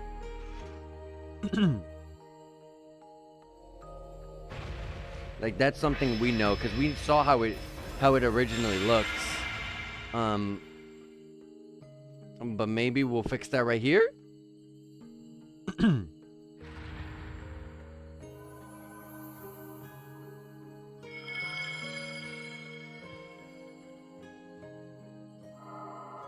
Ah, there you go. You see? There you go. That's the original version.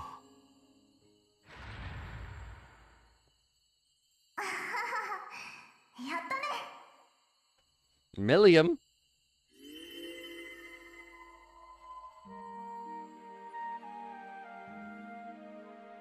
ミリアム。ミリアムさん。久しぶり、みんな。みんなのことはずっと見てきたよ。落ち込んでる時も頑張っているところも。ごめん、やっぱり僕まだまだ未熟だったんだね。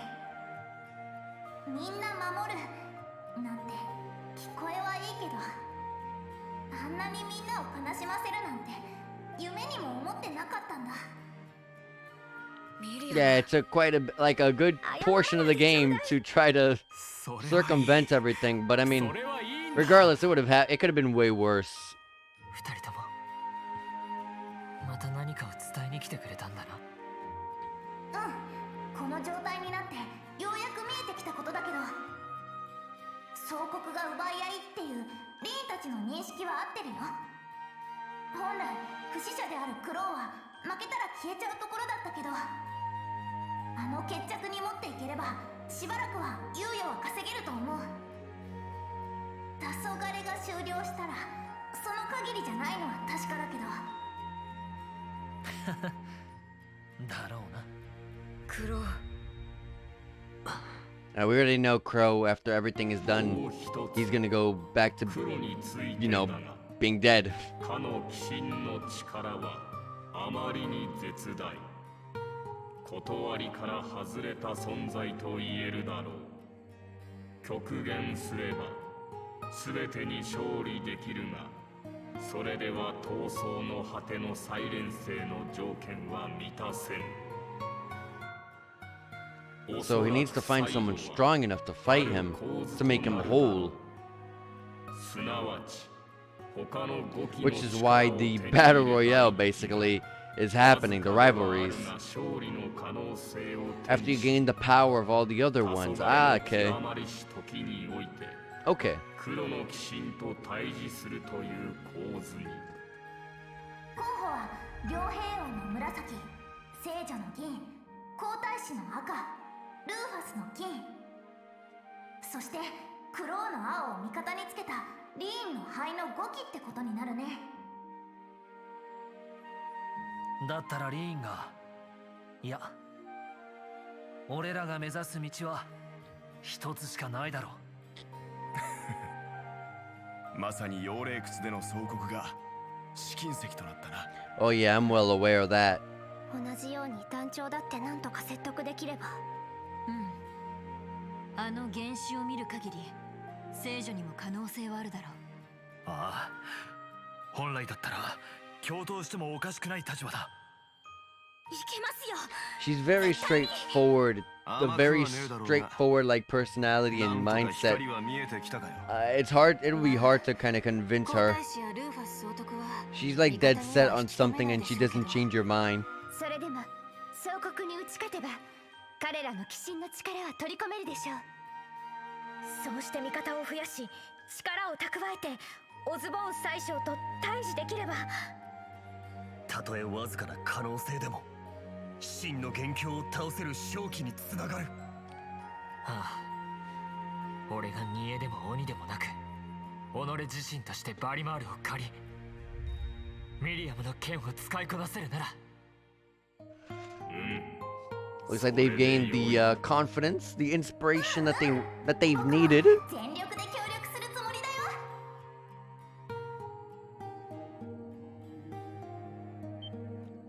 ミリアム、待て。待ってください。まだ話したいことが。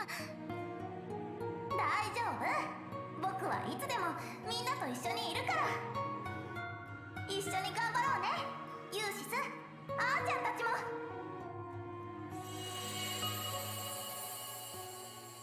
Alright. There goes our chat with Valimar and Milliam. But like I just said, that gave us the confidence that we need to move forward. 夢じゃなかったんだね。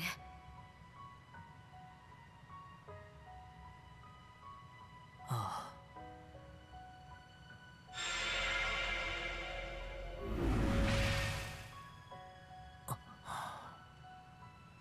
そうか。ちゃんといてくれたのか。I thought we had kind of already established that she was always the sword and she was always here. I guess they now really realize it, right? どこまで成長するんだか。おばあちゃん、今のって。月明鏡が用意したわ。夢とうつつの狭間の開口じゃろ。わらわが先代から役割と使命を継いだ時も同じ状況じゃった。こんなおまけもあるとは。長らく守った甲斐があるものじゃ。そうね、本当に。ありがとう、ローゼリアさん。エマにセリーヌも。ビータに羅刹も含めて随分と世話になっちまったな。バリマールは再び沈黙し、ミリアムも喋るわけではないが、彼らの魂は確実に存在している。ならば今こそ7組は全員が揃い、もはや迷う必要はどこにもないだろう。ええ、光まとう翼の一員としても。ま、あんたら魔女の助けがなければ積んでたかもしれねえしな。一応 So pretty much the goal is to win the rivalries, gain the power of the other divine knights, to be able to finally stand toe to toe against Ishmelga, and win that fight in order to, you know, save the world. 私は別に後目の話だったみたいだし、でもまあよかったわね。わらわにとっても。I'll feel a lot more confident about it once we get, you know, Valimar back. But it might be a while because we gotta get the curse off of him. あ、お手数だがお願いする。私も東大の巡回魔女として真実を伝える手助けができてよかった。お母さんや姉さんたち、おばあちゃんが守り続けたこの地で。ありがとう。I love that she's crouching down a bit. それからありがとう。私を一人前の魔女に育ててくれて。何をいきなり。ババアは涙もろいんじゃ。そういう振り待ちをするでない。やれやれ。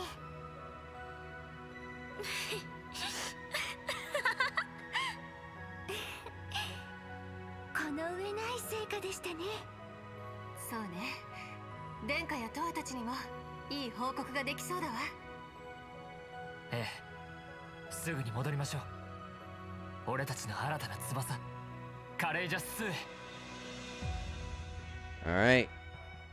Sounds like a plan. Win the rivalries and defeat Ishmelga with our newfound power. And, you know, save the world, of course. So, looks like we're going to be doing that. We got to find out where we're going to be starting these rivalries. Who will be our first competitor, our first person to fight against, and where will it be? And how will we convince them to come? Well, I guess we won't really need to convince them because they are dead set on doing the rivalries anyways.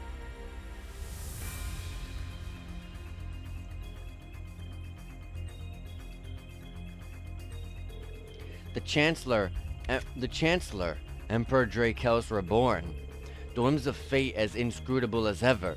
Even so, the big picture is starting to come together at last, including the reason why Father would entrust so much authority to him. Indeed. Sounds like Alyssa's father and George had quite a bit of baggage, too. Yeah. The Black Workshop and the Ebon Knight. It was even more dreadful than anything we could have expected. The Chancellor's true intentions aside, we finally gotten a glimpse into the cause of the Empire's woes. You're right, this is a real bombshell, but the rivalry of the Seven might just be our avenue to fight back against the curse. Right. Thanks to Roselia and everyone, I've steeled my resolve to go through with the remaining rivalries. We have to keep moving forward, for Milium and for Valimar. Absolutely, we're with you. We'll fight with everything we have until the very end. Right, as Class 7. Seems all of this has really helped you move forward in more ways than one. And if the Lionheart Emperor is to make an appearance in this story, then I can't very well let myself be outdone by him now, can I? That's right. I'm glad we were finally able to find a role for ourselves in all of this.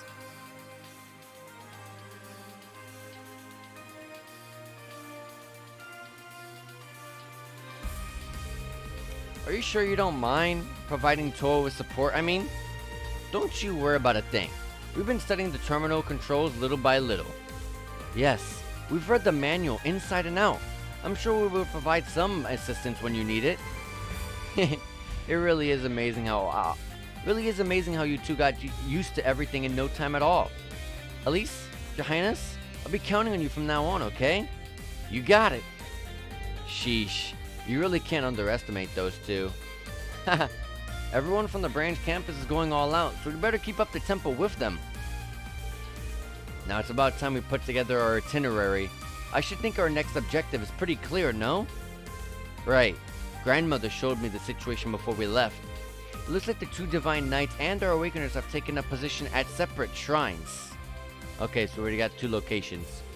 The Palatinate Knight is at the Draco Shrine in Sutherland, while the Argent Knight is at the Stella Shrine in Crossbell. They've probably been making preparations for the rivalries given that the war's about to start. Well, guess nobody can accuse the Maiden or the Jaeger King of having poor work ethic. I'm sure we're all raring to go right now, but we've spent half the day at the Luna Shrine already. I say we pick one spot and give it our undivided attention. Agreed. In addition to the shrines, I'd also like to check in on the surrounding area. So which place are we going to hit up first? My lord is in Crossbow, so naturally my interests lie there. Considering the distance, it might be better to start with the boss at the Draco Shrine and work our way east. Good point. It was off Old Agra Road, east of Parm, right? So once we're ready, let's head over there and start a reconnaissance. Sounds like a plan. By the way, several requests came through not long ago. If you could spare some time to take care of those, I and the requesters would greatly appreciate it. Ugh, side quests. Understood. In that case, I suppose it's time we mobilize once again. Yes, as Class 7 and the Radiant Wings both.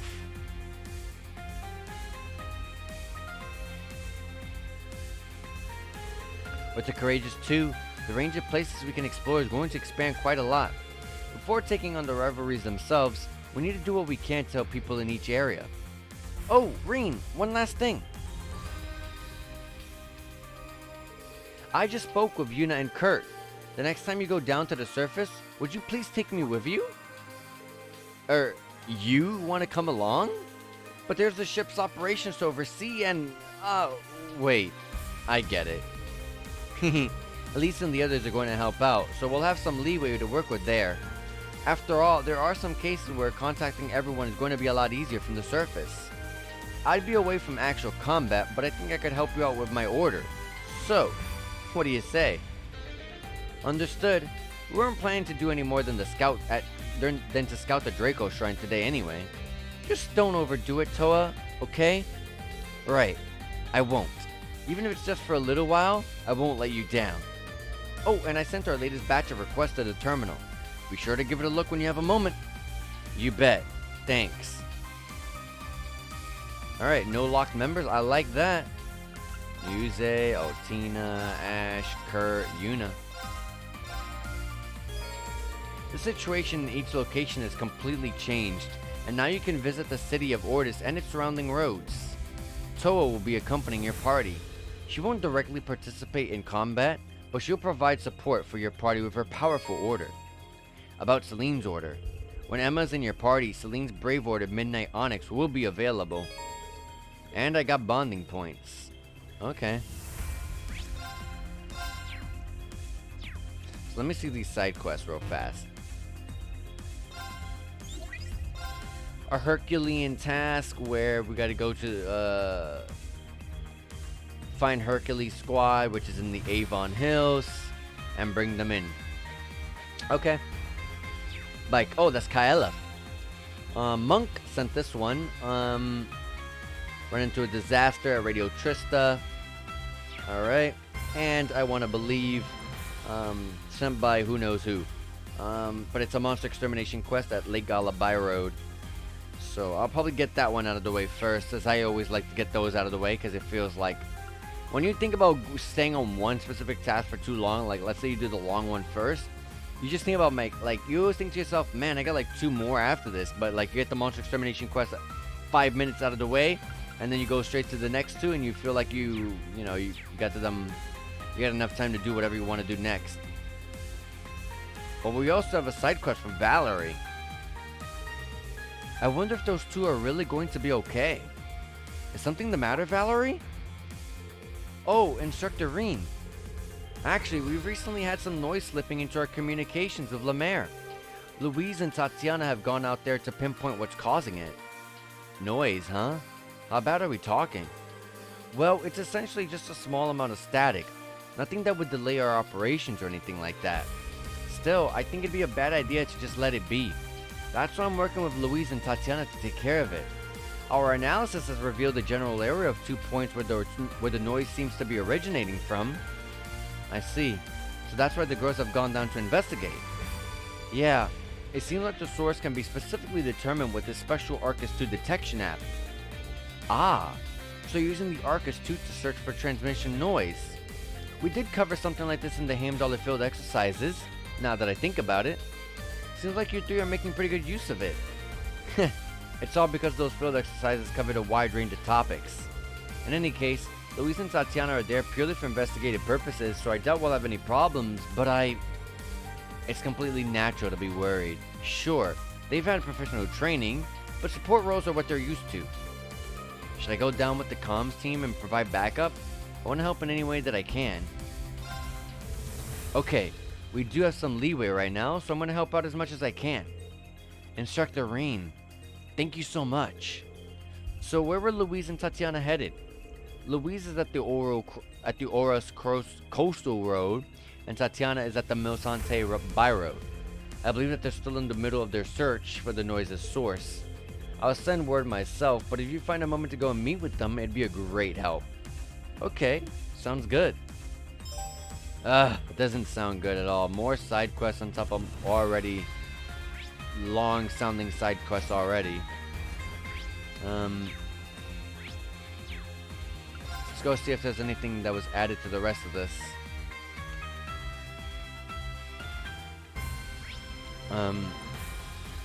Yeah, I do got bonding events, but let me go rest up at the shower. Let's wash up, get our back some of our stuff, and potential cutscene here.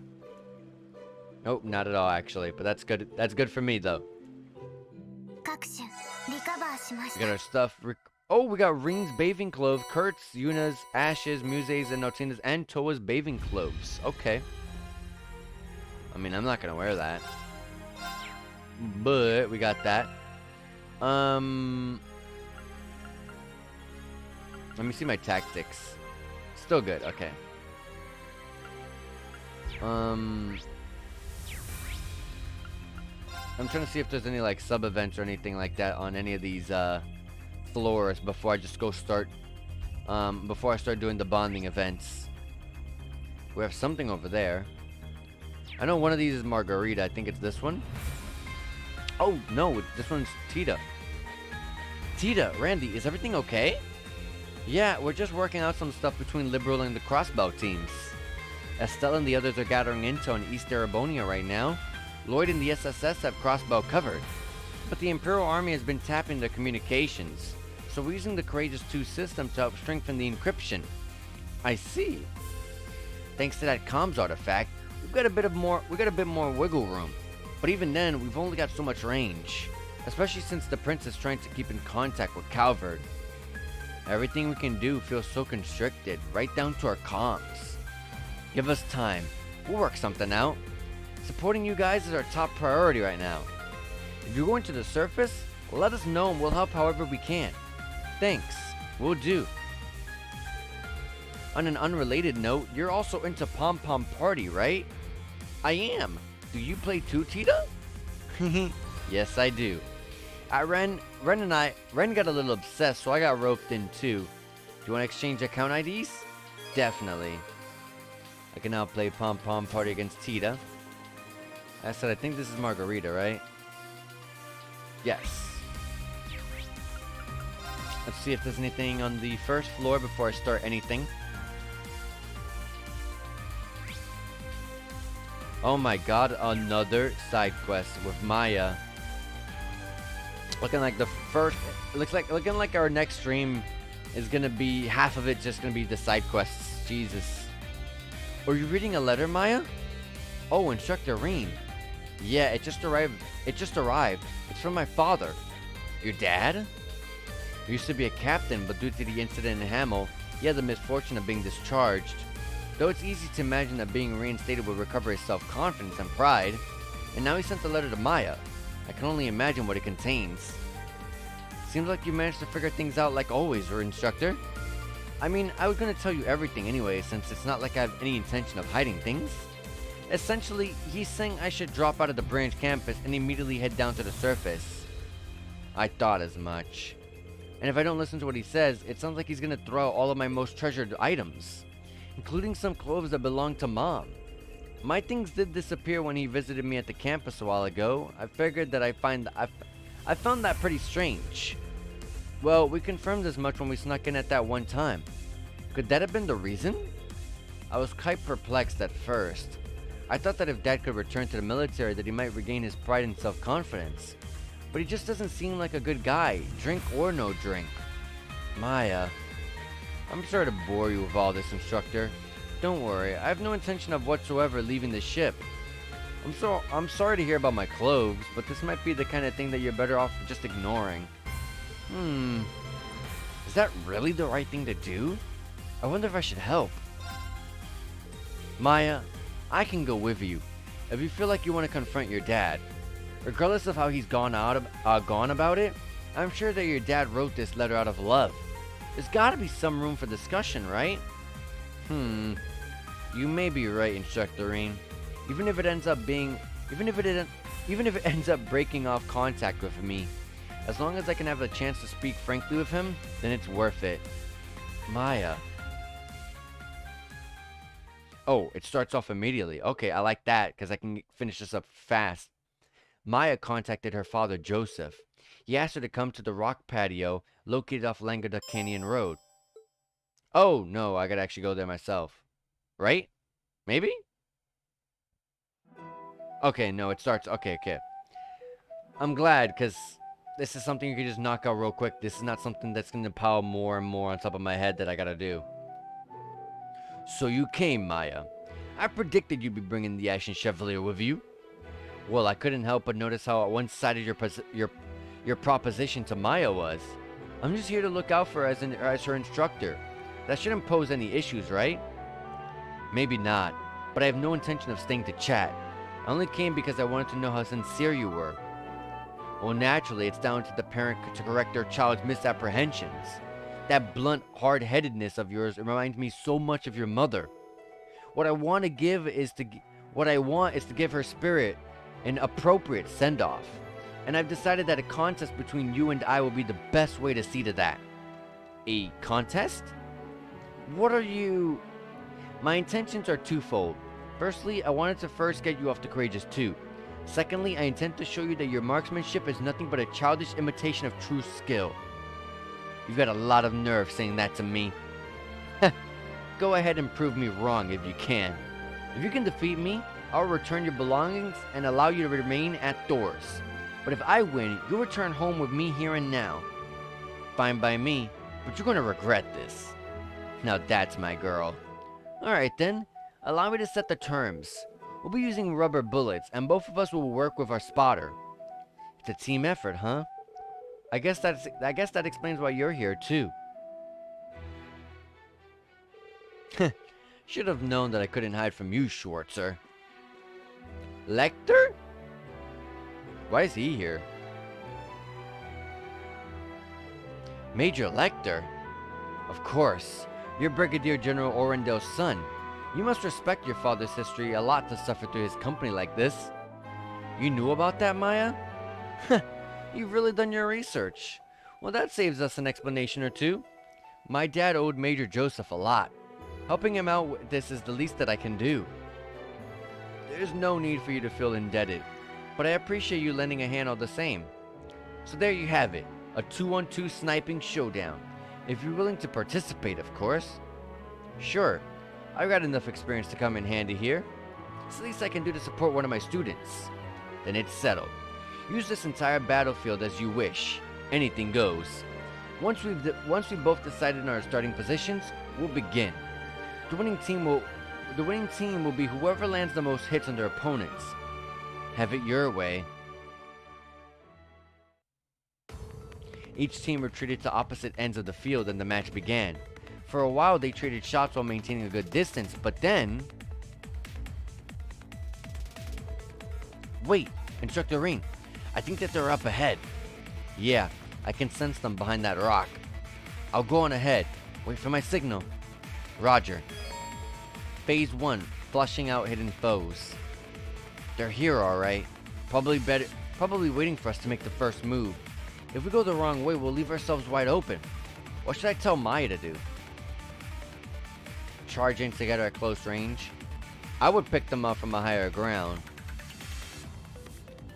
I'm hoping that that's the right choice. It seems like the most easiest decision, which might actually be the poor choice, but I'm gonna go with it regardless.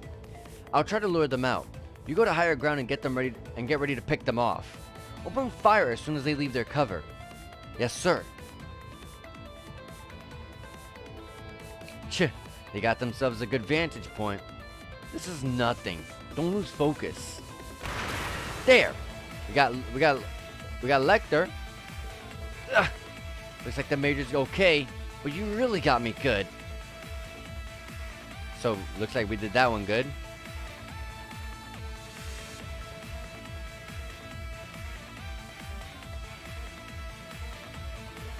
Our opponents have got to pass this point. When they do, cover me while I lead the charge. Understood. I'm standing by. Phase 2, ambushing advancing foes. This is our chance to gain a big advantage. We just have to get the timing right. Set up for a surprise attack? No, I'm gonna set up for a counter attack. We'll wait for them to make their move and strike back.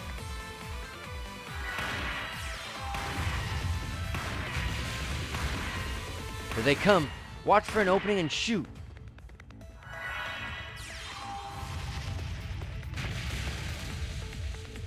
They've started firing. I have to protect Instructor Ring. Aha! So that's where you were. Oh, looks like I failed this one. No! Maya! Damn it, I made the wrong choice. Joseph continued to dominate the contest with his prodigious skill. Despite Reen's best efforts to counter Lecter at every turn, the rival team started to take the lead. However, Maya refused to give in. Final phase, standoff. I'm impressed you made it this far, Maya. I have more points right now, but why get so hung up on rules? What do you say? Last one standing wins, but only shots to the head or heart count.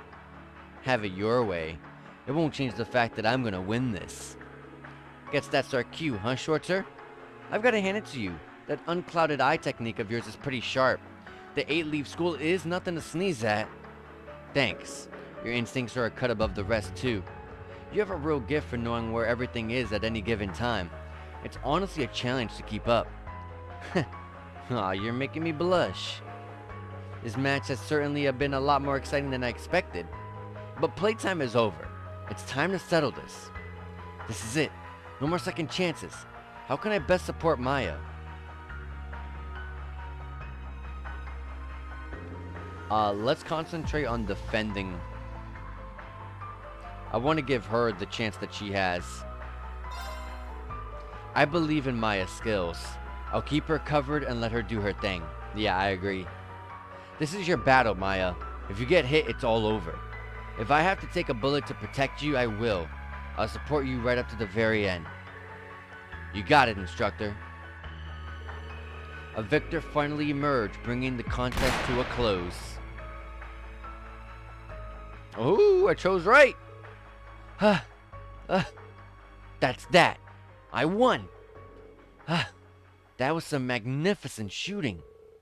You've come a long way. I'm truly proud of you. I've only got this far because I've had Instructor Rena watch my back. Looks like the spotters match is a draw this time around. Maybe we'll get a chance to settle the score again sometime. Yeah, maybe. Our little competition is over. Maya, you may do as you wish from here on out. I will. But there's something I want to know. Why did you suggest that we ignore the points? You were in the lead. If you kept to the original rules, you would have won. To tell you the truth, victory never mattered to me. My only real concern was whether you could take care of yourself. I still have my doubts, but it's clear to see that you have the resolve to follow through on your own convictions. Those who fight without resolve have no place on the battlefield. But I see now that you won't falter in your duties. Besides, you didn't really think I'd throw away your mother's old kimono, didn't you? Did you? No, not even for a minute. Was that what you were trying to imply? Yeah, you're not exactly subtle, Major. You sure about this, Joseph? You know this means your daughter's going to be working against the Empire, right? I know better than to try to change this girl's mind once she's decided on something. Just promise me you won't die out there, Maya. Of course. You too. I probably lost AP for not being able to correctly choose the correct path on that second one, but it's okay. Maya took back her things and returned to the Courageous 2 with Vereen. Quest, a father-daughter bout completed. And I got 1 AP. I got the Tamamo gem. That's a really good one. 7,000 mirror and the unity rating increased. Tamamo gem is a really good one. Strength plus 80 and your attacks and crafts can charm enemies at a 25% chance. So, that's really good. It's a Mirage? Yeah. Which is what Altina has. Oh, actually, I do have Ash, but confused too, but screw that. I can go with a higher chance of something else and have more attack with Ash. So that's awesome. But yeah, there we go. Alright, anyways, that's going to be all that we have for today. Next time we have a ridiculous amount of stuff. It's probably going to take half my stream. We have the 5 bonding events to go through. A crap ton of it. We also have a bunch of side quests to go through. So, our next stream, which is going to be tomorrow at 7 p.m. Eastern Standard Time, we're going to be going through all of that and just trying to get that out of the way. I'm going to try to go through it as quick as I can, read text as quick as I can, and just speed through it as best as I can. Because it will actually take a lot of my time. Like there's no way that I look at it, it's gonna be a short one. It's actually gonna take a lot of time. So we're gonna see how quick I can get through it. Hopefully with a good enough time. But yeah, that's gonna be where we leave off. I'm gonna go ahead and raid for today. Landale. Landale, I have to raid him specifically for this one. As soon as I saw what he was playing, instant raid. He is playing one of my favorite series of all time, Dot Hack Imok. Right now, he is playing Dot Hack Quarantine. So, if you guys are interested in why I love the original Dot Hack, not the GU, I did not like GU at all, but the original Dot Hack, the 4, the 4 games. Those games are freaking amazing. I love them. So I'm gonna go ahead and send the raid over to Landale. And like I said, we'll be streaming tomorrow some more Code Steel 4. So if you guys are interested in seeing what comes next, then yeah, be sure to be here tomorrow. Anyways, guys, take care, enjoy yourselves, and have a great day, guys. Take care.